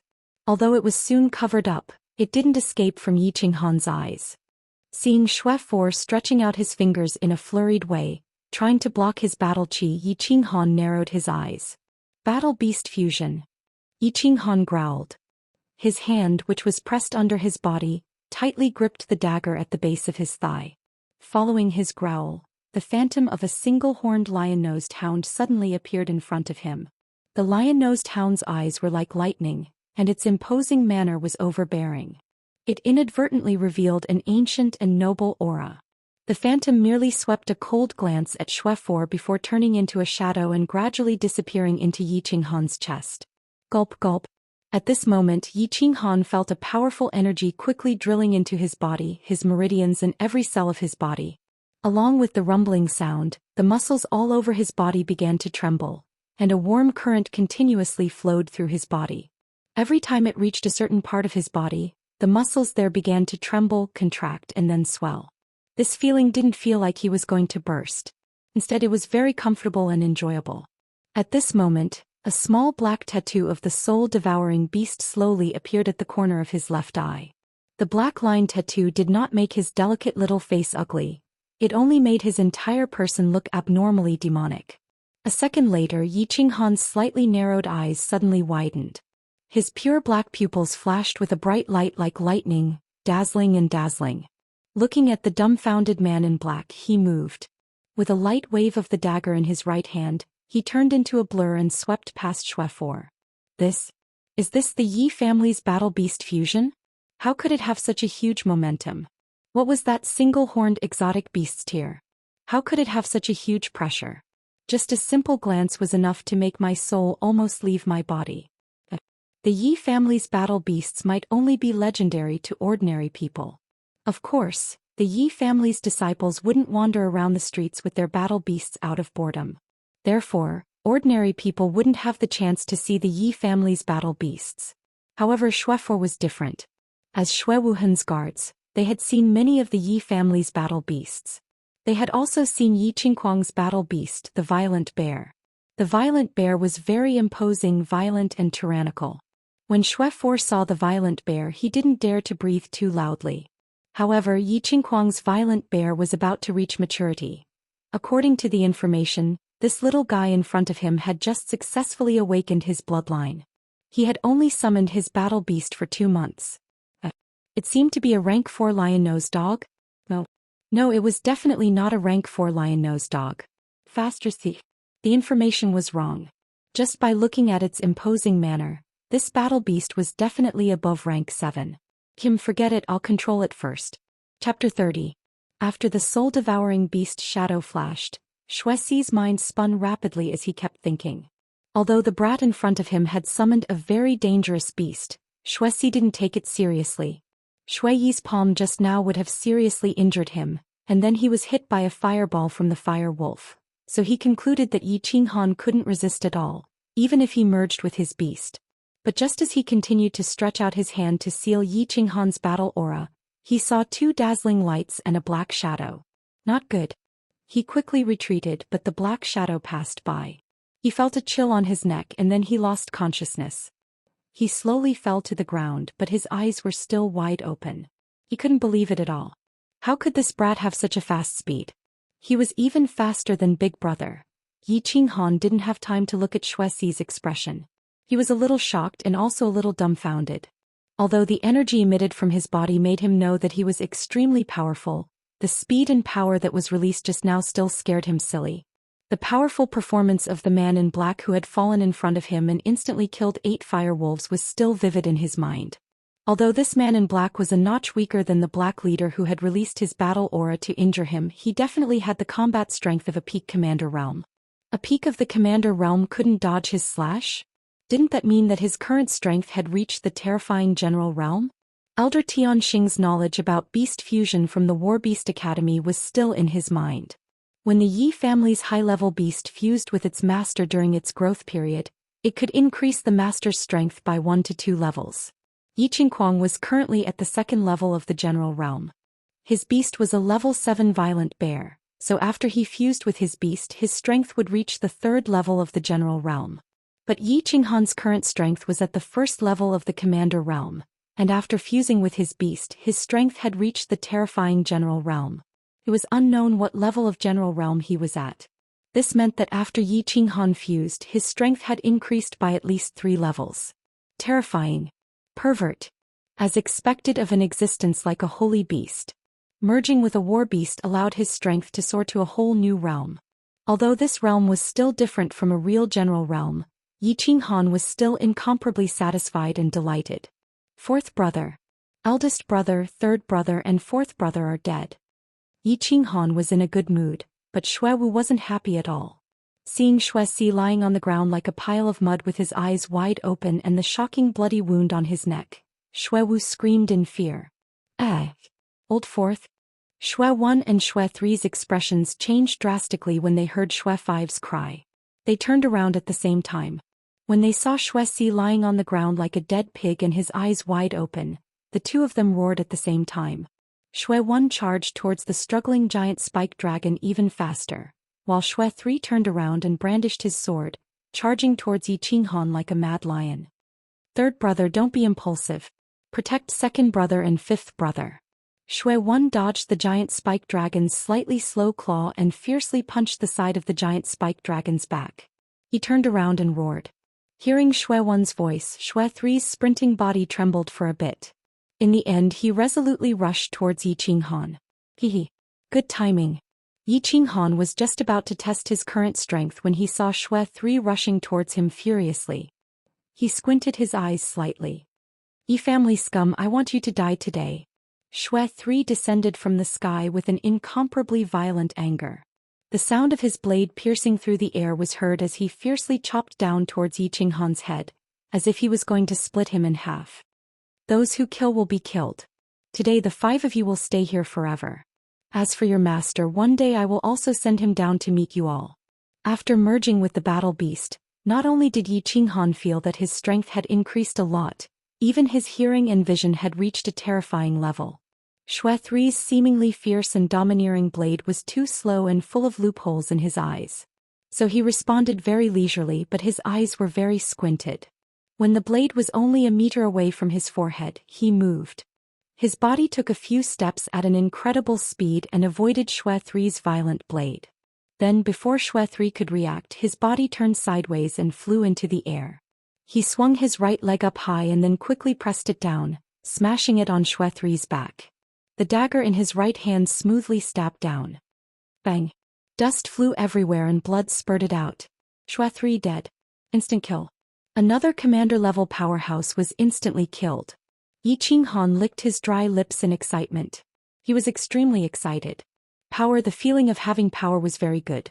The feeling of having great power was really very good. Killing 2 people consecutively didn't make him feel any fear. As a shameless guy from another world with 2 lives, the experience of dying once, and the influence of being a powerhouse in the Fire Dragon continent for more than 10 years, he didn't feel uncomfortable at all about killing people. It seemed that this kind of feeling was very good. Third brother. Xue Wu's desperate cry pulled Yi Qinghan's thoughts back to reality. He couldn't help but be shocked. How dare he be distracted in this kind of situation? A drop of cold sweat appeared on his forehead. Looking at the angry Xue Wu not far away, he slid lightly towards Xue Wu. Bang! Under Xue 1's crazy attack, the already wounded giant spike dragon fell to the ground with a loud bang. But Xue 1 didn't feel a trace of joy. Hearing Xue Wu's cry again, he felt as if his heart was stabbed by a knife. His bloodshot eyes suddenly turned around and saw Xue San lying on the ground powerlessly and Yi Qinghan dashing towards Xue Wu. At this moment he didn't have time to think about how his target, a mere elite trash, could kill his 2 commander-level brothers in such a short time. He just instinctively roared, "Little bastard, how dare you? How dare you? I've already killed 2 of them and you still say I dare?" Xue Wuhan's subordinates didn't seem to be very strong, and their intelligence was also very low. Ignoring this idiot, Yi Qinghan dashed quickly and arrived in front of Xue Wu in a few leaps. Easily dodging Xue Wu's randomly waving broadsword, Yi Qinghan sent Xue Wu, whose strength had been greatly reduced, to hell in a few moves. He also conveniently slashed the half-dead Xue heir's neck. As the saying goes, when cutting weeds one must eliminate the roots. Since he had already made his move, he didn't mind killing 1 more. After confirming that the 2 were dead, Yi Qinghan slowly turned around. Looking at Xue 1, who was about to go crazy, and feeling his shocking anger, Yi Qinghan didn't care at all. He stretched his neck, spread his hands and said helplessly, "Sorry, you said it too late. How about you go down and reunite with them? Little bastard, I'll tear you apart. Xuewen's face was ferocious and he ran even faster. He was full of regret and hatred. He regretted his carelessness and hated the Xue family's intelligence agents. As for Yi Qinghan, he only had the thought of tearing him apart. I don't know if you can tear me apart, but I've already torn your 4 brothers apart. Yi Qinghan said mockingly once again. Actually, he didn't have the hobby of mocking people, but if it could make the enemy angrier and more irrational, he was very willing to say more. Narrowing his eyes, Yi Qinghan felt Xuewen's speed and thought about the fact that Xuewen could kill a huge spike dragon. Yi Qinghan sighed with emotion. Xuewen had consumed a lot of his battle qi and physical strength in the fight just now. However, Xuewen's running speed was almost the same as Yi Qinghan's. It seemed impossible for Yi Qinghan to kill Xuewen. Can I defeat him? Anyway, I have sufficient battle qi and physical strength. If I can't defeat him, I can run away. Here it comes. Xuewen didn't use weapons. However, Yi Qinghan thought that there were only 2 kinds of people who didn't use weapons. One was commoners, and the other was people who were very confident in their own strength. They only believed in their own bodies. Therefore, when Xuewen rushed towards Yi Qinghan and gently stretched out a white palm to pat Yi Qinghan immediately realized that this beautiful hand was very dangerous. Therefore, Yi Qinghan quickly put away his dagger, turned left and retreated diagonally. Chapter 31. Sure enough, the beautiful palm suddenly flashed and an even bigger palm left his body. It gently crashed into the bushes behind him, smashing into the trees and grass. Dust flew everywhere and the scene was extremely magnificent. Damn, so powerful. Fortunately, he dodged quickly or else he would have been slapped to the ground by that huge palm again. Fortunately, after merging with Xiao He, his speed and reflexes had reached a terrifying level. With such a close distance and such a fast speed, an ordinary commander-level martial artist would definitely not be able to dodge it. If it was him in the past, he would definitely be slapped by it. Want to tear me apart? You're just a slave and you're still lacking? It's more like calling your master here. Attacking with battle aura outside the body required a large amount of battle aura. Yi Qinghan knew this very well. And he couldn't get close to Shui right now. Therefore, he could only continue to provoke Shui, make him continue to wave his golden palm, and continue to consume his battle aura. Boom. Boom. What he got in response was a series of large golden palms. Shui was obviously completely infuriated by the death of the 4 brothers and Yi Qinghan's teasing. He kept waving his huge palms made of battle aura. They chased Yi Qinghan's constantly dodging figure everywhere. Yi Qinghan's expression was very disdainful. He seemed to be very relaxed as he ran around randomly, like a monkey in a pot of oil, wearing a floral skirt and doing a beautiful hula dance. And only he knew how dangerous it was. At this moment he needed to concentrate 120% of his energy to face those golden palms. He had to predict the direction and speed of the palm in advance, and his mind quickly calculated. He also had to observe the surrounding terrain, calculate how to dodge the next time and how fast to jump away. In just a dozen seconds he narrowly escaped death twice and was slightly injured once. The situation was extremely dangerous. What's wrong? I can't take it anymore. Old man, is it because you're too old? You can't last long? *CK Old man, are you going to fight or not? If not, you can collect the corpses and we can go home and find our own mothers, okay? Old man, you look like you can't take it anymore. Premature ejaculation? It's not that I want to criticize you, but when you're young, you don't know the value of sperm. When you're old, you can only look at that thing and cry. This saying describes people like you. Golden palms responded to his teasing. The black-clothed leader's face became paler and paler as he constantly released his battle qi. His battle qi palms became smaller and slower. Yi Qinghan knew that his chance was about to come, so he jumped even more cheerfully and mocked even more fiercely. He continued to wander around, squinting his eyes as he observed the movements and expressions of the black-clothed man. Until Shui once again waved a large palm. Perhaps it was because this wave was too forceful and too turbulent. As a result, his body trembled slightly and his footsteps became a little light. He actually staggered a step forward. What a great opportunity! Witnessing this, Yi Qinghan's eyes flashed and he easily dodged the attack. Without any hesitation, he stomped on the ground with his hind legs and shot forward like a cannonball. His right hand that was tightly gripping the dagger was slightly bent, ready to deal a fatal blow to the black-clothed man in front of him. Go to hell. When Shui Yi staggered a step forward, Yi Qinghan had already rushed towards him. The distance between them was less than 100 m. However, Yi Qinghan fully released his battle qi which had been maintained for a long time. Therefore he only crossed 100 m in a couple of seconds. Therefore when Shui Yi stabilized himself, Yi Qinghan's dagger had already arrived in front of him and was about to slash his throat. At this moment Yi Qinghan thought that Shui Yi would die for sure. However, when he saw Shui Yi raising his head and the pair of mocking eyes, he knew that it was not good. Closely after that he saw Shui Yi's left hand forcefully pressing onto his chest with a huge palm. At that moment he seemed to understand many things. He was hit by a palm and a trick. The moment his body flew backward in the air he had figured it out for sure. He had fallen into a trap. His laughable plan of angering his opponent and wasting his battle qi had long been seen through by the leader of the men in black. The man in black had played along and pretended that his anger had damaged his brain. He had continuously released his battle qi to confuse Yi Qinghan while preserving his strength. At the very last moment he had suddenly gone crazy and severely injured Yi Qinghan with one palm. It seemed that the older the ginger the spicier it was. The ancients did not lie.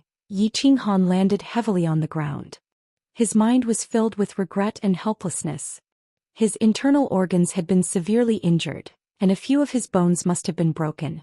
Although the white air from the bronze ring had immediately flowed into his body and started to quickly heal and recover the injured parts.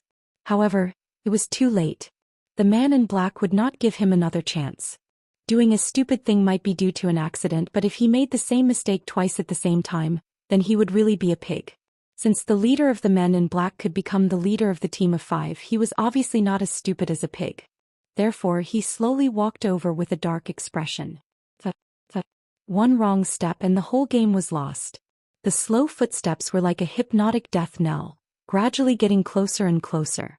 Yi Qinghan closed his eyes and quietly waited for death. It was like the night when he had first entered the savage mountains and encountered the saber-toothed tiger. It was not realistic to struggle and try to escape. Rather than being chased to death like a dog, it was better to quietly wait for death. At least it would not be so tiring, right? Father, mother, I have come to see you. Qingyu, I have to apologize to you again. If there is a next time I will not be so reckless. Heir Xiaohei, I have implicated you. Yi Qinghan silently recited his last words, expressing his regret and helplessness. Boss, if you had not implicated us we might not have died. Suddenly, a voice in his mind sounded like a clap of thunder. At the same time, some inexplicable information suddenly poured into his mind. Yi Qinghan racked his brain rapidly to digest the information. After he digested all the information, his heart which had just been stirred up became like a tsunami. Watching Shui Yi slowly walking to him, Zhang Tai gradually recovered his composure. However, his right hand which was holding the dagger slightly tightened. Shui Yi's left hand was still surrounded by his battle qi, ready to launch another strike at Yi Qinghan. Although he knew that his palm strike must have severely wounded this brat, the corpses of his 4 brothers on the ground told him that he could not be careless. This brat had too many secrets. Although the young master said it was better to capture you alive, I think if I tear you into pieces, my brothers might die in peace. Therefore you can die now. Shui Yi said in a muffled voice as if he was telling his brothers on the ground that he was going to avenge them and that they could die in peace. His voice was a bit low and a bit sad. He slowly raised his left hand, and the battle qi around his palm started to circulate faster. It seemed that it would fly out in the next second, turn into a huge golden palm, and fiercely smash the weak bodies on the ground into pieces. Lying quietly on the ground, Yi Qinghan didn't seem to see the battle qi around him. He just sighed and said helplessly, although I also thought about capturing you alive and wanted to ask something from you, I know that I can never get anything from you. Therefore you can also die now. The words were a bit hard to pronounce, but both of them moved very fast. Shui Yi once again accelerated the circulation of his battle qi. He raised his palm high and was about to release his battle qi, which would turn into a huge palm and slap down. Yi Qinghan didn't do anything. He just closed his eyes and then suddenly opened them. His 2 black pupils suddenly burst out 2 dazzling lights, which shot into Shui Yi's eyes. The sunlight was dazzling. However, it was not dazzling or dizzying. However, the two rays of light shot out by Yi Qinghan seemed to have a miraculous effect. Shuewen's palm, which was pressing down, suddenly stopped. Shuewen's gaze became dazed for a moment. Although it was very short, many things could be done in this short period of time, including Yi Qinghan's body lightly leaping up and waving his right hand. That black dagger gently slid across Shui Yi's neck. The cool and sharp pain on Shui Yi's neck woke him up in a split second. He held his neck with one hand and pointed at Yi Qinghan with the other in an unbelievable way. He wanted to say something, however he couldn't utter any words. To be the first to die to my body fusion technique Soul Stun is your good fortune. You should know that in the entire continent only the Yi clan possesses the body fusion technique, and there are only 3 people in the Yi clan who possess it. I'm the 4th one. So, you can go accompany your brother with peace of mind. The ecstasy that Yi Qinghan had been suppressing for a long time finally showed on his face. Just as he said, in his most critical moment he actually got lucky and obtained a combined battle skill that had a very low probability of success. This battle skill was something that Xiao He had just learned from his inherited memories. After Xiao He had digested and mastered it, he passed it on to him at the most critical moment. In the end, he overturned the losing situation and turned the tables. According to the information passed on by Xiao He, this combined battle skill was called Soul Dizziness. It could ignore material defenses and directly attack the soul, which was the human spirit and nervous system. The duration of dizziness depended on the cultivation of the opponent's soul. After Yi Qinghan combined, his and Xiao He's soul strength had reached the terrifying peak of General Realm. Therefore he could directly dizzy a General Realm warrior for 1 second.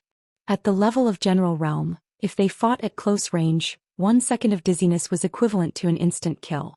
This skill was definitely a heaven-defying skill. It was incomparably awesome. Beast Disintegration. Yi Qinghan disintegrated the beast and let Xiao He return to the beast space to rest for a long time. After his injuries were completely healed, he began to clean up the battlefield. "Can you wait for me? I'll be back soon." Raising his head and looking deeply towards the north, Yi Qinghan smiled. He tidied up his tattered clothes and quickly ran, disappearing into the boundless forest. Behind him, the Fire Wolf Mountain was still filled with green smoke. Chapter 32. Song City Yi Family Castle West Courtyard. Shui Wuhan was a little troubled. It was like the spring breeze from the north. Although it carried the fragrance of plants, it carried a trace of spring chill. It was pervasive and lingered. As the leader of the new generation of the House of Aries and the next head of the Shui family, he felt that there was nothing else that could trouble him other than cultivation. However, that gentle and weak little girl had troubled him for a few months. Back at Niulan Street, his natural eyes could tell that this pretty girl was different. Humans on the mainland had been around for tens of thousands of years. During this time, 2 types of unique physiques had appeared. One was the spiritual body of nature. It was born close to nature and could easily sense the laws of heaven and earth. As long as one wasn't physically weak and was diligent in cultivation, one would definitely be famous throughout the mainland. Of course, those who died prematurely didn't count. It should be known that a warrior only needed to work hard in the early stages of cultivation.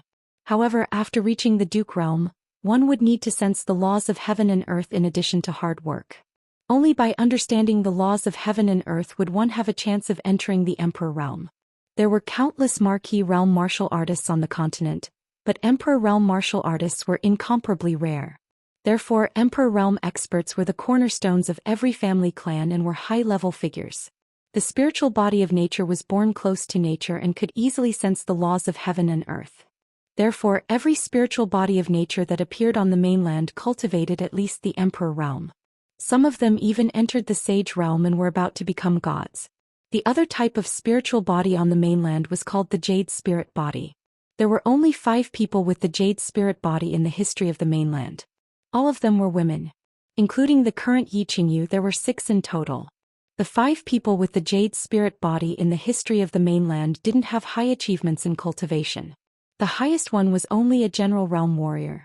However, 4 of the husbands of the 5 women with the Jade Spirit Body had all reached the peak of the Sage realm. They became outstanding figures of their generation and shocked the world. No one knew what was so special about the Jade Spirit Body. In fact, only a few people on the mainland knew about the Jade Spirit Body. Coincidentally, the Shui family that Shui Wuhan belonged to knew about it. Shui Wuhan did not know why the jade spirit body could help a martial artist cultivate to the peak of the realm. However, he had vaguely heard of a legend that the jade spirit's body contained a very powerful force. When a man and a woman had sex, this force would be transmitted to the man she loved through a kind of sacrifice skill, helping the man she loved reach the peak. Legends might not be trustworthy, but his family's information was 100% certain. As long as a martial artist cultivated to the peak of the Duke realm and intercourse with the jade spirit body, there was almost a 90% chance that they could step into the Emperor realm. After leaping into the Emperor realm, cultivation was as smooth as a horse galloping across a flat plain. As long as one's comprehension wasn't too bad, entering the Saint realm was a sure thing. Therefore Shui Wuhan would rather stay in Tsang City for a few months. He was determined to get Yiqingyu. It was just that the process of obtaining it was a little difficult. This wasn't the Shui family's floating snow city. The Yi family's castle was occupied by 3 old fellows of the Saint realm. The Yi family and the Shui family were both part of the 5 great families of the House of Aries. The elite school competition was imminent. If a civil war broke out first, even the Shui family wouldn't agree to him acting recklessly, let alone the other great families. Since he couldn't fight them head-on, he could only attack them from the side.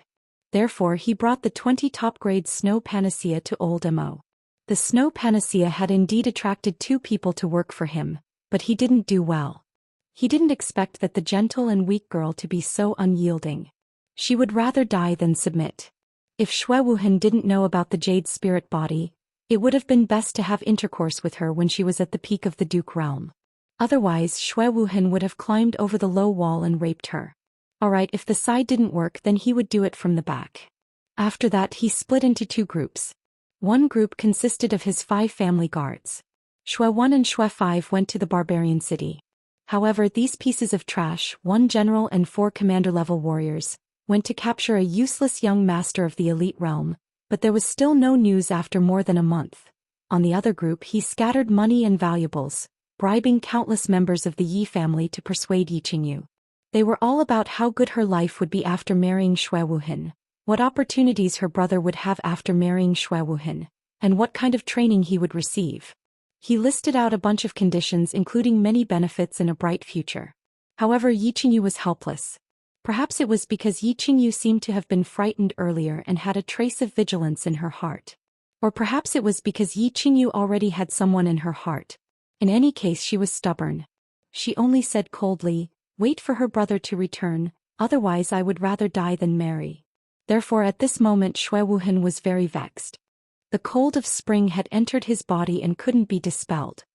In the backyard of the Dark Moon Bar, south of the barbarian city. The backyard was very small with only 2 or 3 rooms. At this time it was already late at night.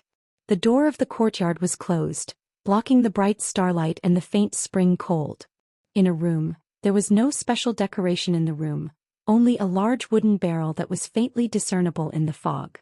The wooden barrel was filled with water, and countless red rose petals were scattered on the surface of the water. In the middle of the petals, there was a snow-white and seductive body of a woman. Hua hua.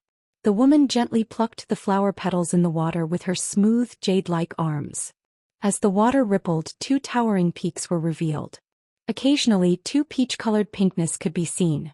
Amidst the bright red flower petals, it was a shocking sight that could move one's soul. On a beautiful face, her eyebrows were slightly wrinkled, making people feel pity for her. It's been more than 2 months. I wonder if that kid from the Yi family is still alive. Kid, you better not die. I haven't done anything shameful in this life. Don't let me spend the rest of my life in guilt. Dark Moon was also a little vexed. That kid from the Yi family was obviously young, but he had an evil look in his eyes. Although he had only stayed in her hotel for a short period of more than 10 days, they had only exchanged a few words. However, the unique temperament of the youth still left a deep impression on Dark Moon, who had seen thousands of people. Later on, she instinctively wanted to get information from the youth, but she didn't expect that she would be tricked by the youth in the end. He even made a strange bet with him. She didn't really care about the bet. She, Dark Moon, had roamed the world for countless years. Without her permission, no one would be able to touch her soft tofu. However, This youth actually rashly crashed into the barbaric mountains and it was unknown whether he was dead or alive. Later on she heard that this youth was actually the young master of the Yi family. There was no need to prove the power of the Yi family, but she and the power behind her were not afraid. However, if this youth died in the mouth of a magical beast or an assassination by a hunter in the mountains because of her, she would feel a little guilty. Knock knock knock. A familiar knock on the door suddenly rang out. Dark Moon's knitted eyebrows tightened even more. She said in a deep voice, "What's the matter?" A respectful male voice rang out from outside the door. "Young Miss Yi Qinghan is back. He's the youth who made the bet with you. He's looking for you in the hall now. He said he wants to complete the bet with you." Hehe. Interesting. Dark Moon's knitted eyebrows relaxed slightly.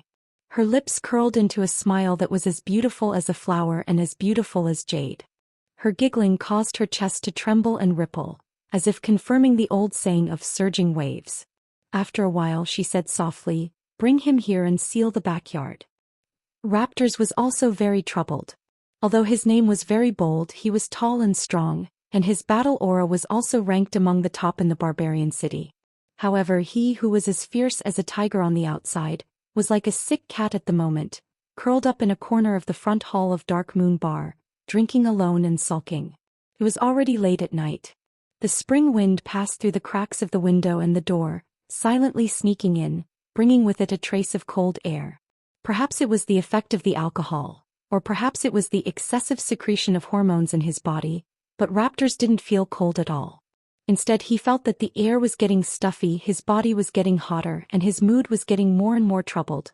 Everything was because of the young man who was brought to the backyard by the waiter.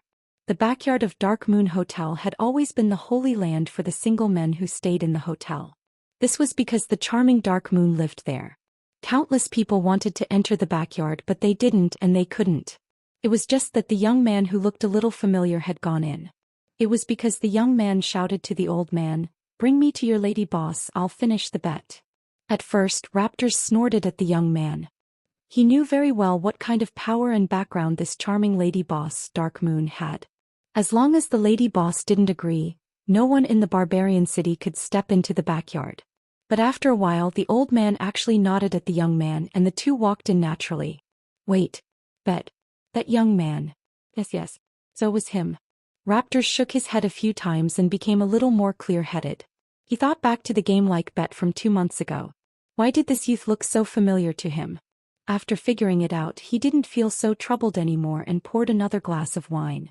He originally thought that the young man who could enter the backyard must be a disciple of a big family or a super expert. Now that he knew that it was that young man in the elite realm, he was very relieved. He knew that the woman's strength had increased by another level not long ago. Although the young man seemed to have improved a little, it was obvious that he would definitely lose this bet. It could only be due to some reason that he didn't leave.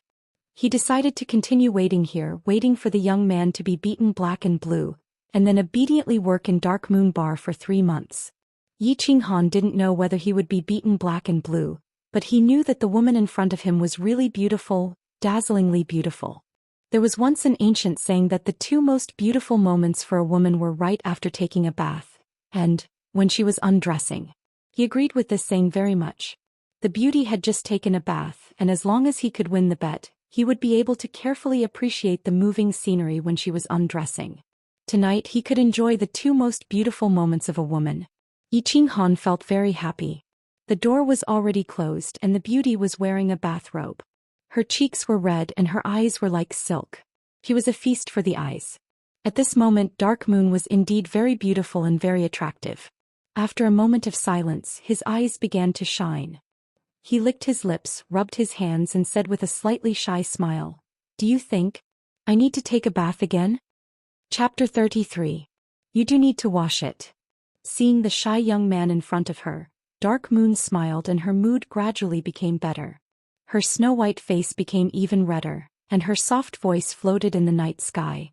"However, I think you don't have to be in a hurry because you will have 3 months to carefully wash the dishes in the kitchen." Actually, I don't have much interest in washing dishes. I only have some thoughts about that big bed inside. I wonder if it's soft enough? After sleeping in the mountains for so many days, I really miss the smell of a bed. Then, You won't go back on your word if you lose, right? Through the bead curtain of the inner door, Yi Qinghan glanced at the pink bed inside and revealed a hopeful expression. Then he thought of something and turned his head to look at Dark Moon and said seriously. Hee, interesting little boy. Seeing Yi Qinghan's childish expression, Dark Moon giggled, causing her chest to tremble. It was very spectacular. If you can win against me, I don't mind letting you sleep on that big bed and turning you from a little boy to a little man. Let me make it clear, I'm not winning against you, I'm winning against half of your strength. Yi Qinghan didn't know what that big red bed meant to the people of Man City. Who knew how many people thought of ways but couldn't see that big bed. He only knew that tonight that big bed would belong to him. Alright little boy, let's start. Let's not go too far, don't destroy my courtyard. Don't worry, I won't go back on my word and I don't have that habit. Dark Moon waved her hand lightly, tightened her bathrobe and combed her greenish-black hair. Yi Qinghan scratched his head and suddenly said, I forgot to tell you, beauty, my name is Yi Qinghan. I have a war beast that can fuse. I wonder if this is against the rules? It's nothing. I forgot to tell you that I broke through to the 3rd level of the general realm not long ago and compressed my battle aura by half. I'm afraid that my strength will also reach the peak of the commander realm. So why don't you fuse with your battle beast? Let me feel how powerful your Yi family's battle beast fusion is. She activated her mental cultivation method, and battle chi began to flow in her body, compressing half of it. Although she could only have the strength of a peak commander, she felt that it was enough. She had already known that Yi Qinghan had a 4th-tier beast through her information channels, but she did not take it to heart. She had always believed that the most reliable way was to increase one's combat strength through one's own hard work. Relying on external forces to increase one's strength was not the right way, and relying on external forces to temporarily increase one's strength was even more of a wrong way. For example, the Yi family's beasts. However, in the next second, this idea that had just formed in her mind was instantly smashed to pieces by Yi Qinghan's astonishing speed. Dark Moon's beautiful phoenix eyes were filled with shock at this moment. She looked at the green figure that had instantly attached itself to her like a ghost. She could only rely on her body's instincts and her superb combat experience to quickly slide to the side. Right now, she was sliding to the side, relying on her many years of combat experience. Dark Moon was relying on Yi Qinghan's current speed and angle of attack. She quickly made the correct dodging posture, but she seemed to have forgotten that she had suppressed half of her battle aura. Her combat experience was not bad, and her reaction speed was also very fast. It was just that her hands and feet could not keep up with her mental reaction speed, so her sideways dodging was a little slower. Thus, her neck was gently touched by a black dagger. You've lost. You owe me a beautiful night. Yi Qinghan closed his eyes and smelled the feminine fragrance that Dark Moon's body emitted after she had just come out of the bath. He greedily inhaled it. He was not surprised by this result. After merging, his strength had reached the terrifying general realm. It was very easy for him to deal with a woman who was temporarily only at the commander realm and could not adapt to the change in her own strength. So he won. He began to stretch out his hand through Dark Moon's snow-white bathrobe and began to stroke the 2 straight and smooth thighs under the bathrobe. Wait. The numbness on her thighs caused Dark Moon to recover from her shock. She unhappily reached out her hand to slap away Yi Qinghan's mischievous hand, but she was not angry. She only asked in confusion, how did your strength increase so quickly? Were you hiding your strength 2 months ago? Absolutely not. Yi Qinghan continued to stretch out his big hand. His face was very serious, but his constantly trembling throat and increasingly heavy breathing betrayed his inner thoughts. 2 months ago I was indeed at the elite realm level 1. It's just that I didn't like to cultivate in the past. That day I was deeply attracted by your beauty, so I resolutely decided to abandon my previous decadence and determined to cultivate diligently. In the end, my strength improved a little by a stroke of luck. Looking at Dark Moon's long and narrow red phoenix eyes that seemed to be saying, "Who are you lying to?" Yi Qinghan coughed lightly and smiled embarrassedly. However, his hand refused to stop and continued to climb up. He only gently moved his face to her ear and said softly, "Beauty, to tell you the truth, my war beast is not at the level 4 as it is on the surface. You have to keep it a secret for me." "Oh, this little guy has a lot of secrets. Fine.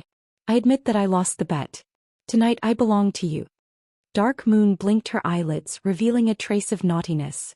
Her two hands very naturally rested on Yi Qinghan's shoulders. Her curvy body emitted a hot and seductive aura as she stuck close to him. Her eyes were closed tightly and her bright red lips opened and closed. She looked as if she was waiting for him to do anything to her, tempting him to commit a crime. Yi Qinghan did not hesitate to kiss Dark Moon's lips fiercely. It was as if he wanted to suck all the saliva in those two petals dry. At the same time, his hands and feet were not free. One of his big hands had already attached to the two towering peaks, and he used all his strength to climb as if he could never climb to the top. His thighs bent slightly and his thighs went straight between the two snow-white thighs. He rubbed up and down, enjoying the unusual comfort through the fabric. The sweetness from the base of his tongue, the firm softness of his hands, and the occasional collision of his knees against the mysterious garden made him intoxicated and lost his direction. Outside the window, the spring wind was blowing. In this spring night, who knew how many people could not sleep? Why? Are you leaving?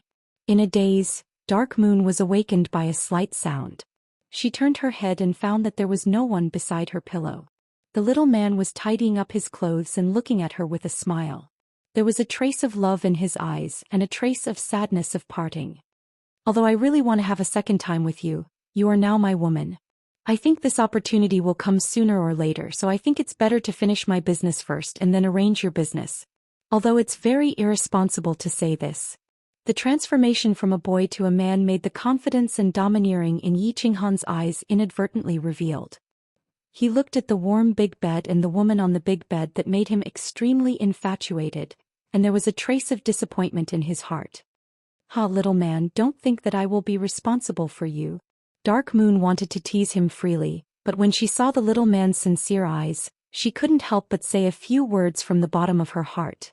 Well, if it's really hard to stay in the Yi family, you can come to Man City. I'm doing well here. You're doing well because of the power behind you, right? But you have to remember, no matter when, the only power you can rely on is actually your man.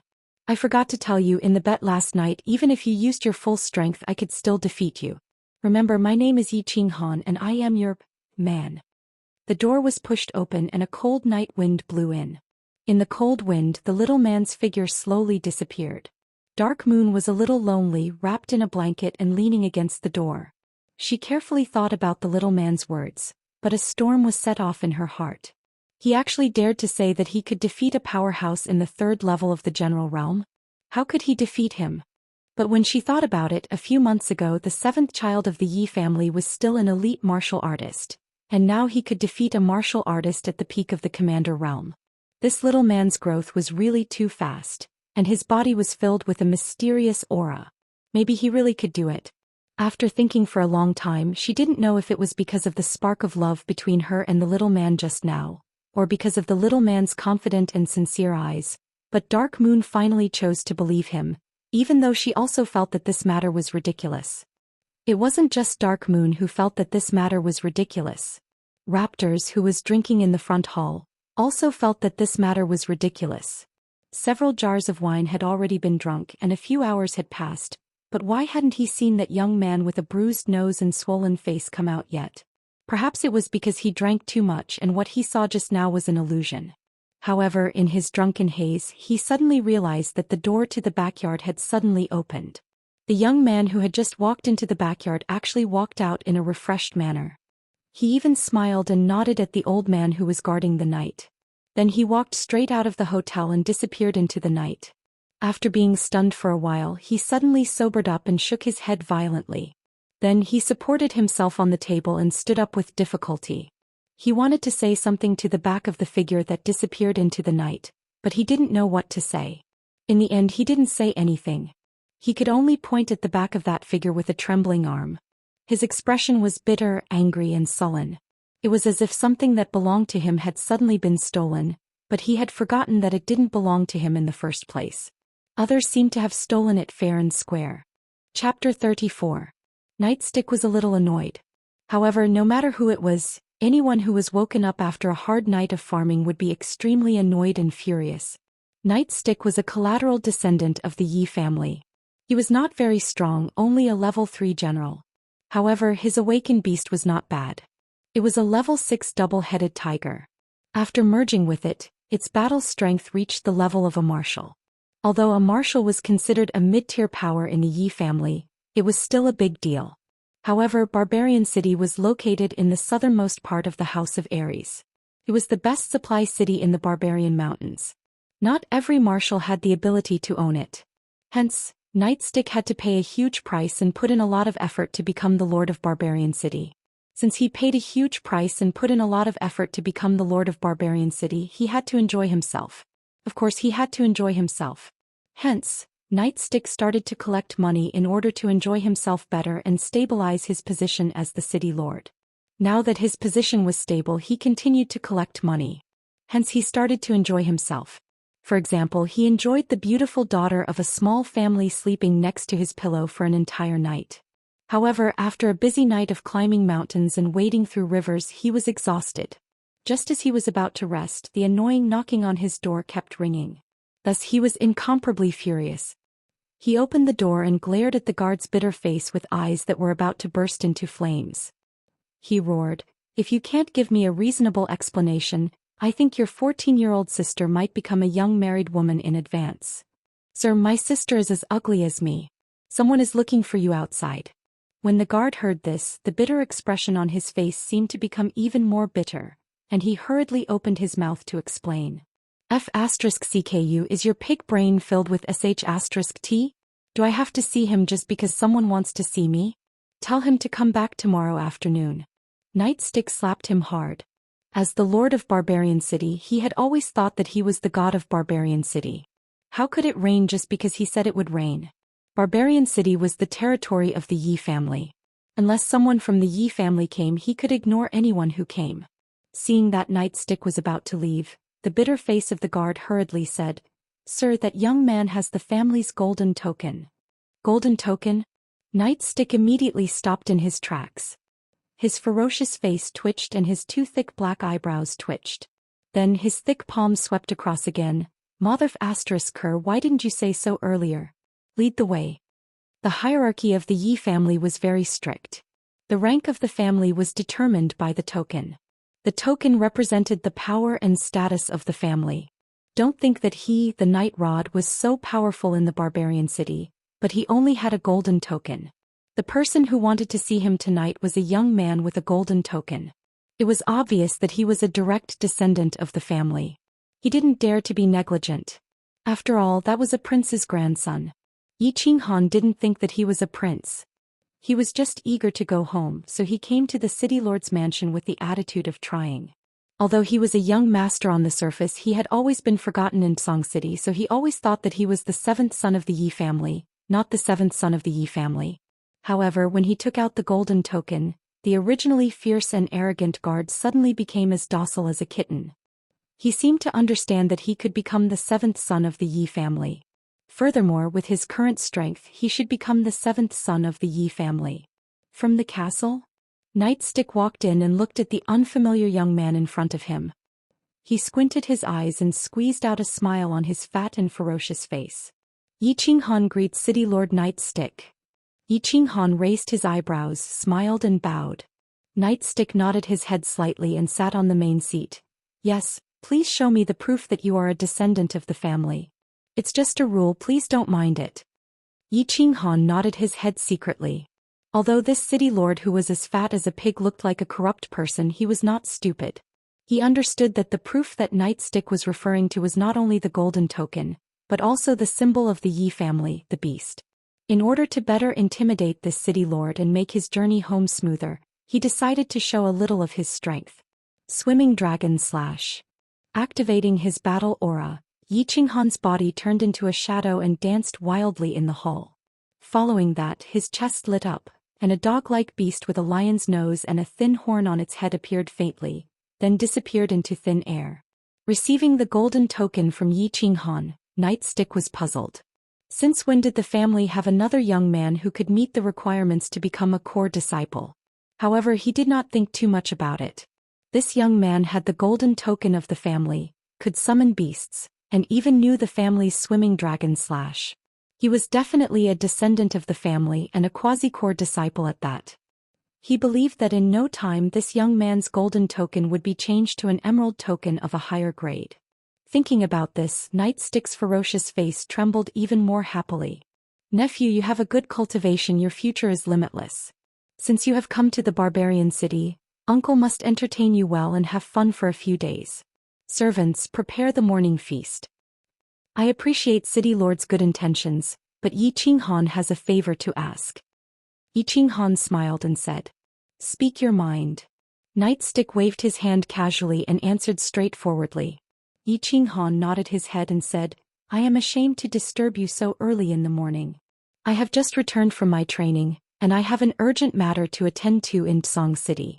I hope that City Lord can help me arrange it. This is a small matter, but do you really not need to stay here for a few days? You must know that the girls in the barbarian city are not bad. Nightstick's eyes shone with a hint of you know. Indeed they are not bad. I even tried them myself last night. Yi Qinghan thought to himself and insisted, I think there will be a chance. Thank you, City Lord. Oh, alright, I won't keep you. Next time you come, remember to stay for a few days. Nightstick nodded with a slightly disappointed expression. Then he turned his head to the guard beside him and ordered, Arrange my fastest carriage for young Master Qinghan. Also, arrange 4 guards to escort young Master Qinghan back to the fort. Thank you, City Lord. Qinghan will take his leave first. If there is a chance, Qinghan will come and thank you again. Yi Qinghan bowed and followed the guard out of the City Lord's mansion.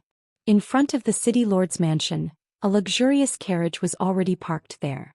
4 guards were standing there respectfully with 4 red horses. Yi Qinghan nodded his head and got into the carriage. He said softly, Let's go to Song City as fast as possible. Shui Wuhan sent 5 guards to kill him. Although they were all killed by him, he still felt that something bad was going to happen. Thinking about his sister who was far away in Song City, he became more and more worried. Therefore he decided to leave at midnight. He left the warm bed and went to the City Lord's mansion. He met with Nightstick and borrowed a luxurious carriage. It was not because he didn't have the money to rent a carriage, nor was he greedy for the luxury of Nightstick's carriage. It was because the best and fastest carriage in Barbarian City was at the City Lord's mansion. Sitting on this carriage would allow him to travel unimpeded all the way to Song City. Watching the carriage leave, the guard with the bitter face turned around and went into the City Lord's mansion.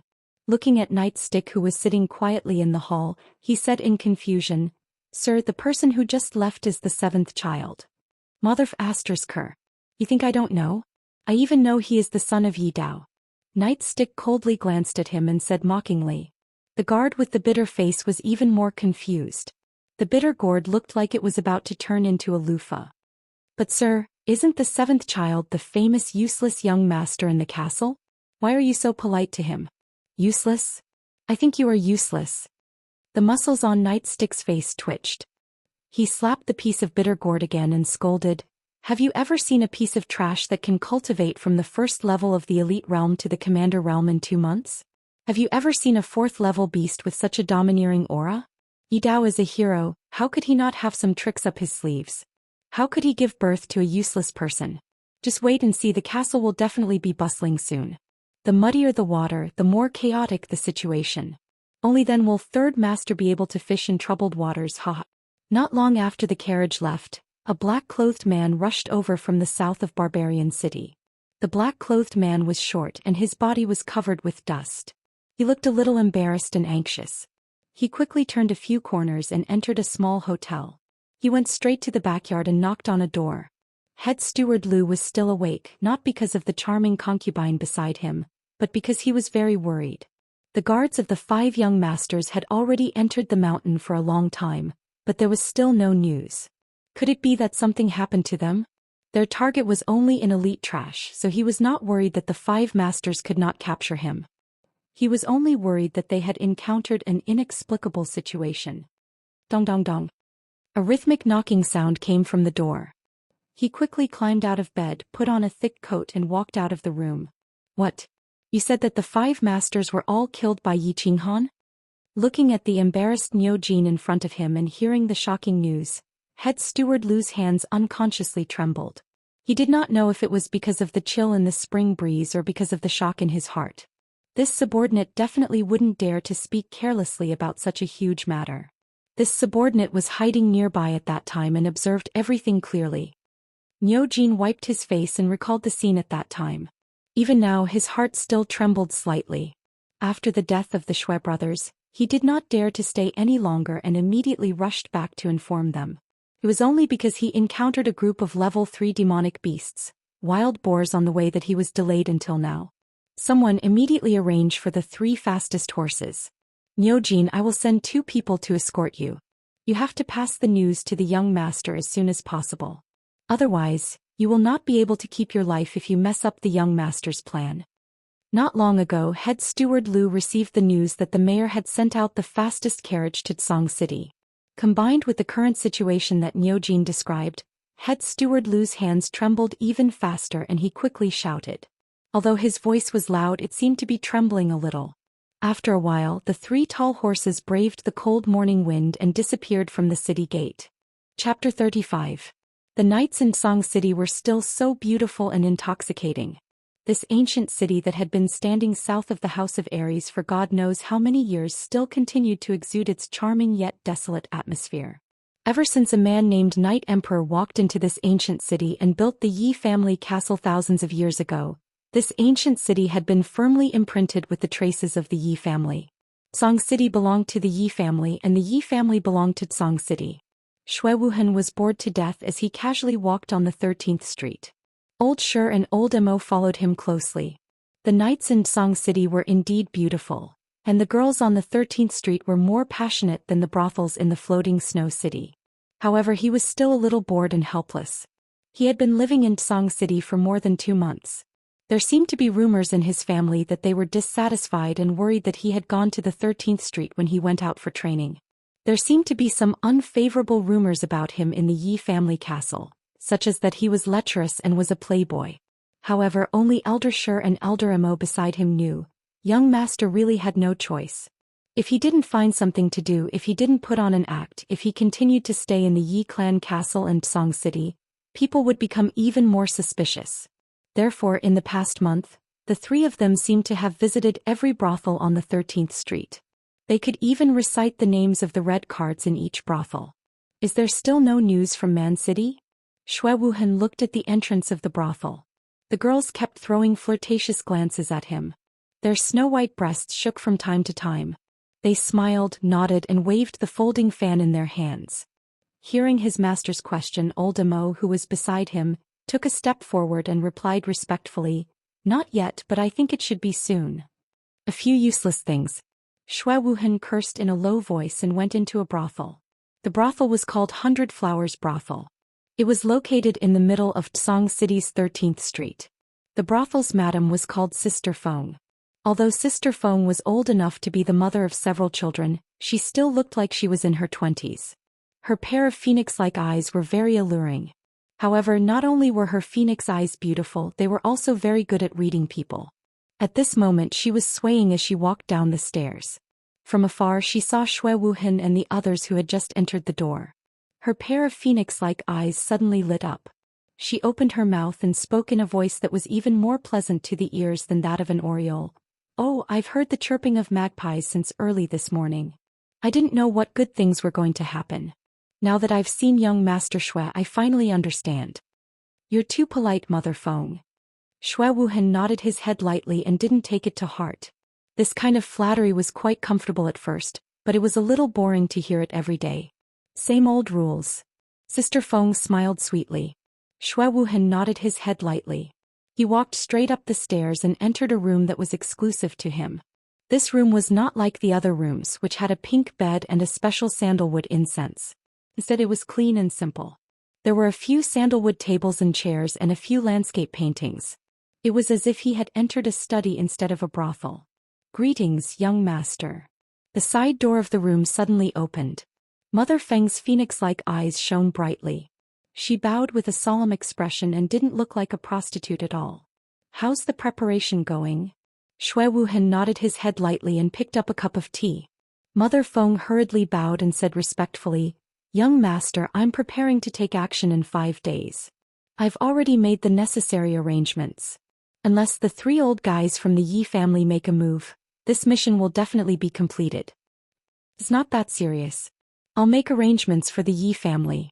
I want you to guarantee that before that girl is sent to the drifting snow city, she must not die. If she dies, you won't be able to live. Xue Wuhan felt a little helpless. Since the front, the side, and the back were not going to work, he could only take the risk. He had to get that girl. Knock, knock, knock. Suddenly there was a knock on the door. Xue Wuhan was a little angry. He turned his head and looked at Sister Feng next to him with a hint of blame in his eyes. Sister Feng hurriedly bowed and apologized. She opened the door and then a low voice came from outside. Squeak. The door was pushed open again and Sister Feng walked in with a serious expression. She said, "It seems that we have to take action earlier this time. It's best if we do it tonight." What's going on? Xue Wuhan raised his eyebrows. He had a bad feeling. Xue Yi and the others are dead. Yi Qinghan killed them alone. Moreover, Yi Qinghan is rushing back to Tsang City now. He might be back tomorrow morning. So if you insist on this mission, you must take action immediately. Sister Feng suppressed the shock in her heart and tried her best to speak calmly. Clang.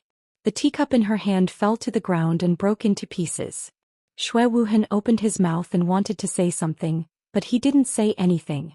Old Amo and Old Sher stared blankly at the tea leaves scattered on the ground.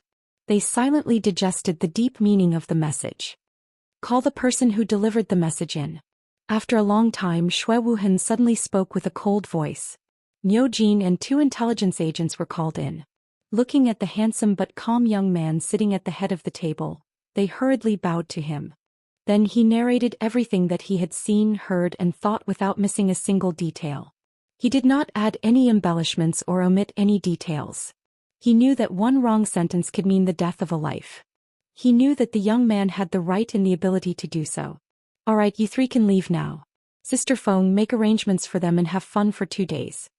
Since Niu Jin and the other 2 came in, Xue Wuhan had calmed down.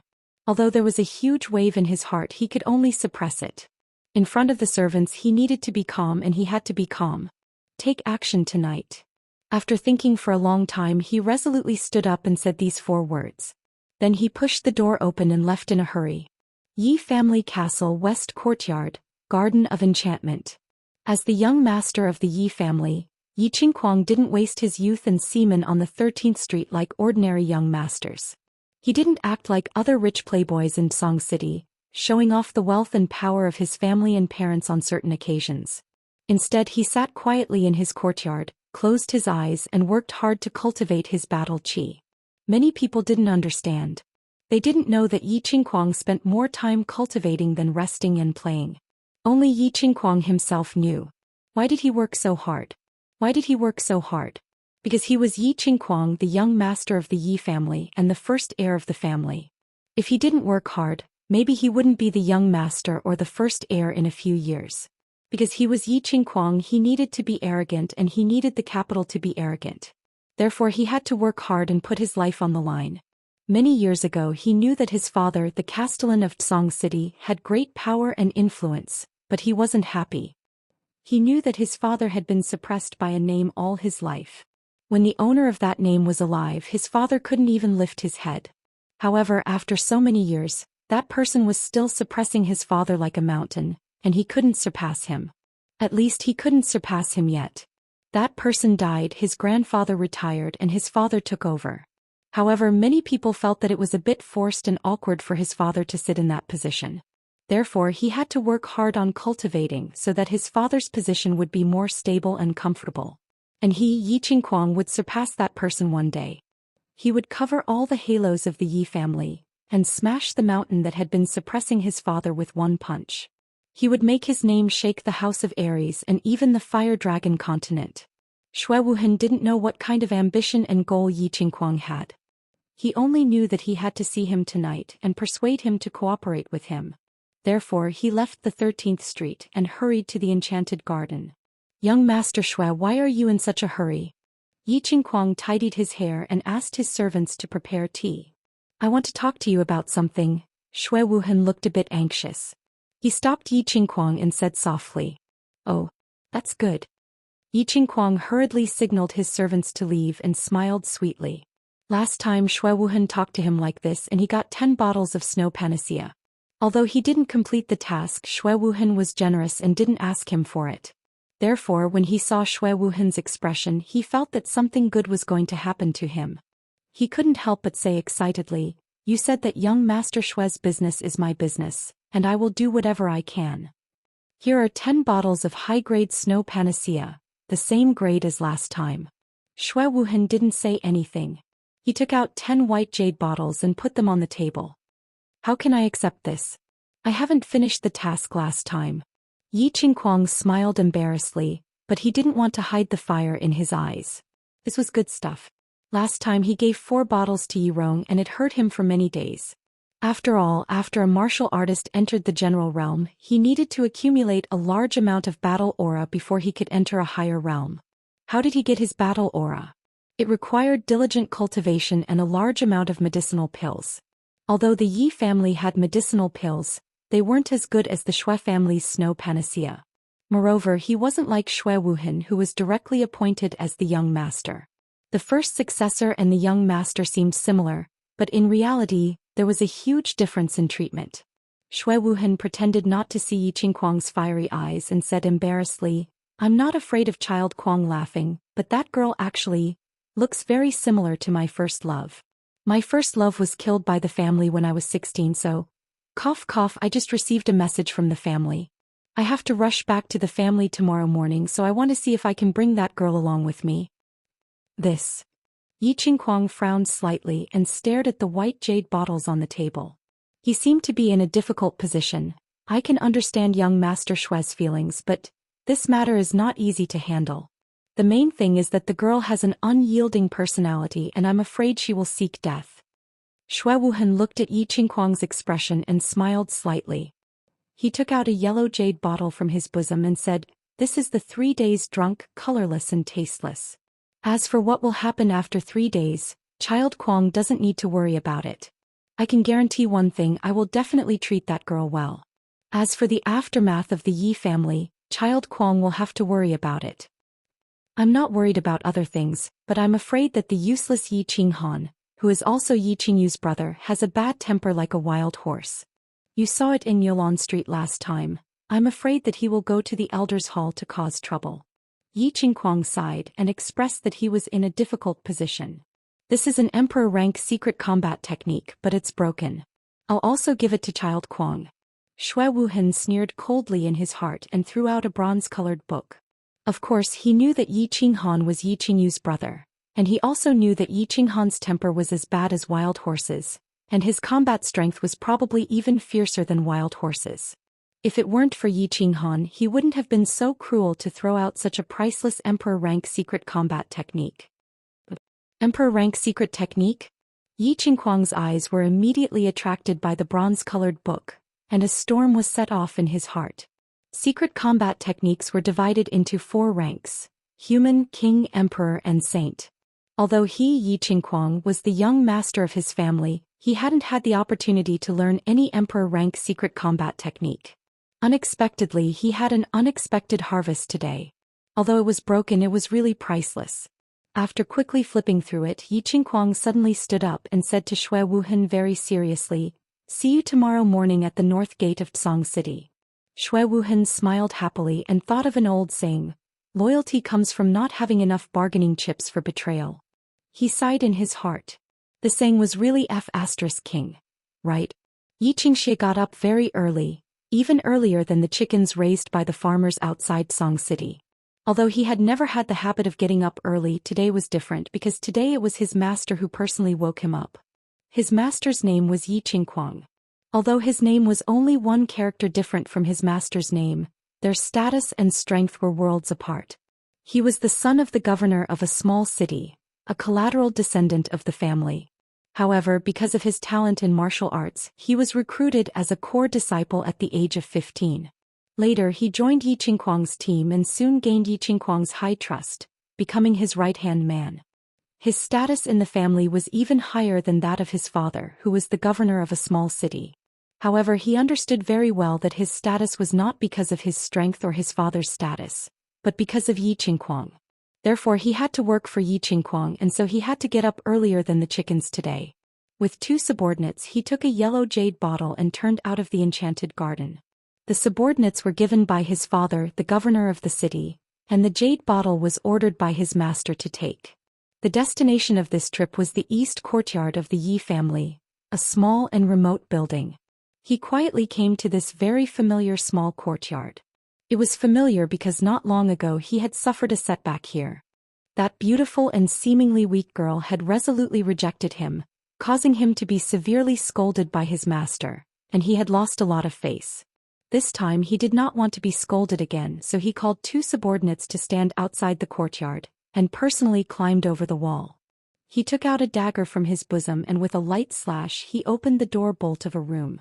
Like a night cat he nimbly crawled in. The room was not a girl's boudoir but a kitchen. He was very clear that this weak girl had the habit of waking up early every day to cook porridge, so he dripped a few drops of the transparent liquid in the yellow jade bottle in many places such as oil and water. Then he quietly climbed out of the courtyard again and squatted at the side with his 2 subordinates waiting quietly.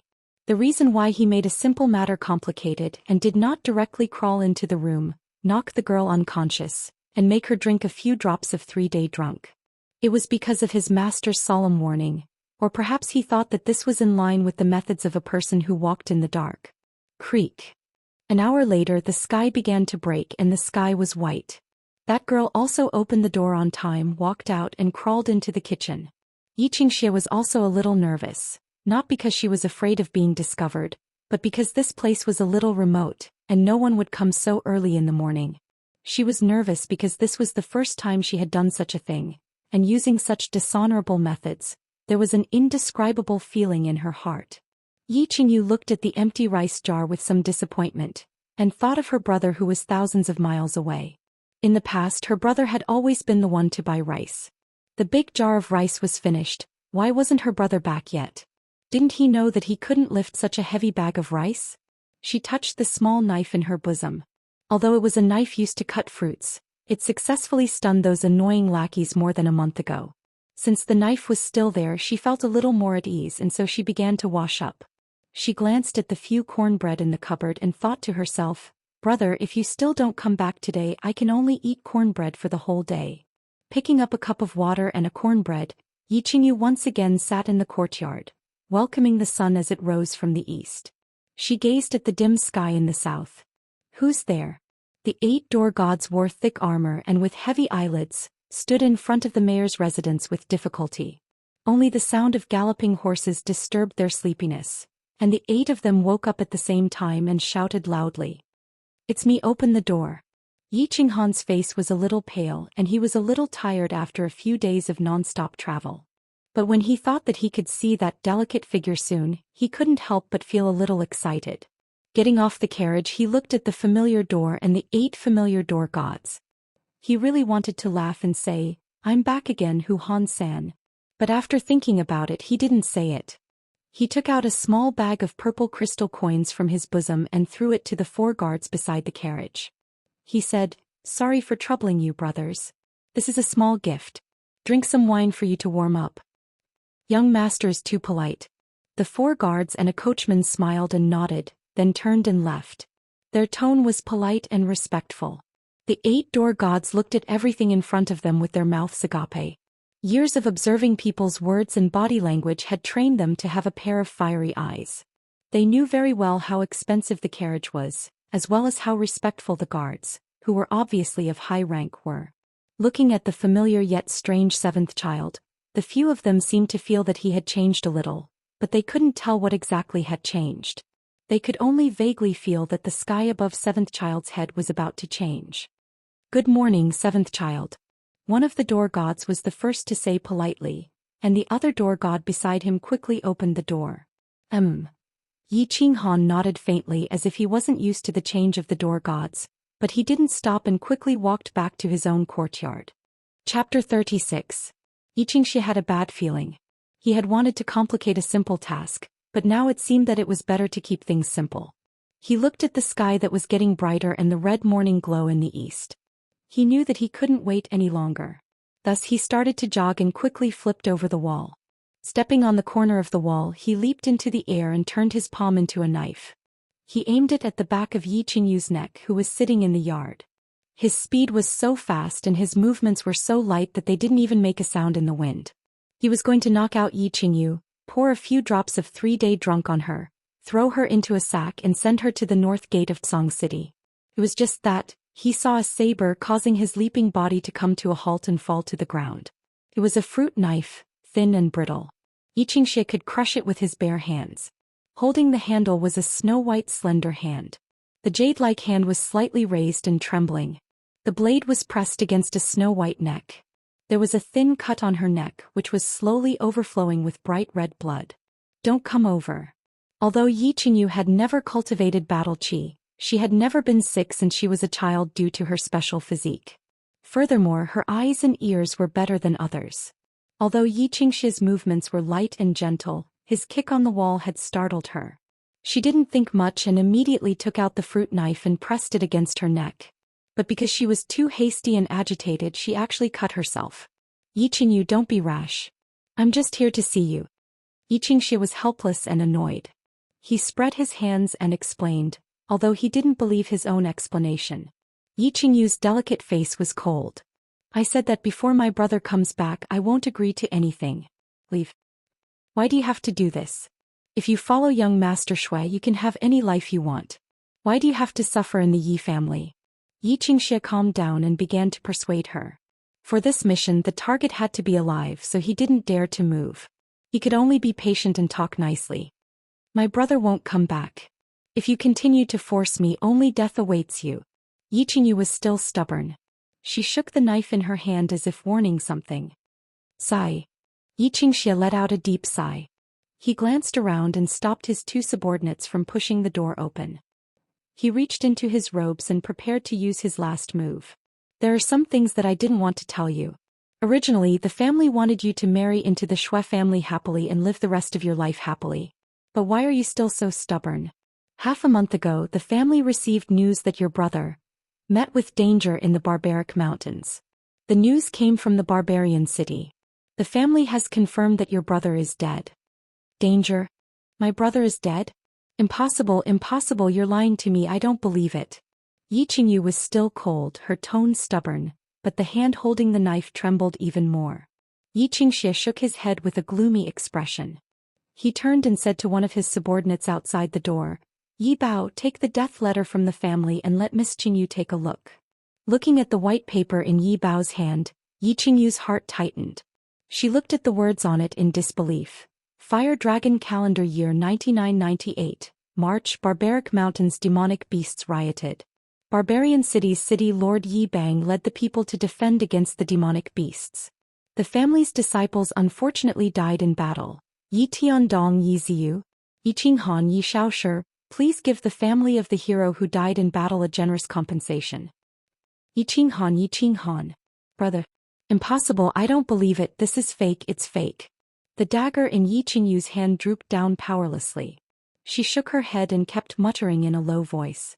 2 streams of tears flowed down powerlessly, wetting her face and landing on her snow-white dress, imprinting plum blossoms. Miss Qingyu, please restrain your grief. I believe that cousin Qinghan's spirit in heaven also hopes that you will live well. Seeing that Yi Qingyu's blade finally showed signs of sliding down, a hint of joy flashed past Yi Qingxia's eyes, but it was instantly covered up by the sorrow and pain on his face. Where is the body? My brother is dead, where is his body? Yi Qingyu suddenly asked. Her eyes were no longer crying, no longer grieving, but there seemed to be a trace of silent death aura. Your brother fell into a pack of level 4 shadow wolves, his corpse. It seems to have been torn apart and the rest must have been cremated. Miss Qingyu, please restrain your grief. Yi Qingxia said in a low voice, but in his heart he was very satisfied with his performance.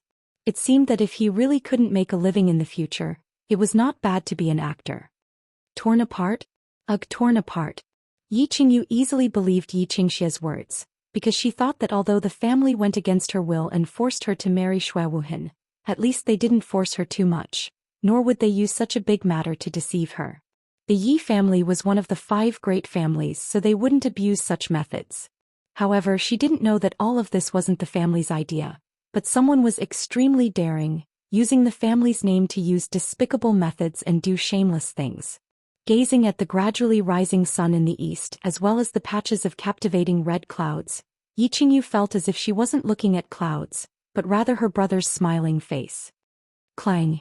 Under the hopeful gazes of Xianxia and the other two, the fruit knife finally fell to the ground, and then bounced back up, shining dazzlingly under the sunlight. Brother! Yiqingyu let out a sorrowful cry, and before Xianxia could react, she resolutely crashed into the wall behind her. After a sound like a watermelon breaking, the snow-white wall was dyed bright red. Brother! Brother! Brother! A sorrowful voice resounded in the east courtyard, echoing in all directions and drifting into the distance. Whisper! An even more powerful and sorrowful voice reverberated. The voice was loud and deafening, piercing through the clouds and piercing through the sky. Ah! Under the horrified eyes of Xianxia and the other two, a black figure directly broke through the door. The black figure stared blankly at Yiqingyu, who was slowly sliding to the ground, and at the bright red on the snow-white wall, letting out a desperate and sorrowful roar. T. After a short period of shock, Xianxia gradually became angry and cursed in a low voice. He had messed up and he needed to further ask his master how to deal with the aftermath. So he winked at Yiqingquang, signaling him to report the situation here to Yiqingquang. Xianxia nodded silently, turned around and was ready to leave. As for Yiqinghan, who was standing foolishly on the side, although he had some sympathy for him, he did not take it to heart at all. He glanced at him coldly and walked away from the side. Bang! However, in the next second Xianxia began to regretting his contempt and carelessness. Looking at Yiqinghan's cold and emotionless eyes, and the fist that was not as big as a casserole but more powerful than a casserole, he touched his chest. He spat out a mouthful of blood and curled up on the ground in pain. Wait! Cousin Qinghan, listen to my explanation. Yiqingxia shouted at the first time. Yiqingxia was his personal subordinate, and he would not allow others to slap him. However, in response to his words, a leg was lifted high and pressed down heavily. Bang! Yiqingxia, who was curled up on the ground like a lobster, flattened his arched back under this heavy kick, and the chilling sound of bones cracking was heard continuously. It was like the rack supporting grapes suddenly broke and the whole rack was instantly torn apart. Yiqingxia could not bear to look at Yiqingxia, who was paralyzed on the ground and could not be more dead. He felt a chill in his heart and wanted to say something, but when he saw Yiqinghan's cold eyes glancing at him, he could not say anything. If you dare to run, I will tear down your father's small town. Yiqinghan turned into a phantom, picked up Yiqingyu on the ground and quickly walked into the door. His sister's body was still a little warm, which meant that her vitality had not completely faded. The first thing Yiqinghan had to do now was to save his sister immediately instead of killing her. However, he was not a miracle doctor and he did not know how to save people. He could only put all his hope on the bronze ring with the magical healing function. He quickly took off the ring and put it on his sister's hand. Then he took a drop of blood from his sister's forehead and dripped it on the ring. Chapter 37. Then he looked at the bronze ring nervously, but a minute later his heart was completely silent. It was ineffective. The ring did not emit the familiar white light, and his sister's wound was still bleeding. After a moment he seemed to have thought of something. He quickly took out the ring and put it on. Then he took out a black dagger from his trousers and slashed his left hand. Poochie! A deep cut appeared on his wrist and blood instantly spurted out. The ring finally lit up, and a magical white stream quickly flowed from the ring finger to the wound on his wrist. Yiqinghan quickly pried open his sister's mouth, and while the wound had not completely healed, he squeezed the blood out and let it flow into Yiqingyu's mouth. However, the recovery ability of the ring was a little too strong. After a moment, the cut on his wrist began to scar. Yiqinghan frowned, not because of the pain from the wound. He had already experienced this pain for more than a month and he did not care about it at all. He just felt that the wound was scabbing too quickly, and he was afraid that it would delay saving his sister's life. So he decisively picked up the dagger again and slashed hard on the scar just now.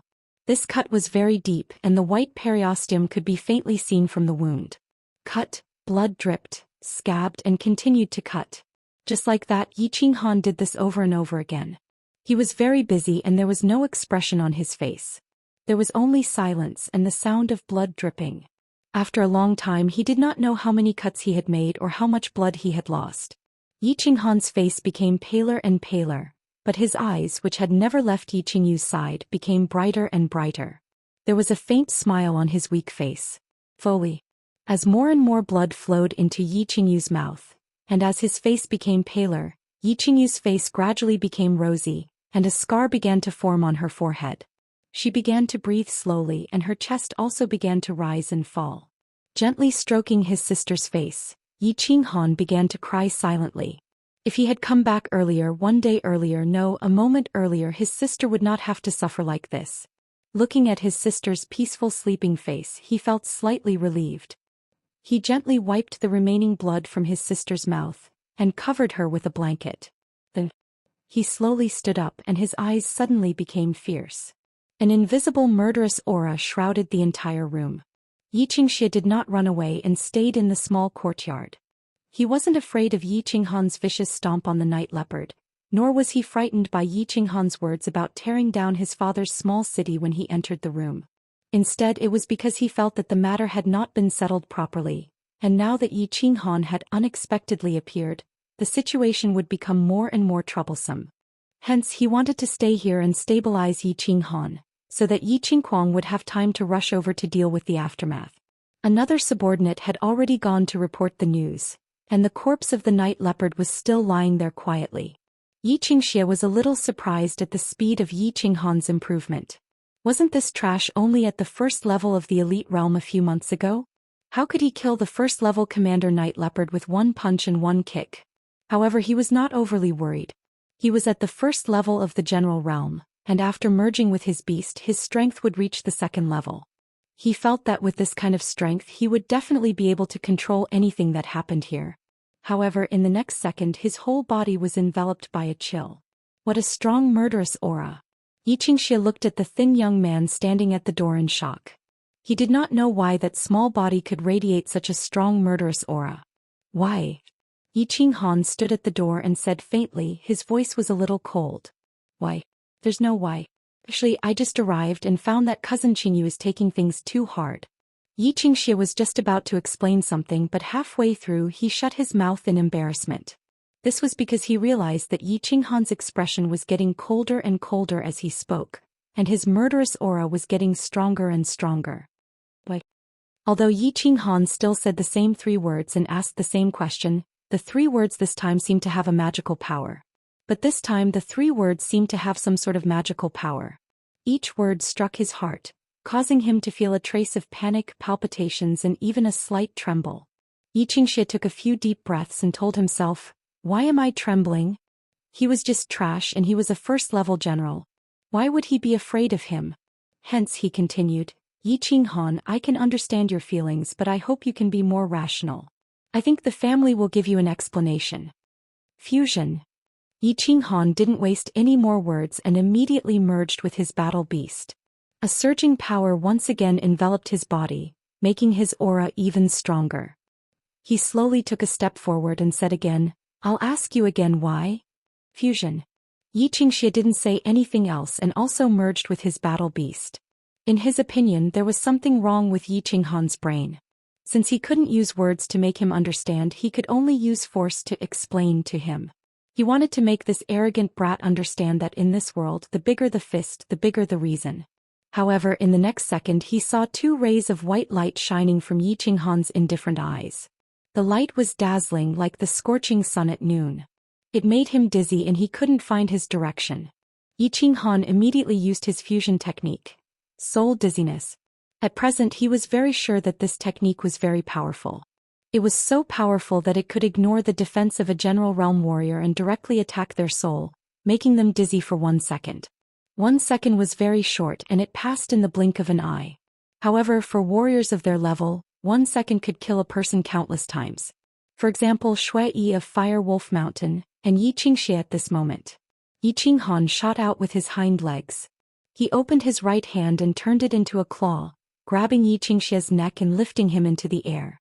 Yi Qinghan's left hand quickly hit a few important acupuncture points on Yi Qingxia's body, shattering a few critical acupuncture points for Yi Qingxia to circulate his battle qi. Then he looked at Xianxia, who was slowly waking up with a face full of shock, and said coldly, "You will die today. The difference is whether you will die quickly or painfully. If you don't want to implicate your Xiaocheng's parents and your younger brother who has just become a core disciple, tell me everything about this." Xianxia looked at Yi Qinghan in horror. He didn't understand what had happened. Right, he suddenly saw two beams of light and then he felt dizzy. The more he thought about it, the more shocked he became. What kind of demonic technique was this?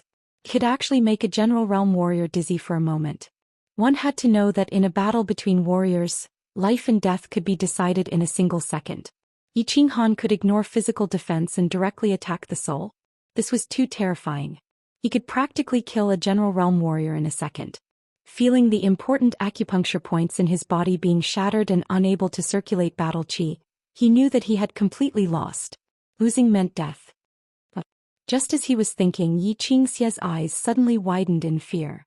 He saw that Yi Qinghan couldn't wait any longer. Her left hand slid down and took out a black dagger from her bosom. Then she lightly cut his struggling knees. The movement was quick and gentle. There was no sound, but he seemed to hear two cowhide ropes suddenly snap. Then he felt pain in his knees and suddenly lost all feeling below his calves. "Since you're still hesitating, I want to let you feel the pain of dying first so that you can make the right decision." Hearing Yi Qinghan's cold words, he knew that if he still didn't tell the truth, Yi Qinghan would definitely slowly torture him to death until the last drop of blood flowed out. Moreover, he would definitely kill all of his family members, including his elderly parents in the faraway Xiaocheng. Because right now Yi Qinghan made him feel even more terrifying than a demon. Yi Qinghan's ruthlessness and Yi Qinghan's sudden increase in strength were all conditions that met, so he compromised. Said, "Let go."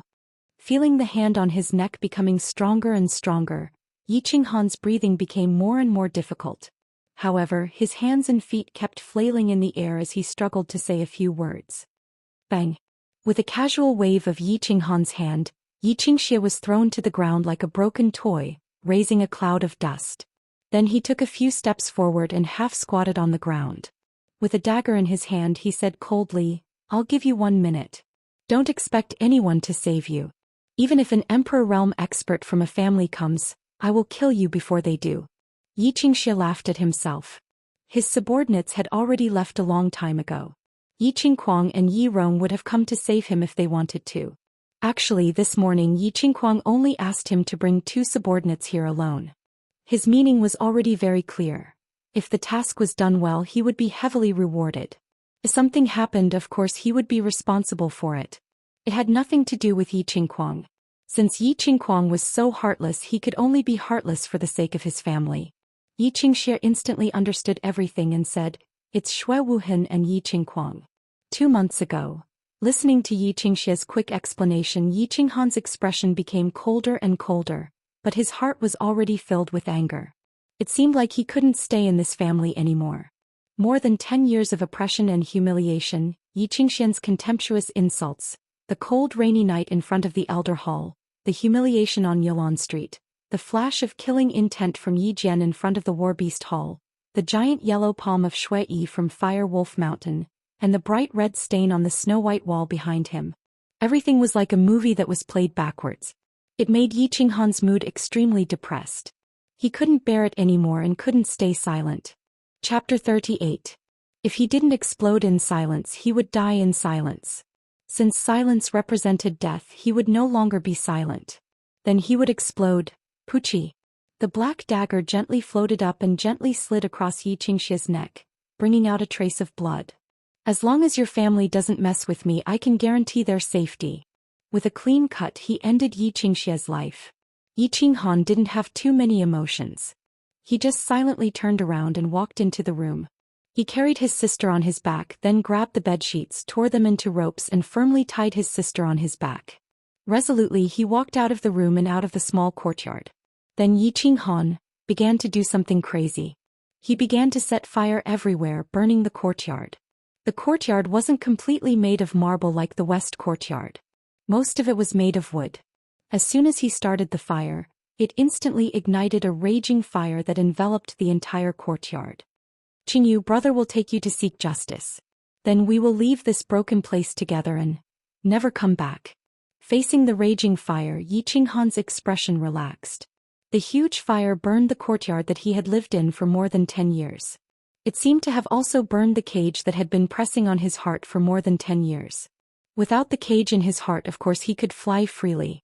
This feeling seemed very good. Yi Qinghuang didn't have the habit of waking up early. At least he didn't have the habit of waking up so early. It was just that he had received a great benefit from someone last night, so he had to do something for them, right? So he woke up early in the morning and called Xianxia, ordering him to do it.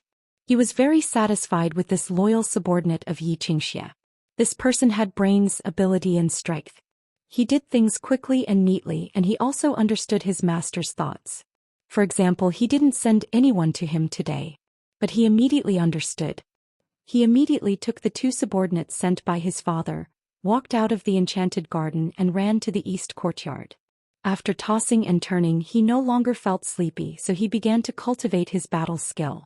He had accidentally obtained a sovereign tier battle skill from Shui Wuhan last night. He had flipped through it for a very long time, so he was obviously itching to cultivate it now. The battle skill was called Soul Refining, and it was a secret skill for cultivating the soul. The soul was the foundation of every person, but it was even more important to a cultivator.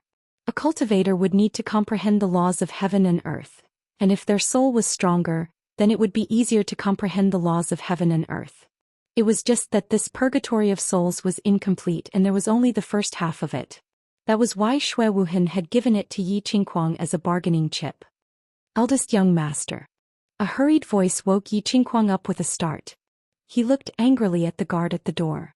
The guard's expression changed, but he still said, "Young master, Yi Qinghan has returned," and he was escorted back by the city lord of Man City. Yi Qinghan? Yigu sent someone to escort him back? Yi Qinghuang frowned slightly and carefully thought about the meaning of this sentence. He knew that Yigu was Yi Chang's man from the 3rd branch.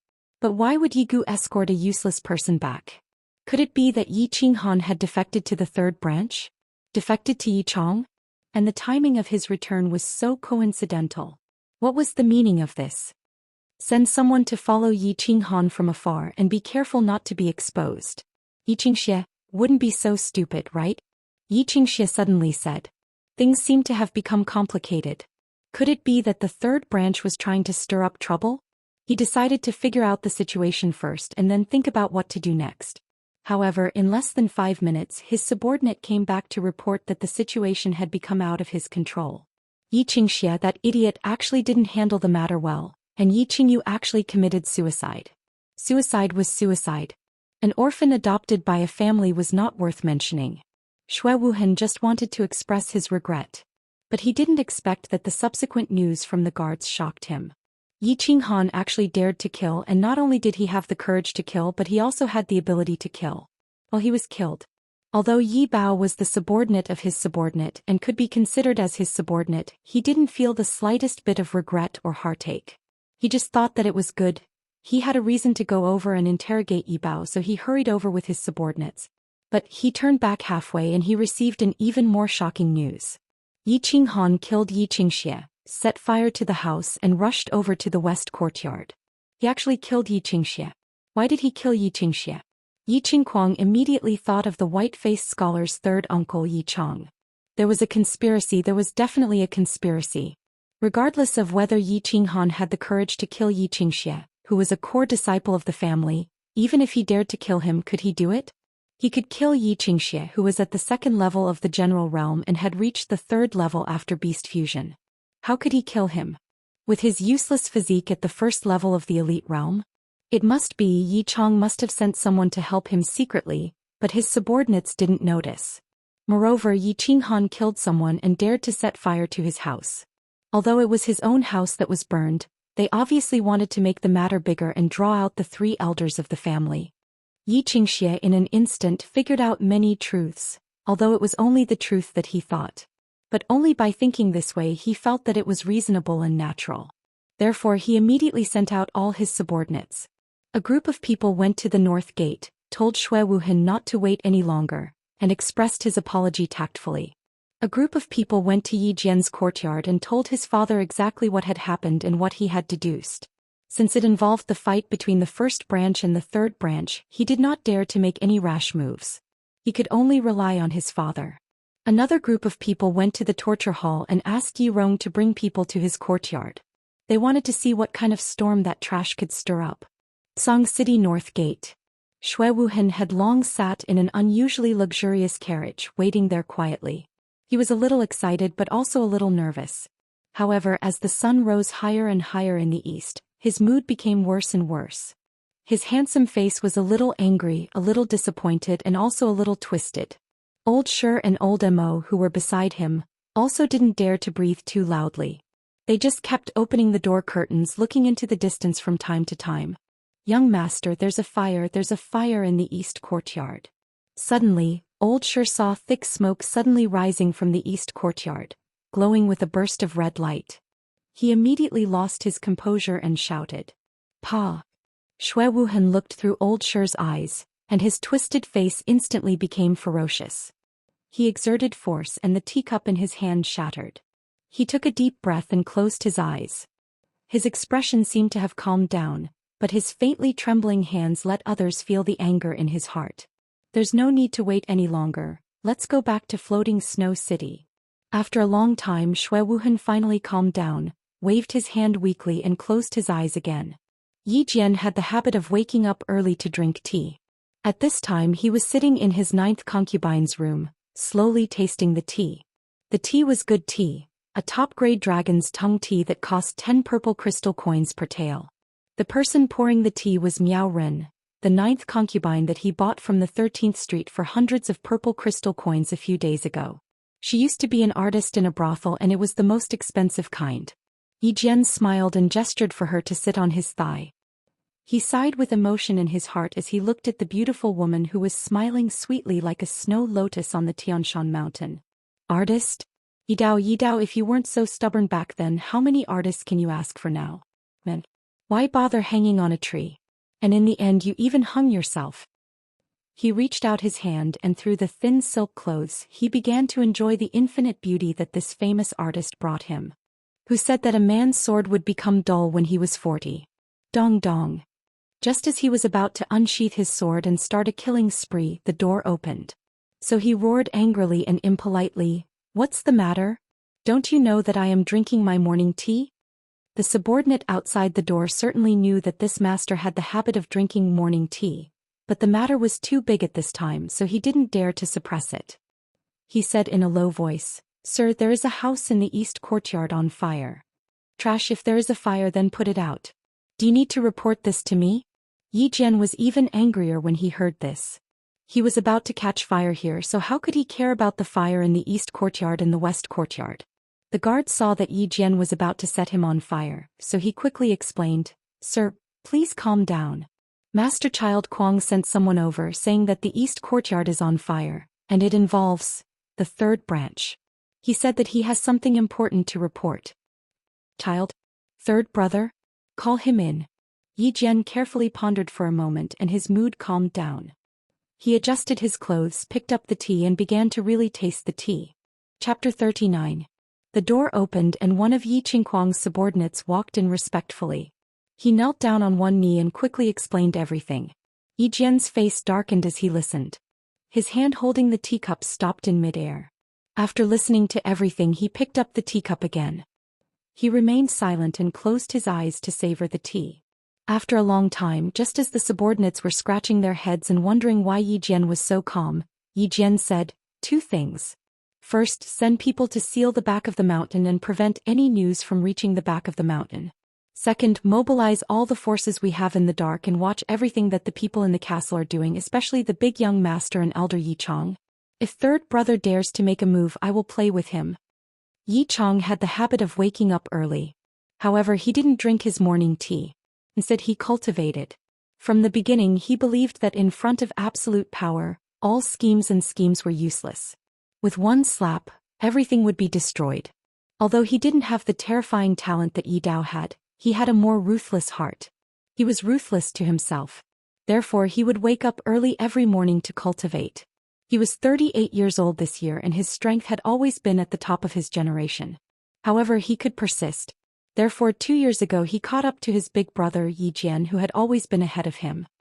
He broke through to the Emperor realm and was appointed as the deputy elder of the Battle Hall. The Battle Hall and the Discipline Hall were the two most important halls in the family. The Battle Hall dealt with the outside while the Discipline Hall dealt with the inside. Currently, the two hall masters and two grand elders were accompanying their father, Yi Tianlong, in closed-door cultivation. They didn't care about the affairs of the hall. Therefore the deputy hall master was basically the same as the main hall master. They had shocking power and combat strength. His second brother Yi Dao died. His father's heart was broken and he went into seclusion in anger. He knew that. His big brother had always wanted to be the head of the family and had been working hard in that direction. He knew that too. However, he also knew that the Song City Lord was not the same as the family head. In the face of absolute power, the power that his big brother had cultivated for so many years was like a bubble. When the sun shone on it, it would burst instantly. He also knew that he wanted to be the head of the family, to lead the family into battle, and to be immortalized in the history of the family 100 years later. Therefore he had to work hard and he had to be hard on himself. However, a moment later he received a piece of news that made him stop his usual morning exercise. Yi Dao's son had actually become so fierce. If he dared to kill someone, how could he kill someone? The people he was going to kill were not ordinary people, but the core disciples of the clan. More importantly, he was going to kill someone at this moment. Was he going to kill the young master of a clan? Interesting. Yi Chong began to smile. Because of the smile, the scholar's white face became even more delicate. Yi Qinghan didn't know that the Yi family was already in an uproar because of his actions. All he knew was that he had to seek justice for his sister. After that, he would leave the Yi family in a fair and above-board manner. Therefore he carried his sister on his back and set the house on fire. He came to the west courtyard, stood in front of the Garden of Enchantment and shouted, "Yi Qingquang, come out and die! Yi Qingquang, come out and die!" An angry roar came out of nowhere in the quiet Garden of Enchantment. It was like a stone was suddenly thrown into the calm water, causing ripples. The Garden of Enchantment was alarmed. The west courtyard was alarmed. Countless people were alarmed. Yi Qingquang was alarmed too. It was more accurate to say that he was shocked. He knew that Yi Qinghan would come to find him, but he didn't take it to heart. He was just on guard against the third branch. He didn't expect that Yi Qinghan would come alone behind his sister's back. He came so openly and shouted so fiercely. He always thought that he was arrogant and he had the capital to be arrogant. He didn't expect that he would meet someone who was even more arrogant than him. Moreover, he was so arrogant without any capital. Most importantly, he was arrogant to himself. Therefore he didn't think too much. He didn't wait for Yi Rong to come with his men. He stood up in a hurry and walked out arrogantly with his men. "Yi Qinghan, what's the meaning of this?" Yi Qingquang looked coldly at Yi Qinghan, who was standing in front of the gate with a saber in his hand, and said angrily, "Nothing, I just want to kill you." Yi Qinghan lowered his head slightly and looked at Yi Qingyu's sleeping face beside his shoulder. His voice was calm and casual, as if he wasn't facing an enemy but an old friend of many years. "Aha, kill me. Did you hear that? He said he wanted to kill me." Yi Qingquang laughed to the sky as if he had heard the funniest joke in the world.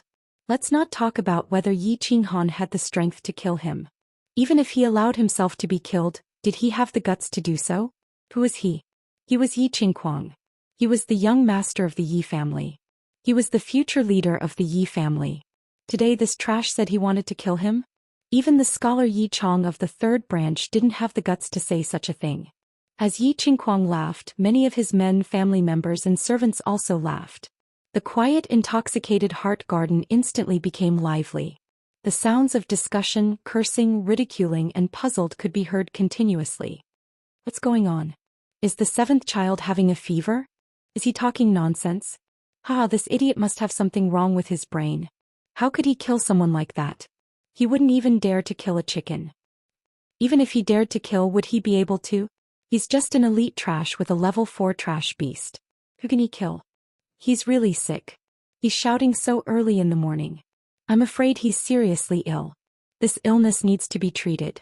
Otherwise, what if he runs to the back of the mountain and says he wants to kill the clan leader and the grand elder? Yi Qinghan was not sick. He knew this, and Yi Qingquang also knew this. Yi Qinghan dared to kill and could kill. Yi Qingguang also knew this. Although he was arrogant, he had always been on guard against him. He was not an idiot. There were many people who failed miserably. For example, his younger brother who was beaten by Yi Qinghan twice. Heaven is unfair. I have to enforce justice on behalf of heaven. If humanity is unfair, I can only kill. Yi Qingguang, the bad things you have done, even if you go to the torture chamber, they will still find you innocent. Since you can't rely on the heavens or the clan, I can only judge you alone. As a member of the clan, you were bribed by Shui Wuhan and conspired with him to steal my sister, Yi Qingyu. Furthermore, you went behind the clan's back and forged the clan's orders. In the end, my sister committed suicide in anger. Combining all the facts, I sentence you to death and execute it immediately. Yi Qinghan didn't care about the discussions around him. He didn't care about the contempt in Yi Qingguang's eyes. He spoke quietly. His voice was not loud, but it was like the cold wind in a cold night. His voice entered the ears, causing the originally noisy, intoxicated garden to become quiet. For a moment, the atmosphere became strange. Beast fusion. A familiar shadow appeared faintly in front of Yi Qinghan's chest and quickly merged into his body. Looking at the mysterious black tattoo on Yi Qinghan's forehead, his cold gaze, and the faint murderous aura that appeared in his small and skinny figure, everyone became serious. A trace of seriousness appeared on the faces of the spectators. This doesn't seem like an argument between ordinary young masters. It seemed like it was going to be real. For a moment, everyone held their breaths and quietly observed the situation. There were also people who began to slowly retreat, quickly reporting the situation to the other parts of the Yi family castle. Everyone saw it. This is Yi Qinghan courting death. Beast fusion. Yi Qingguang sneered and began the beast fusion. After the rank 7 violent bear fusion, it brought about a terrifying energy. It allowed him, who was originally a rank 1 general realm, to instantly reach the terrifying peak general realm. He looked disdainfully at Yi Qinghan, who was slowly approaching him, and wondered if he should seize the opportunity to destroy this brat who was even more arrogant than him. He silently calculated the distance between the two of them. After taking 5 steps forward, Yi Qinghan's cold eyes suddenly lit up. 2 dazzling rays of light shot straight into Yi Qingguang's eyes. Then, with a push of his hind legs, his body floated in front of Yi Qingguang like a lightly fluttering butterfly. A black dagger suddenly appeared in his right hand, and he ruthlessly stabbed at Yi Qingguang's lower abdomen. The lower abdomen was where a warrior's dantian was located. If the dantian was destroyed, all martial strength would be wasted. Rip. The sound of a balloon being pierced suddenly rang out. This sound caused the enchanted garden, which had returned to its previous tranquility, to completely lose its calm. This sound scared the guts out of countless people and shocked the eyeballs out of countless people. It also scared Yi Qingguang, who had just woken up, silly. He felt that his dantian, which had been cultivated for so many years, was rapidly withering like a leaking balloon. He felt that the surging battle qi in his body was running amok due to the destruction of his dantian, breaking his meridians and ruining his cultivation for so many years. Feeling the unprecedented pain and coldness in his abdomen, Yi Qinghan's cold eyes, and the dagger dripping with his blood on his neck, Yi Qingguang was a bit out of control. He shouted in horror, "No. No. No. Don't move. I've only destroyed your cultivation. If you move again, I'm afraid that you won't be able to see your father and brothers anymore. If you lose your cultivation, you can still cultivate again. But if you lose your life, you'll lose everything." Yi Qinghan gently stabbed Yi Qingguang. After destroying his cultivation for so many years, his expression didn't change at all. He just indifferently whispered in Yi Qingguang's ear. Then he glanced at the people in the field and continued, "Don't move. My hands are a bit shaky now. I'm afraid that I'll accidentally kill Yi Qingguang. Go and tell Yi Jian that if he wants to save his son, he should go and call the 3 old guys in the back mountain." Wow. Yi Qinghan, you're crazy. How dare you destroy the eldest young master's cultivation? You'll definitely die today. Crazy, crazy. Yi Qinghan is really crazy. Go and report to the governor, the punishment hall, and the patriarch. Something big has happened, something big. He's crazy. Yi Qinghan dares to call the patriarch and the grand supreme elder old guys. This is disgraceful, disgraceful. The scene was chaotic, very chaotic. The calm lake was not like a stone was thrown, but a cannonball fell. It was not just ripples but splashes of water. There were countless people in the field. Some were cursing, some were running, some were confronting each other with their sabers, and some were scared silly. Countless people ran over and countless people ran away. They all used different ways to express their fear, shock, and helplessness. Whoosh whoosh whoosh. Finally, the news spread to every corner of the fort. Several figures appeared in the sky above the Yi family fort. These figures were all rushing towards the Garden of Enchantment. Yi Qinghan, how dare you hurt my son? The first to arrive was Yi Jian. Before he arrived, his loud roar had already been heard. His roar contained endless anger and regret. Qinghan, don't do anything stupid. Yi Chong had been paying attention to the situation here. After Yi Qinghan stabbed him, he quickly rushed over and finally arrived before Yi Jian could make a move. Yi Qinghan, you won't be able to escape death today. Yi Rong's face was full of regret. When Yi Qinghuang sent him the message, he didn't pay much attention and only delayed for a moment. He didn't expect things to develop to this point. He hurried over and saw Yi Jian's angry expression. He was a little angry and shouted, Yi Tianqing Yi Tianqing Yi Gong Yi Quan. Countless figures appeared out of nowhere and slowly landed on the ground. For a moment, all the experts of the Yi family fort had gathered. Except for the members of the Elder Hall, everyone else should leave immediately. The Battle Hall will seal the Yi family fort. Today's matter must not be leaked. Yi Jian suppressed the anger in his heart and said coldly. Looking at Yi Qinghuang's bleeding abdomen, his heart was also bleeding. Feeling Yi Jian's anger, the guards in the field quickly scattered and left quietly. The remaining elders in the field quietly looked at Yi Qinghuang, who had subdued Yi Qinghan. Looking at his cold expression and the black dagger that was dripping with blood, they all thought and didn't say anything. Why don't you say anything? Do you want to see him die? The one who spoke first was the quiet Yi Qinghan. Maybe it was the first time he had to face so many powerful people's pressure, so he wasn't used to it. Maybe he was a little nervous and wanted to say something. Yi Jian raised his eyebrows and was full of hatred. He clenched his fists and slightly trembled. Let him go. I'm not that stupid. Qinghan, stop the bleeding first. If he dies, we won't be able to say anything. Yi Qinghuang also opened his mouth. His voice was still gentle, but it was obvious that he wanted to protect Yi Qinghuang. Yi Qinghan thought for a while and then nodded. His left hand quickly poked on Yi Qinghuang's body to stop the bleeding. Then he kept silent. Do you know what you are doing? Yi Qinghan, if you don't let him go, you won't be able to escape death today. Yi Rong opened his mouth. His voice was high-pitched, as if he wanted to use this voice to hide the shock and fear in his heart. Before Yi Rong could finish his words, Yi Qinghan angrily shouted, Shut up. You conspired with Xue Wuhan to steal my sister. You're also a part of it. One day I will kill you. How dare you slander me? Ah, little bastard, it seems that no one can save you today. Yi Rong cursed. Really? Then you can try. Before I die, I think it's not a bad idea to drag young master down with me. Yi Qinghan sneered. His right hand suddenly exerted force and a deep blood mark appeared. Don't. Yi Qinghan, stop. Father, save me. Yi Qinghuang, who had been silent for a long time because his cultivation had been destroyed and he was now a cripple, was pulled back to reality by this slash. Seeing Yi Jian in front of him, he hurriedly shouted. Stop. Yi Qinghan, what on earth do you want? Yi Jian held back the anger in his heart, lowered his voice and spoke with difficulty. Of course, Yi Qinghan didn't want to do anything. After he killed Xianxia, he had thought it through. He wanted to take revenge and he also needed to leave the Yi family alive. But how to take revenge, how to leave the Yi family alive, that would require great skills. He burned down his own house in the east courtyard to attract attention from all sides. He crippled Yi Qinghuang and held him hostage to lure out these big shots in front of him. Now that these big shots had come, they were all stunned by his ruthless methods. Next, he needed to lure out the 3 old fellows in the back mountain, clan leader Yi Tianlong and the 2 grand elders.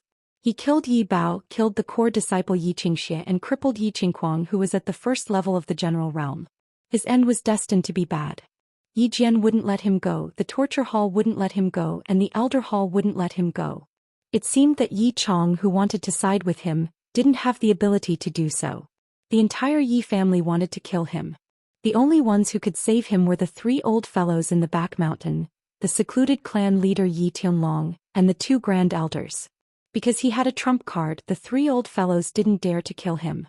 They had to protect his trump card, the saint-ranked beast, soul-devouring beast. Therefore he said naturally, "If you want me to let him go, I can." Call the three old fellows in the back mountain down.